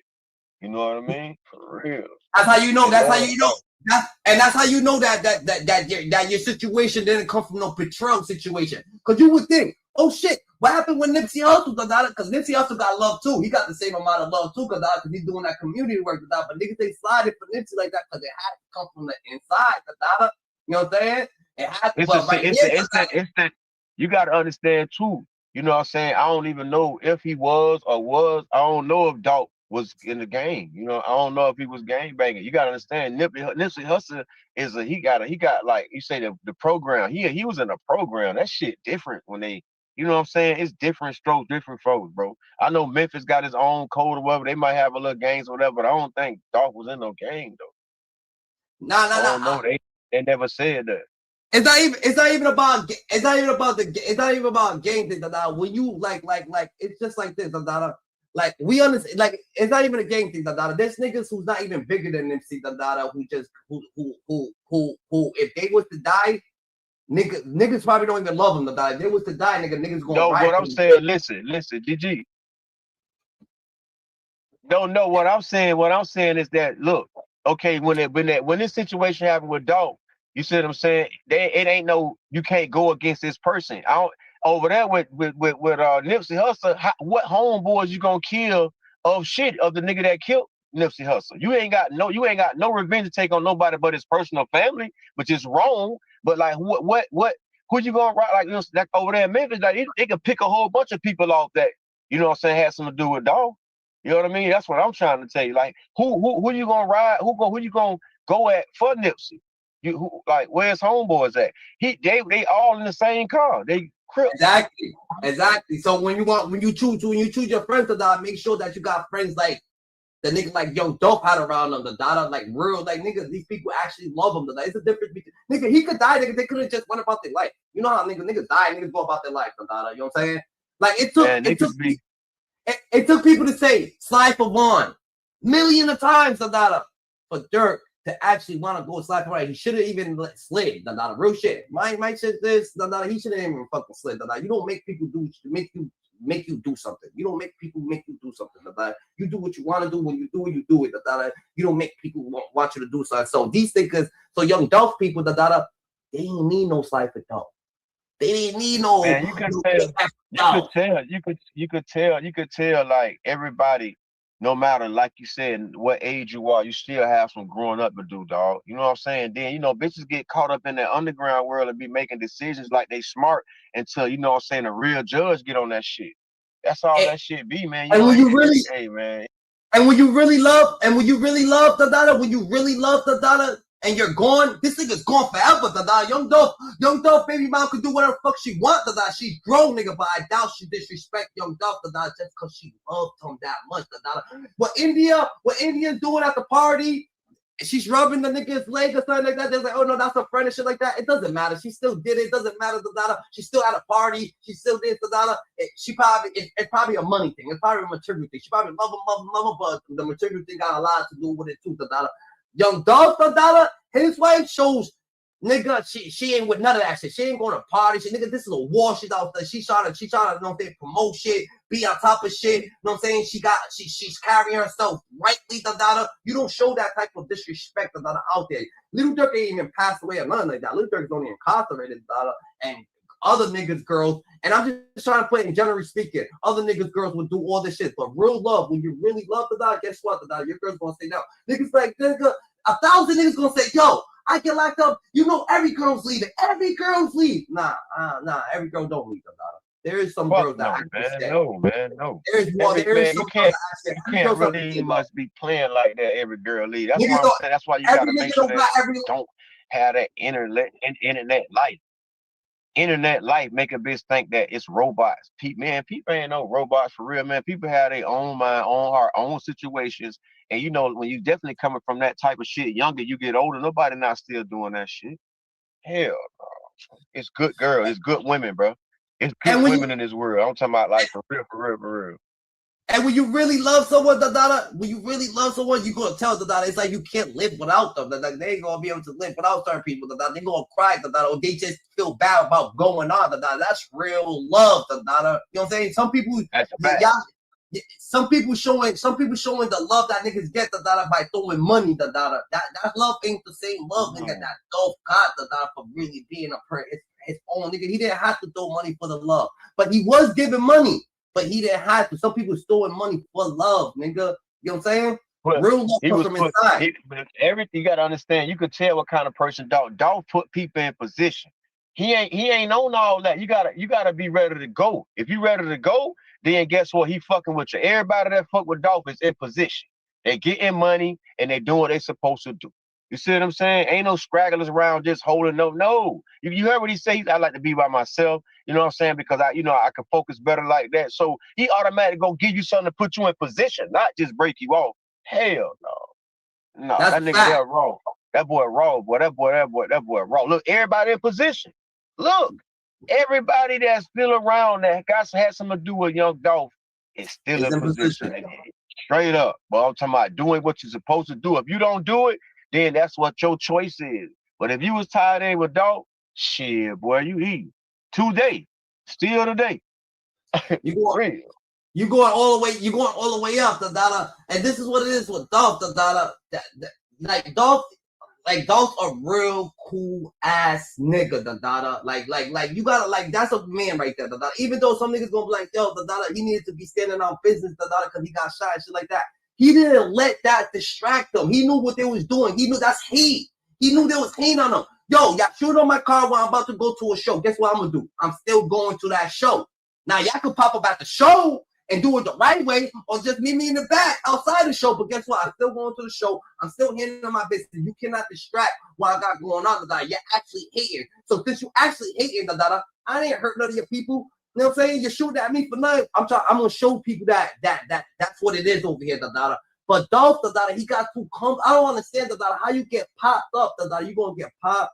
You got popped over here in LA. You know what I'm saying? But you still there. That nigga's a good person, bro. He's a good person, bro. That's what I can say. That's what it was. Listen, that's what it be. When you feel so protected, and you feel so blessed, and you know that you got a good heart. You don't be looking and living for that shit. That's what I feel what happened. He couldn't put himself in the same energy. He couldn't put himself in the same energy to be killing someone for no reason. Nigga, these niggas, I can't kill you for no reason, nigga.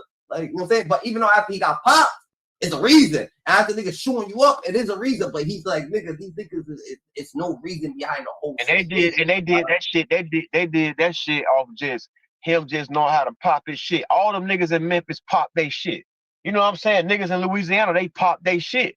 You know what I'm saying? A nigga get mad because you popping your shit harder. Like, this shit, like, what the fuck? Y'all popping, he went to pop dog. This not a pop his shit. I'm talking about that boy pop his shit so good, man. They couldn't handle it. He was too much, man. He was too much, boy. Woo. I'm talking about salute. I'm happy to the dog, man. The dog, man, huh?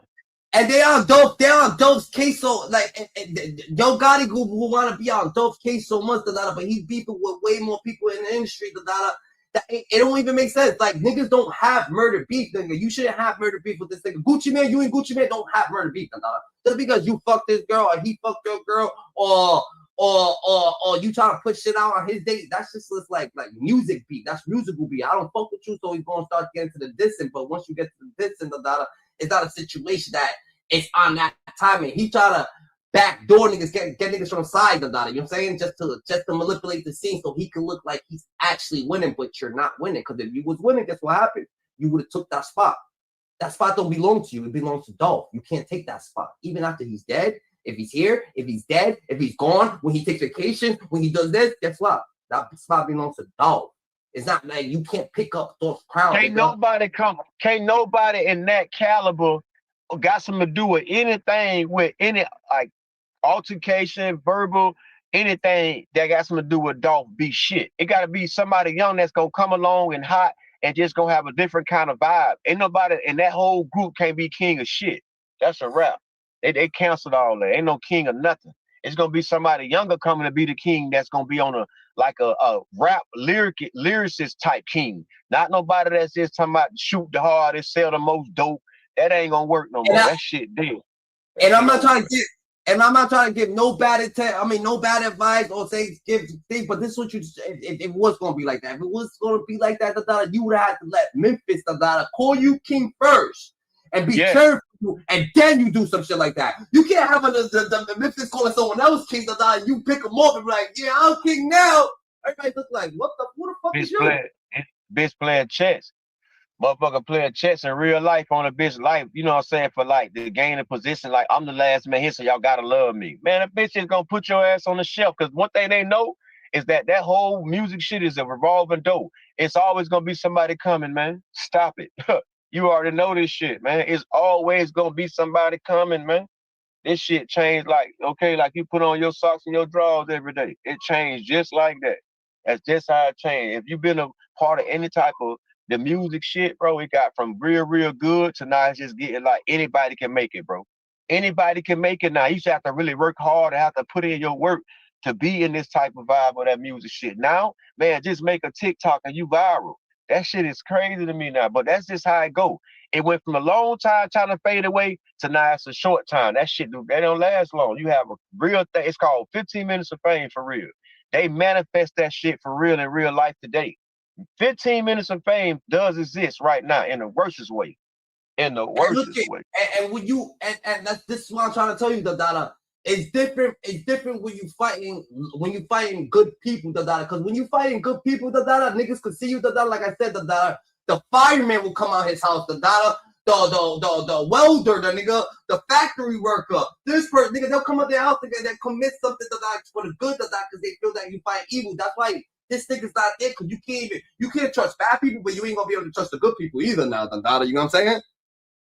That's the motherfucking fact, Dada. And all the good people, they were showing love towards this nigga Dolph, Dada. They showing love towards Dolph, Dada. Dolph is mingling with these people, mingling with the rest of them, Dada. They love this nigga, so they are oohing for Dolph, Dada. And it's a whole different dynamic, Dada. We gonna watch a little bit of this though. It's compared to 65% nationally. So yeah, Memphis is an extremely rough place to grow up and even harder to make it out of, as you'll see in this video. A city where simply being successful will make you a target and where your own friends will eliminate you out of pure jealousy. Zero structure, zero rules, no big homies, just all. And that's in every city. Every city that shit happens, but this is what just happened to him. It's a fucked up situation. What they trying to say, nigga, a city where, this is the story of Dolph, nigga. You know what I'm saying? What success got him bodied, because he was being so successful, he's gonna become so powerful. He's fucking over here, declining in Rock Nation, fucking. Why you think Gotti, he declined from Rock Nation and then Gotti starts fucking with Rock Nation? It's you gotta understand this shit, Even a nigga, I know even a nigga like Jay-Z, nigga, wouldn't want Dolph to come up, because Dolph got too much, nigga. Dolph is man, let me tell you, man, Dolph was finna buy half of Memphis. That man was on a mission, my nigga, to buy all that. He was gonna probably buy territories. He was gonna probably buy a nigga whole block in a minute. Man, I'm telling that man was getting too big, man. And that wasn't even no like professional. They slipped up that day.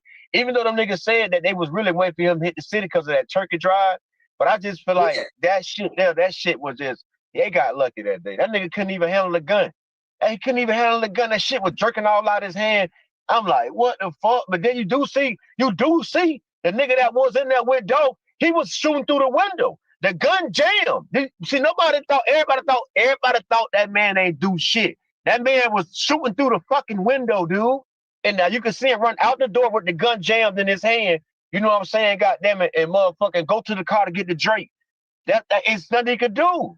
You feel me? But he did do what he's supposed to do, man. That shit was his time. It's crazy, bro. That was his actual brother, though. That man did what he's supposed to do, bro. Straight up. That shit did. He shot him too. He shot two of them. Damn right, he did. All right, a nigga did say both of them was hit. Yeah, both of their ass was hit. That's right. One was grazed and one was hit. I think there was three people in the car. Yeah, it probably was. We don't know. You know how that shit. No, but or maybe both of them was hit. One of them was Breeze and one of them was some shit like that. Some shit. I don't know. But I know he shot them. He shot them. Yeah, that's what the nigga said. Welcome to the war in Memphis. But before we get into it, let me finally run the intro. Stories of 3 6 Mafia and 8 Ball and MJG, he knew that he wanted to be a rapper. So from the age of 15, Mario began recording music and selling his CDs out of the trunk. His rap name was Lil Yo, and he dropped his first mixtape as a sophomore in high school in 1996. Long story short, Mario kept hustling his mixtapes for 13 Yeah, and what you're saying is right, Dada. They wouldn't want a person, Dada, becoming that big, nigga, just because they stood down. That's what happens when you stay down. When you stay down, Dada, and you wait, nigga, Dolph just waited, nigga. He was patient, Dada.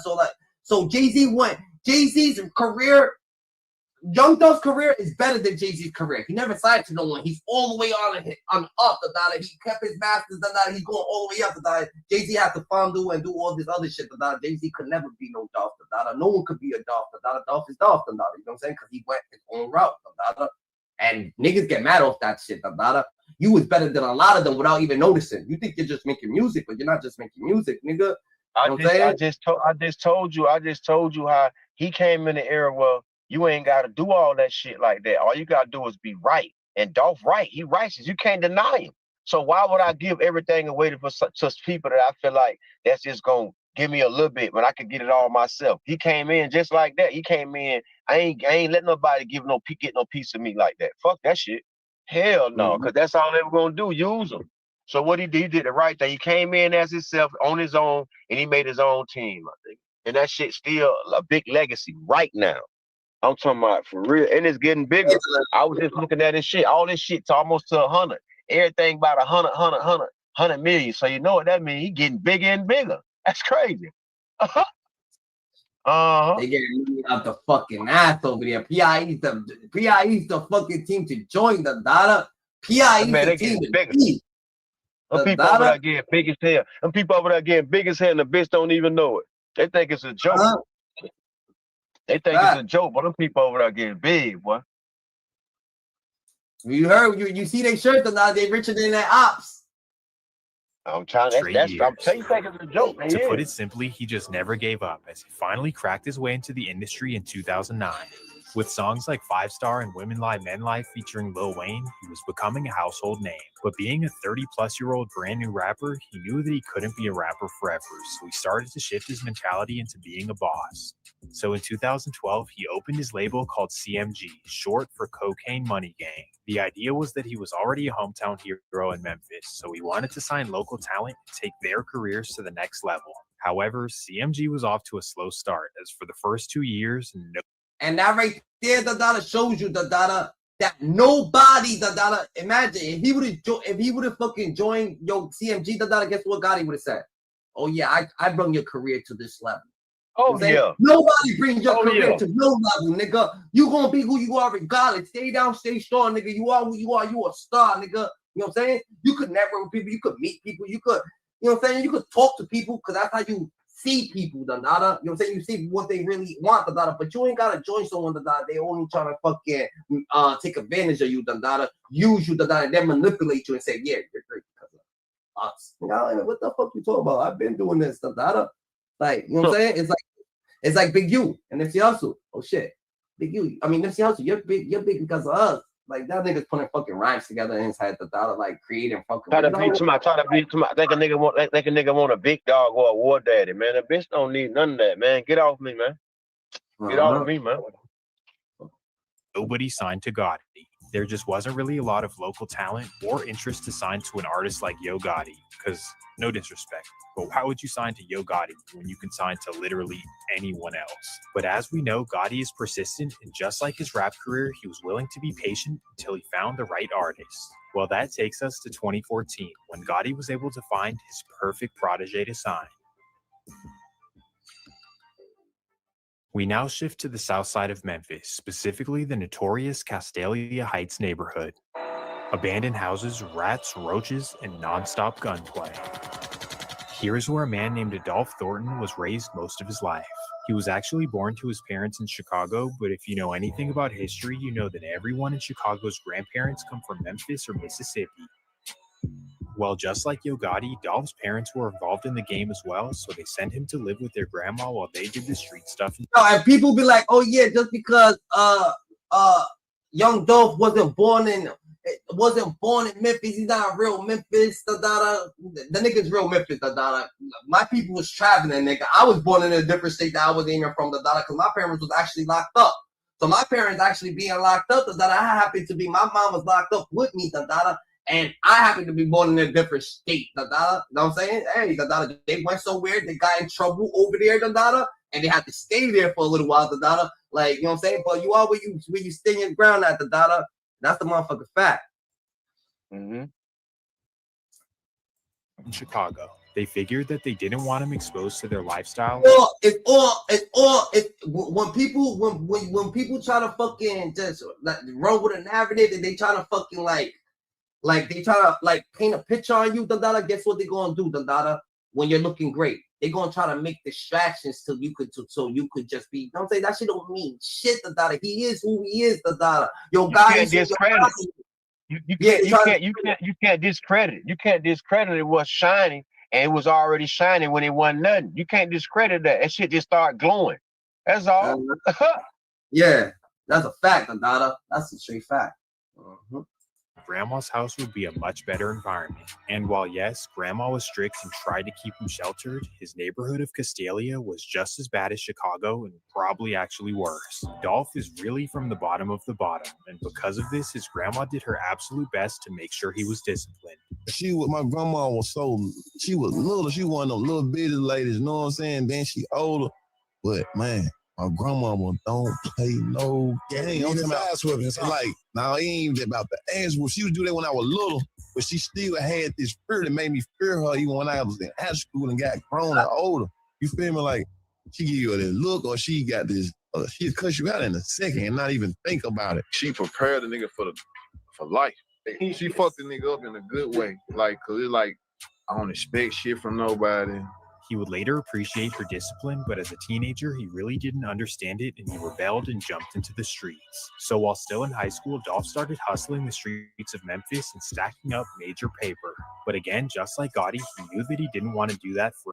He know grandma put him in place, he just don't want to start tearing and shit, so that's why he's actually saying, yo, grandma fucked me. Grandma was thugging, she was on my heels, but grandma put him in place. That's right. That's right. A lot of kids who are raised when they grandmas or they even got moms and dads that are like 70 years old, like they was born, like people had them, you know what I'm saying, a little older and shit like that. Them people who have a different type of way of look, they're a little bit more patient, I could say. You know what I'm saying? You know what I'm saying? Mm-hmm. When you're born with your grandma and shit like that, them people's a little bit more patient. You know what I'm saying? Because they understand life. A lot of niggas, you gotta understand that while we growing the streets and our parents, because you gotta understand, you gotta give our parents you gotta give the benefit of the doubt that they just had kids too. They probably was living life and just had kids. No one actually knows what raising kids means. You know what I'm saying? Everybody just living life. So they have kids young, they have us, or whatever the case may be. We growing. As we grow, we gotta acknowledge that our parents want us to grow too. But our parents probably want to, they got shit going on in their life, so they want better days. So they rushing better days, and rushing better days is rushing they people to grow. And rushing their people to grow, that's why a lot of people they think that they grown, but they don't know shit, because they was rushing. No. They really ain't got the right training to be grown. That's what let you know. They ain't even got the right, you know what I'm saying, like, like upbringing to be grown. Fuck you talking about, man? The first day you turn 18, one day you've been 18. One day you think you're a motherfucking adult. You think you know it all. You know the adult world, nigga. This number shit is amazing to me, because if you really want to play around, just think about the people that started, being responsible at the age of 11, 12, 13, so they grown. Because that's a real grown when you're responsible and can take care of shit. No, that's what's grown. They smart. They smart. No one's ever grown. That's one thing for sure. Grandpa ain't grown. Cause grandpa still gotta learn. Grandpa still got concerns. Cause grandpa's thinking like, damn, what's gonna happen now? Well, I'm about to go here, the daughter. Anybody who got concerns, the daughter. Anybody think, you know what I'm saying, being grown, the daughter, and everybody gotta grow. So you always growing. You know what I'm saying? You can't just be right there like, oh yeah, you grown right now, nigga. Nah, you gotta grow to do everything. There's always gonna be an older tree, and there's always gonna be a younger tree, the daughter. You know what I'm saying? There's always space for learning. You know what I'm saying? So everybody, hopefully that some people just got wisdom in them and they're a little wise about, so they know how to, know what I'm saying, handle themselves about in this type of environment, because it gets spooky. We need more older parents. We do need more older parents and shit like that, and more grandmas and grandpas around, because that's their education, and if you don't have that, go outside and speak to some older people. Facts. Forever, he had bigger dreams for his life. He knew that he wanted to do something with music, but he wasn't sure if he knew how to rap. That's until 2008 when his friends would get him in the studio and he realized that, oh my goodness, I can actually rap. This became his new hustle and passion, and he began slanging mixtapes in the streets of Memphis. Slowly but surely, he began gaining traction, but he never had the idea of signing to a label. Instead, he wanted to start his own. This is exactly what he did, as in 2010, he started his label Paper Route ENT, also known as PRE. Basically, he created his own movement and he gained recognition from Gucci Mane, Trey the Truth, Rick Ross, and most importantly, Yo Gotti. Yep, in 2014, Gotti discovered Young. And that's how I feel like motherfuckers gotta put other niggas in their problems. Don't put Young Dolph in your problems with Gucci, nigga. What you and Gucci Man got going on? Why you putting Young Dolph in it? So you ready to have all the hate that you got for Gucci? You just gonna turn it and put it to Dolph. Dolph didn't do everything Gucci did to you, nigga. What the fuck? Yeah, I hate that shit, Like right now, I won't lie, my father died, right? He had houses, right? So his brothers, they try to fight over the houses. They try to fight for the houses. So this is why I tell them when we go, you know what I'm saying? Cause the house is ours too. I tell them this, nigga, I don't give a fuck about material things. You get what I'm saying? But don't put me in your arguments. What y'all niggas argument is, just because my name is on there, don't look at me, like, oh, this nigga's name's on here too. Nah, nigga, it doesn't matter about none of that shit, Whatever y'all live in a whole different lifestyle, nigga. I don't give a fuck about none of that shit, You know what I'm saying? What don't belong to you, don't belong to you. So don't worry about it, Point blank, period. You want to fight to get something that belongs to you. It's the same shit. Guy wants to fight to get something that don't belong to you. It don't belong to you. You can't fight for it if it don't belong to you. You could, you know what I'm saying? Just try to act. They got caught up in this new op shit, war shit, and want to play around with each other, man. I don't know. I think they just started adapting. It started adapting to this new op gang. I don't know, man. It's ununderstandable to people that don't even know nothing about that kind of shit. But it's got crazy, man. That's ignorant, nigga. That's acting like you're a mad gangster, You over here trying to fight somebody for something that ain't yours, Then you got people Gucci. And now you turning all the shit that Gucci or you've been going through, now you're looking at Dolph, nigga, looking at Dolph with that same energy, nigga. You can't look at this nigga with the same energy, dude. That's a motherfucking Fendi. Dolph's mixtapes and music videos, and he saw all the potential in the world. He saw him as Memphis's next biggest superstar, but more importantly for him, CMG's next biggest artist, or first biggest artist. Because remember, at this time, other than Yo Gotti himself, the CMG label had not done well at all. So for Gotti, Dolph was like light at the end of the tunnel. This guy can save the brand. On top of this, he figured that Dolph signing with him was a no-brainer. Like, why would he ever turn that down? I'm the biggest, richest boss in Memphis, and I can give him a deal that he can't turn down. On top of this, he figured that the trust would be there, because if you don't know, Dolph and Gotti's older brother named Jook, well, they used to move weight together in the streets. Well, long story short, in 2014, Gotti contacts Dolph and tries to sign him.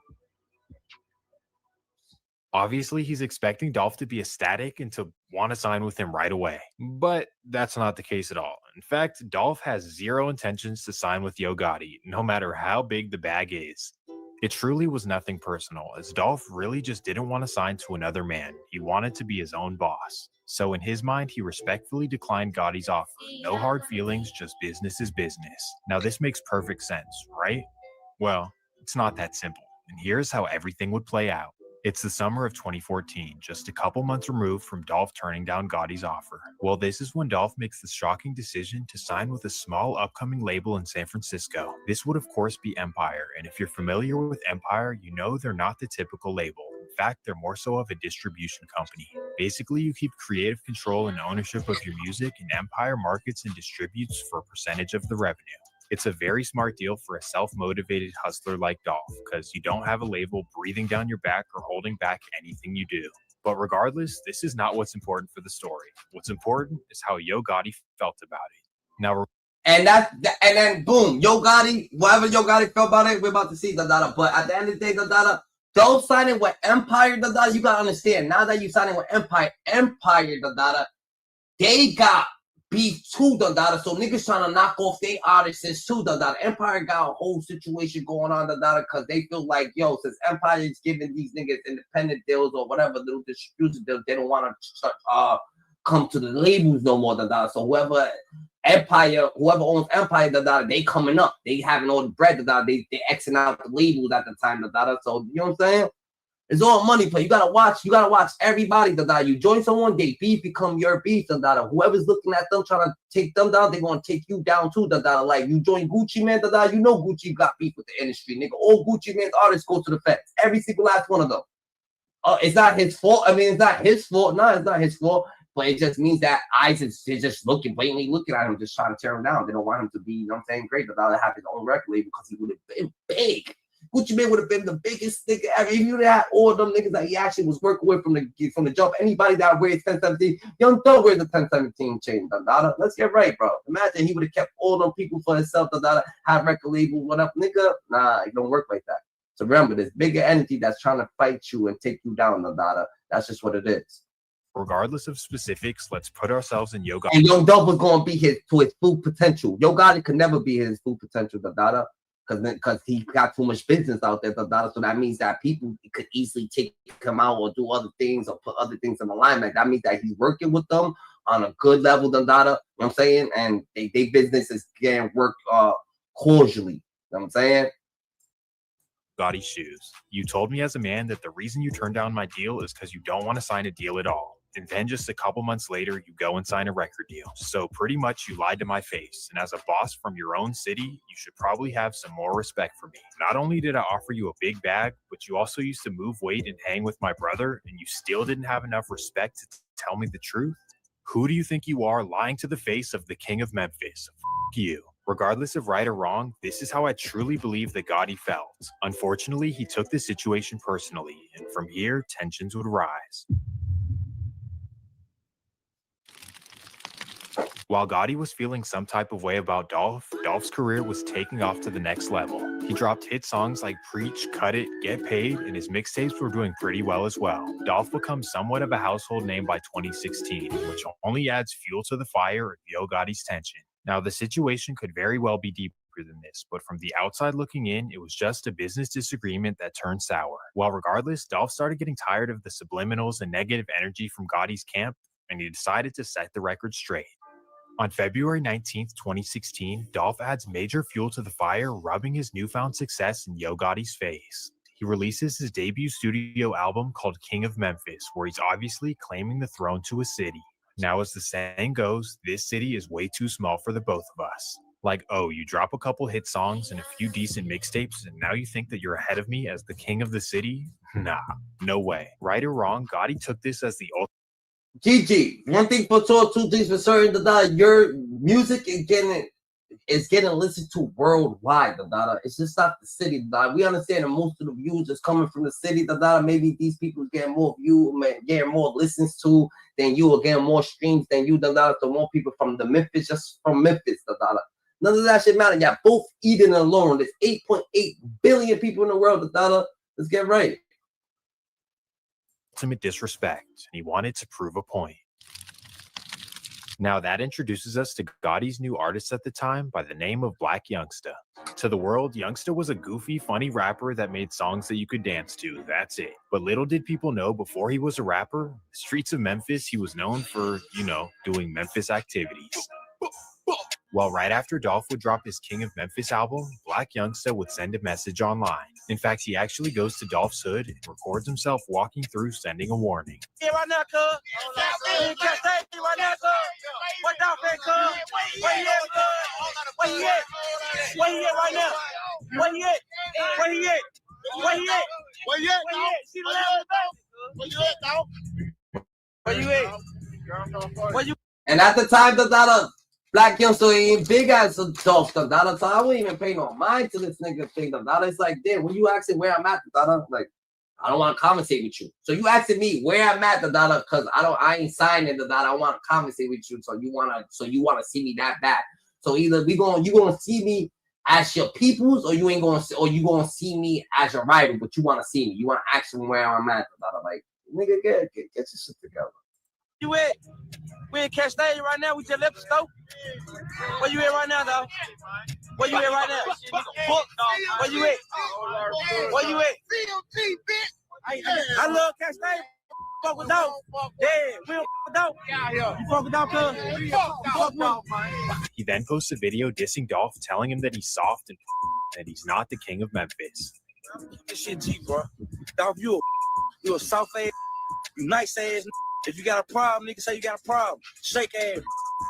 He ain't no motherfucking king of me. If you ain't king of South Memphis, he ain't trying to see.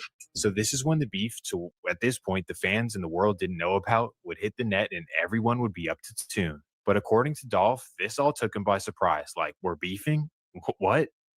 Since when? To Dolph, it all seeed like a cry for attention, and he really laughed at it and didn't take it seriously. Now, I mean, you already made your artist use my name to get some attention. I laughed at that. It's funny to me. You see what I'm saying? Right. It's funny to me. But on top of this, there's a main reason why he didn't take it seriously. And that's because he says that for Yo Gotti's whole career, he's dissed people and tried to start beefs just to get popular. So in his mind, it's like, well, I'm just another victim of Yo Gotti's clout chasing. How do you get it for? How do Yo Gotti get pop and get some attention? Nobody heard of him to win. So he dissed 3-6 Mafia. This is true. Okay. Right. You had to use 3-6 Mafia and dish them, get you some attention. Right. You made your artist use my name to get some attention. See what I'm saying? Right. And to conclude his message, he puts out his truth. Gotti is just hating on me because I'm successful. You hating on him because he wouldn't sign with you? Know what I mean? Right. You hating on him because he popping and you really popping and he's still independent. Know what I mean? Right. You hating on him because he really got M's and did the shit without no help. Now, you might be thinking that this is all silly internet shenanigans, and it is, but in a city like Memphis, much less can get you slumped. Like, once you go on the radio discussing the beef. I don't understand, So you getting mad because you making plays, and niggas just like, yo, this nigga's over here eating, like,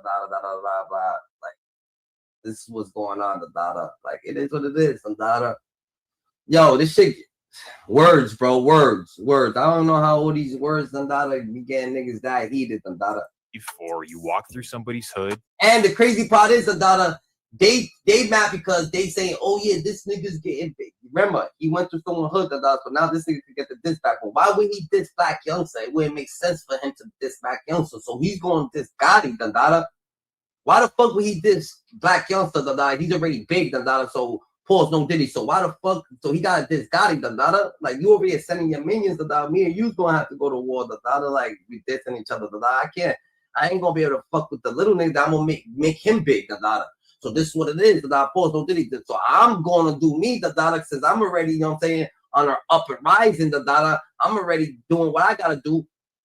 This nigga, Black Youngsta, ain't shit, he's lower level, you know what I'm saying?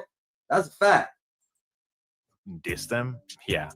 All the squabbling is out of the window. This is not like other cities. When it's up, it's really up. And for really no reason at all, Dolph was now a major target in Memphis. There were a bunch of people ready to crash out for Yo Gotti, as you'll see for the rest of the video. But either way, standing down or throwing the white flag was not in Dolph's character whatsoever. In fact, he would do the complete opposite, as he would drop one of the most disrespectful diss songs in rap history. February 22nd, 2017. And remember, who did who first? They went to the hood, they did him, they did so he's like, yo, all right, so it's beat all right, so let's diss each other, this was gonna beat So you start a narrative for you to go up, but this is what happened. You didn't win. So when you don't win, You're like, damn, nigga, I thought this play was gonna work. So you antagonized Young Dolph, right? And you thought it was gonna taint his career. Since his career ain't tainted, guess what happened? Now your plan backfired on you. Your own plan backfired on you, nigga. Made this nigga fucking shoot like a rocket. He was on his course. This nigga was on a pace. You know what I'm saying? He was going up regardless. He was going 50 miles per hour. But you made this nigga that go 15,000 miles per hour, motherfucker. You put this nigga on a rocket. You know what I'm saying? Big time. And that shit backfired. So that's why I feel like them niggas feel so down. They feel like they had to get him and shit like that. He just doing what you doing, the. You went to his neighborhood, you been saying all this shit, you're doing all this shit. Nigga, he don't want to talk to Black Youngsta. Who the fuck is Black Youngsta? So he got to talk to you. Like, you know what I'm saying? He has to. Yeah. You know what I'm saying? Gotta talk to you. Gotta talk to someone on his level. He ain't gonna be bringing y'all artists up. Nah, this between me and you. I ain't gonna talk about money bag, yo. I ain't talking about this thing. I'm talking about you. Let's get it. Don't play with me. But we gonna talk about all you niggas, cause at the end of the day, you little niggas calling him, but he goes no. Play with your bet. In the song, he gets straight to business. Don't play with me, Yo Gotti. You a hoe, man. You went from my biggest fan to my biggest hater, begging me to sign with you, but you know I had too much paper. To make matters worse, he disses Yo Gotti's big brother Jook by saying that he used to serve him, but now he calls him Big Sister. The song slaps, and literally the entire thing is disrespectful. So instantly it would go viral, and he had everyone in the country dissing Yo Gotti. On accident, I guess. Basically, this was stop playing with me with all the threats. I'm not scared of you or worried about you at all. Please just get off my... Well, obviously... That's crazy, the cuz. That's crazy. I won't even lie. Before I heard Dolph, I used to listen to Gotti. You know what I'm saying? What's that shit called? Purple colors, that color shit, fucking purple smoke. I mean purple flower, and all that, all that, yes, all that shit. That shit was going crazy, but after this shit right here, it showed his character, and then damn, you a hoe, bitch.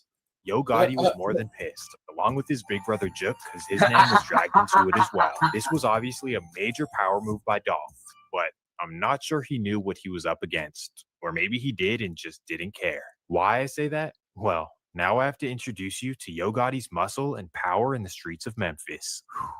As you'll see, this was nothing to play with. Being a multimillionaire results in having ultimate power in a city like Memphis. That's because there's an infinite number of crash outs who will slide for a small fee. It's really that simple. But on top of this, for Yo Gotti, he had family connections to a notorious gang in North Memphis known as the Trula Mafia. And although this isn't an organized gang with put-ons, DPs, squabbles, and all that, it's more so like crash outs that rock together and crash over anything. And when it's crazy too, because the only reason they saying this happened Trula Mafia is the shit because the nigga J Money died, the nigga who actually fucking made the Trula Mafia, the data. His name was J Money. So they say he was in some type of gang thing, huh? Wow.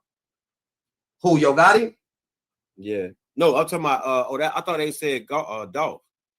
Oh, Dolph fuck with him to Dolph fuck with probably not the whole Trula Mafia, but he fucks with the J Money nigga.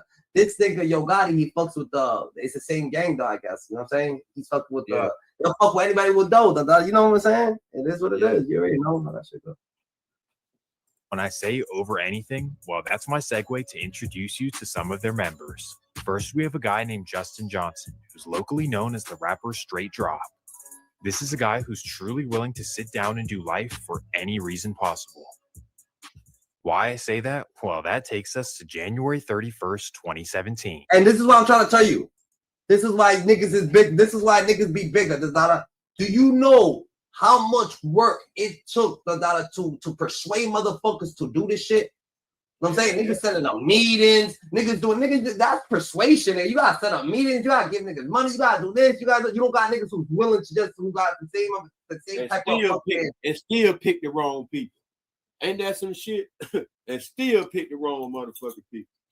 And Young Dolph don't gotta say nothing. He just passed away, nigga. And his love, is just out there, niggas is fucking, you know what I'm saying? But you had to force the whole situation. That's how you know you're in the wrong in the situation, because niggas is blatantly just sliding on Yo Gotti. Yeah, nigga, you couldn't even. It seemed like out of all the people they tried to get to do, they were one person really want to do it that didn't like him, as in like was around him and ain't like his style, ain't like his ways. Look at Straight Drop. You couldn't even get no real person to go with you. You had to go get a dope head dude that couldn't even handle the Draco to do the mission with you. Nobody wanted with that shit with you, dude. Because you really had hate for him, because he was a sucker. But you couldn't find people with the same hate towards them either. You couldn't find the same people with the same hate. That's why you couldn't. That's why you wasn't sliding. You couldn't find nobody. You know why, Dada? Because look at everybody that's sliding and hitting, nigga. You think that everybody's just doing it for the money, Dada, or everybody just, you know what I'm saying? A lot of people got common sense, nigga. And they're like, yo, that nigga ain't worth that. If niggas is taking money for sliding, they gonna be like, nigga, we gotta slide. Do you got anybody else? We'll slide on this nigga. For you, we slide on this nigga. This nigga actually shot at you, nigga. Don't you want him going? Don't you want this nigga going? Don't you want this nigga going?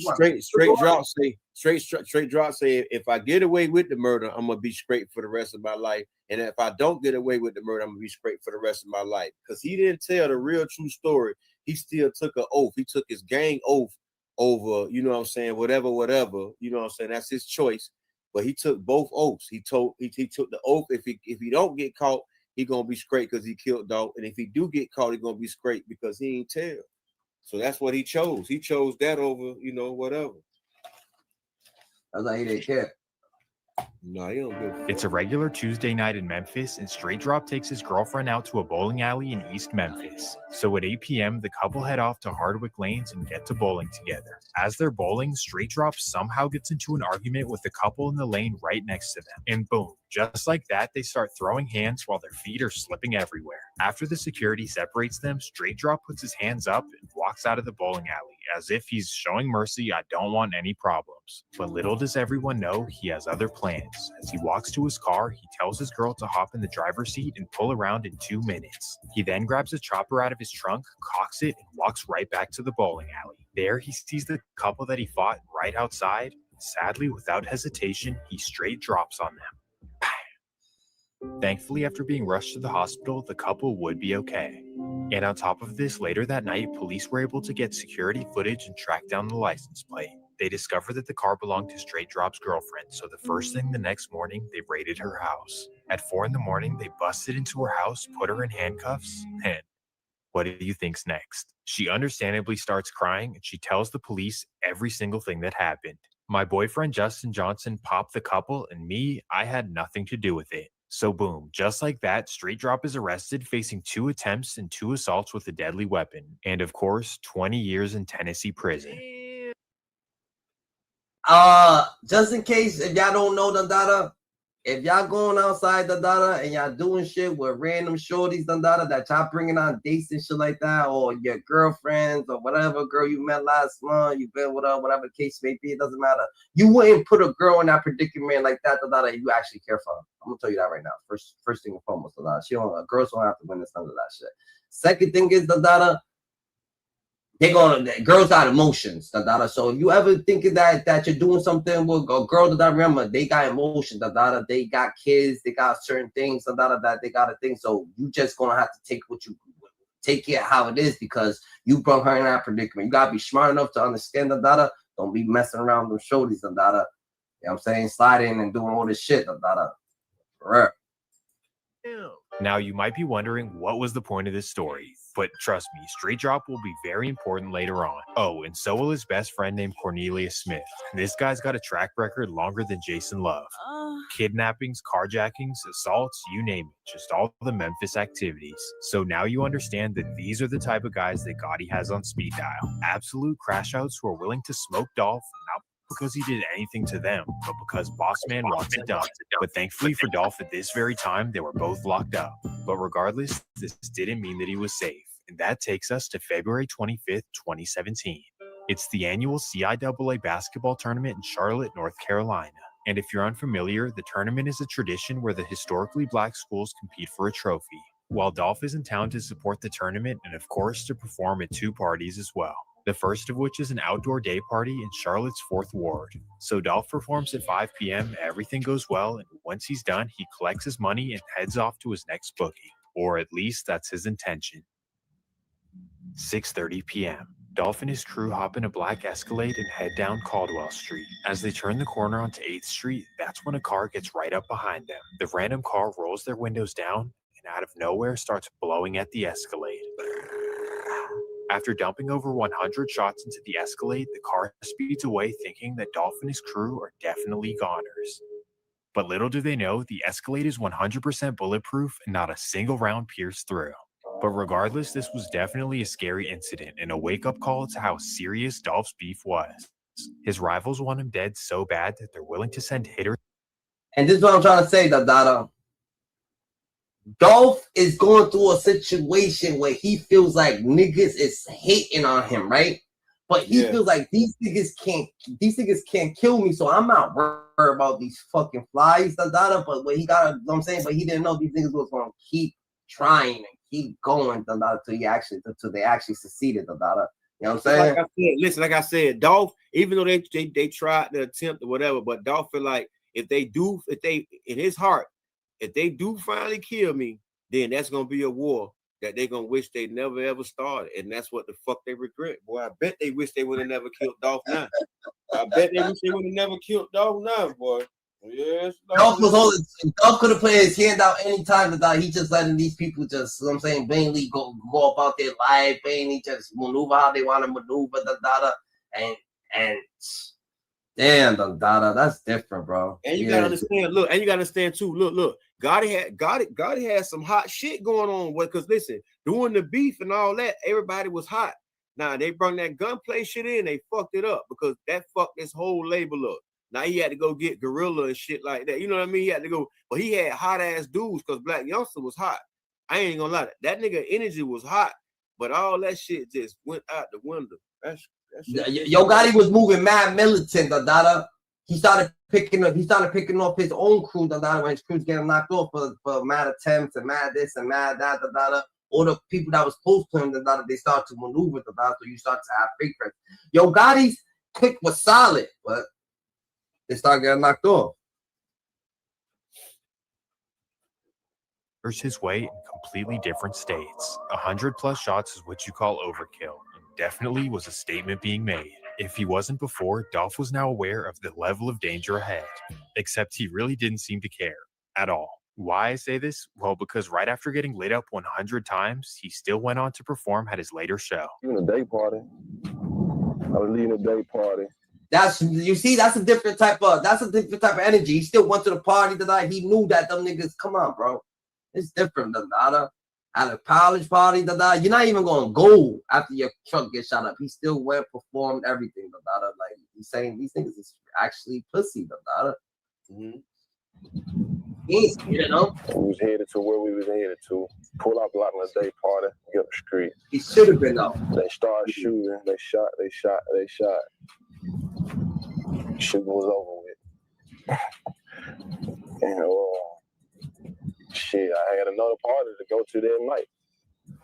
You know what I mean? So shit, we went and did our party that night.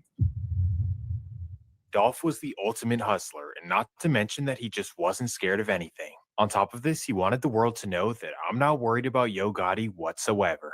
Just a month after the incident, Dolph would release a song called 100 Shots, alluding to everything that happened. So basically after this, the whole world knew that Yo Gotti was thirsty for Dolph's head. Pause.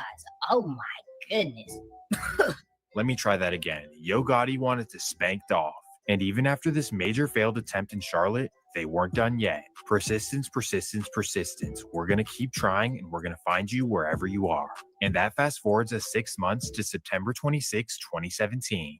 It's a Tuesday afternoon in Los Angeles, and young Dolph arrives in town for a show on Thursday. He lands around 2 p.m. and takes a limo with his crew to Hollywood, where he checks into the Lowe's Hotel. Shortly after checking in, he figures why not go outside and do some shopping. So by himself with no worries, he walks down to Shoe Palace on Hollywood Boulevard. As he's approaching the store, a gold Escalade is creeping up behind him. That's when 2 men spot Dolph, hop out of the Escalade, and run him down.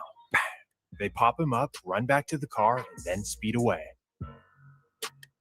Dolph knows that he's critically injured, so he runs into the shoe palace, flags down employees, and tells them to call an ambulance. But Damn, Dolph, man. Crazy, man. Dolph is moving differently, Dada. Like after your car gets shot up 100 times, Dada, like you just walk plainly by yourself. You just walking by yourself, Dada, to the. Like, come on, bro. He definitely took that shit for a joke, bro. I don't know what real street nigga gonna play like that. I don't know what he had going. I don't know, bro. When it be your time, it be your time, bro. Because ain't no way you slip that many times. It's no way, bro. It's no way you slip that many times, dog. And them niggas ain't slipping no times. Oh hell no, I ain't finna give you. Right. I'm not giving you me for free. I'm not finna. The hell, you gotta really, really do your job, boy. You just lady just walking outside by yourself. What are you doing, bro? Like, what are you doing, bro? You should automatically know it's serious. When the first attempt, you should automatically know it's serious. Okay, after that, you don't move by yourself or you move bulletproof. You always got somebody trailing you. You know what I'm saying? It's automatic. One thing for sure. If you in a car with a rap on it, you got shooters behind you. Because everybody gonna know that's you. So how the hell you ain't got no shooters behind you? Right. Always like that, bro. That shit different, bro. Especially that shit different, bro. That shit different. This dude. Thankfully, the ambulance arrives in under 5 minutes and Dolph is rushed to the hospital. Regardless, it's still very serious as Dolph is listed as critical condition. Bullets fly near the Hollywood Walk of Fame. Tourists ducking and a rap artist was hit and seriously injured. Tonight, police say an ugly rivalry may be behind that shooting. Meanwhile, while Dolph is in there fighting for his life, the suspects crash the Escalade in the Hollywood Hills. They try their best to run away on foot, but little do they know Los Angeles has helicopters in the sky. So within minutes, 2 arrests are made. As the news breaks of Dolph getting shot, everyone in the world is wondering what the heck happened. Was this a robbery gone wrong, or did Dolph have beef with someone in LA? Because there's definitely no way that his rivals in Memphis went all the way to California to get him. And to do this on Hollywood Boulevard in front of everyone? Nah, no chance. But little did people know the dudes in Memphis are different. A man has been arrested in connection with the shooting of rapper Young Dolph. Police booked Corey McClendon from Memphis, Tennessee for attempted murder.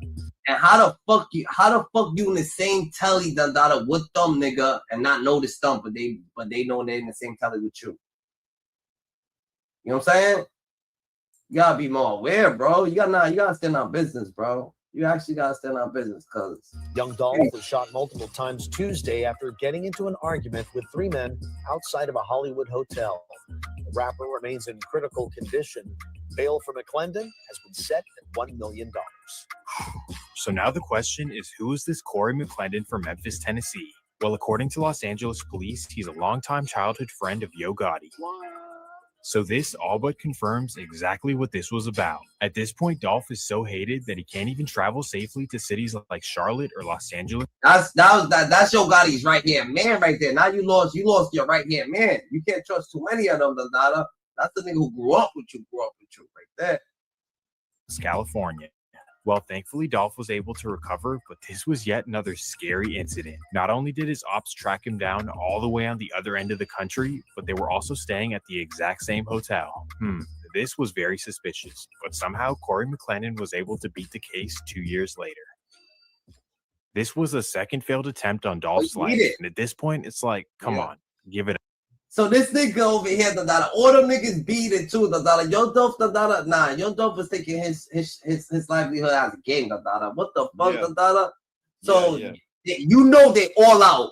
You know niggas actually all shot at you, and you just plainly just don't care, Dada. Just showing that they a hoe. You just walking around by yourself, showing that you walking around by yourself. What you trying? I think to me personally, I think Young Dolph know that person that really got the beef, they ain't gonna never run into each other to handle that. So that's why he really weren't worried about nobody, because he thought really it was personal one-on-one. But now he's you know what I'm saying? Them niggas cheated.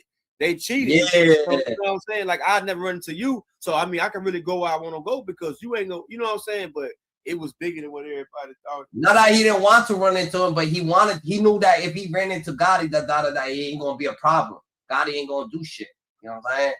Yeah. Like he come on now. He's working with, and that's like your older brother selling for me. Your older brother used to sell for me, Dada. So your older brother is selling for Dolph.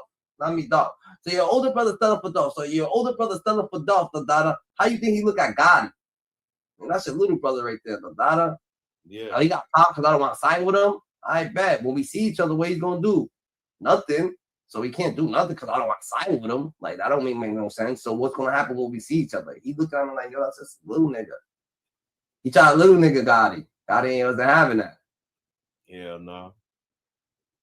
It up. First of all, from what we know, the beef isn't that deep. It's just simple jealousy. That's it. And thankfully, for the meantime, the attempts on Dolph's life would calm down. Just peace, prosperity, and elevation for Dolph's life. For the next few years, the CMG side was focused on building up their record label, and Dolph was turning into a global star. Both sides were absolutely thriving and definitely putting on for Memphis. So because of this, there was really no need to. So every attempt that they put on Young Dolph, they just made him bigger. So them thinking that they was doing bigger things, because they got this nigga hurt and he's not making music, but it backfired. All they shit backfired on him and only made this nigga bigger. Now this nigga got shot in Cali, 5 times, survived, put it on music, saying he's the next Tupac, all this other shit, Now what? It backfired on you. Now this nigga's more clouded up. That shit's different. To beef at all. It even got to the point that Dolph started rolling around Memphis by himself in his flashy cars. The bottom line is that after the Los Angeles shooting, it was a very good 4 years for both sides. So in everyone's minds by 2021, the beef is pretty much a memory. But little did people know, for whatever reason, the CMG side was still as motivated as ever to spank Dolph.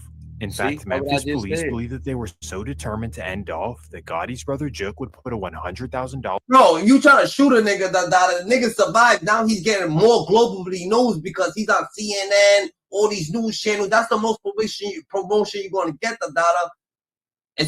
now you're really mad. Now you're in your feelings. Now you're really trying to, oh yeah, we gonna have to kill this nigga, for real, We already shot him, he's a bitch, so we might as well just wipe his nose, This thing's getting bigger than what it is. Nigga, that's mad.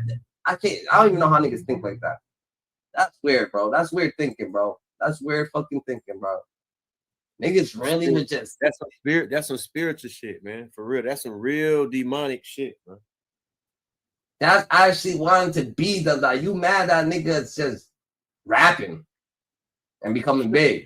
Like, what the fuck you mad at niggas over here rapping, coming big? I guess it's like really where you from, people, like I say, you don't know how them niggas really rock. Look at Say So P. Just got killed when he went back to Memphis, man. I don't know. Memphis might just be different, man. For real.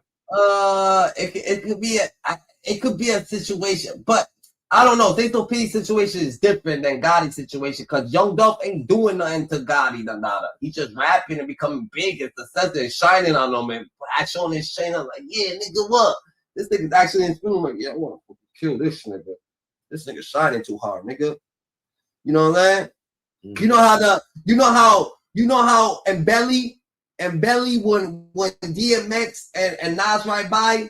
And that nigga that played in Menace to Society, he got the banana in his mouth, and he's chewing it. He's like, yeah. These niggas, you gonna have to chop a dime with them niggas, Them niggas, but this is what he's thinking, Yo Gotti's eating the banana, He's like, oh, yeah, these niggas shot in, yo, we gotta kill these niggas, We gotta kill these niggas, You know what I'm saying? He's thinking a whole different dynamic. Like, these niggas shining too much. What the fuck? Yo, why these niggas shining? They're having too much fun over there. Yo, we want to kill these niggas. They're having too much fun over there. Yo, come sign us. He could have chilled with them. He could have pulled up with them. He could party with them. But no, he's like, no, you got to come sign with us. Nah, fuck out of here. You want to chill? We could chill, nigga. You want to ask your brother about me, your older brother. You heard? Dollar bounty on his head. And that makes your Gotti even feel even a bigger way. That means that, hold on, your name is CG. Cocaine Music Label. Your name is Cocaine Music Label. That means that you should be giving your brother the handout. Why the fuck your brother coming over here for a handout? Or you're not fucking with your brother? Or you just that's not who you are? Who knows? But no matter what, it's not a big thing over here. It's no biggie over here. We get it. So here, Big Jook, you good? We ain't worried about that shit, nigga. That's small shit to a giant. That takes us to mid-November 2021. Dolph is back home in South Memphis visiting family and friends and driving around in his signature camo-wrapped Corvette. Obviously, just being in Memphis alone is a risk, but driving around in the car that you post all over the internet... And guess how Big Juke feels now? Now that Big Juke was taking all that shit from his brother Dundada, and he was from Dolph Dundada, and now that he wants to go back with his brother, guess where his brother goes? Oh shit, this nigga fucks with him, Dundada. So I'm gonna go over here and fuck with Big Juke Dundada, see, you know what I'm saying, if I can get, you know what I'm saying, something going on or something like that. So he starts being best friends, the brother best friends, Dundada again, Dundada starts talking to his brother again, you know what I'm saying, see what's gonna happen. And his brother, you know what his brother does? His brother starts feeling the envy, like, yo, fuck young Dolph. My brother loves me again. He's giving me, don't say everything that Dolph was giving me, but he's giving me back, and it's my brother. Like, nigga, shut your bitch ass up. Oh, no. Excuse my language. R.I.P. to Big Dick. My goodness, man. Maybe he thought the camouflage would make him invisible, but that's really not how it works. Or maybe he just didn't think he was in danger and had no clue about the $100,000 bounty on his head. But unfortunately, the hitters from the other side know all about the bounty, and once they get word that Dolph is in town, they get ready to lurk. Well, that takes us back to some people that I introduced earlier. First, we have Justin Johnson, also known as Straight Drop. Wait, wasn't this the guy who lit up the bowling alley and got arrested for it? Yep, that's him, and he was facing 20 years in prison. However, Memphis is so lenient on crime that he only did 6 months in jail before being released. What the hell? And because of this negligence, he was right back to the life of crime in the streets. And secondly, we have Straight Drop's best friend, a man named Cornelius Smith. And this guy, well, he was supposed to be in prison as well for carjacking and for kidnapping. However, in typical Memphis fashion, a judge let him off easy once again. Well, because of this, the duo were back together in the streets and hungry for that alleged $100,000 bounty. While Dolph is casually riding around Memphis in his Corvette. You know why these niggas got crazy charges, right? Because I feel like over there is a little bit, laws is stricter over there, actually. So they be like, oh yeah, this nigga did kidnapping. He kidnapped this person. He kidnapped this person. Or he did this. But in real actuality, the kid didn't really kidnap him. That's what it really is. That's why you let him go. Yeah. They did say they're going to charge him with kidnapping, but in real actuality, he didn't have no intention of fucking kidnapping. He was pulling the bitch out the car and leaving her. It's not, you know what I'm saying? Or whatever the case may be. So, you know what I'm saying? Yeah, it comes to that conclusion every time. Mm-hmm. That's what they charge him with brutal crimes, but they can't really think about, oh shit. These two are riding around looking. So these niggas looking like the harshest niggas, the most toughest. Nah, these niggas the most, you know what I'm saying? They're not, you know what I'm saying? Relax, you know what I'm saying? For him. And that takes us to November 17th, 2021, 12:15 p.m. Dolph leaves his grandma's house in South Memphis and heads to a local bake shop called Makita's Cookies. After getting a couple of cookies and supporting the local business, he walks back out to his Corvette. But little does he know, Straight Drop and Cornelius know exactly where he's at and they're on their way. So while Dolph is standing outside his car not paying attention, Straight Drop and Cornelius pull up in a white Mercedes that they stole the day before. As soon as they spot Dolph, they instantly stop the car and hop out with choppers. And without hesitation, they start unleashing. After carrying out the hit, they speed off and head to a local neighborhood called Orange Mound. And here's where they arrive at the house of an associate named Hernandez Govan. Without wiping down the car, tossing blicks, changing license plates, nothing. They simply park in his driveway and walk inside in the same clothes they did the hit in. Now, why exactly are they there? Well, police say that they're there to collect the money from Jug, except that Govan is the middleman. So they inform him that they completed the job and they discuss where the payment will come from.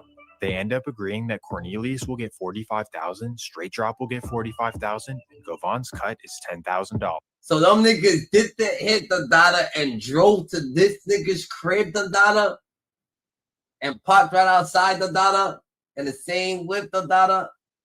That's different. That's different to get the bag. That's crazy, bro. That's how you know that they didn't. That's how you know that they really didn't. They didn't have no type of intentions of killing young Dolph. It was only for the money. Yeah. Because they was like, yo, we killed this thing. We better go get the money, nigga. We can't get burnt, nigga. Let's go get the money. Killed them. Oh, shit, go right to the money. Fuck that. We might have to go right to the money.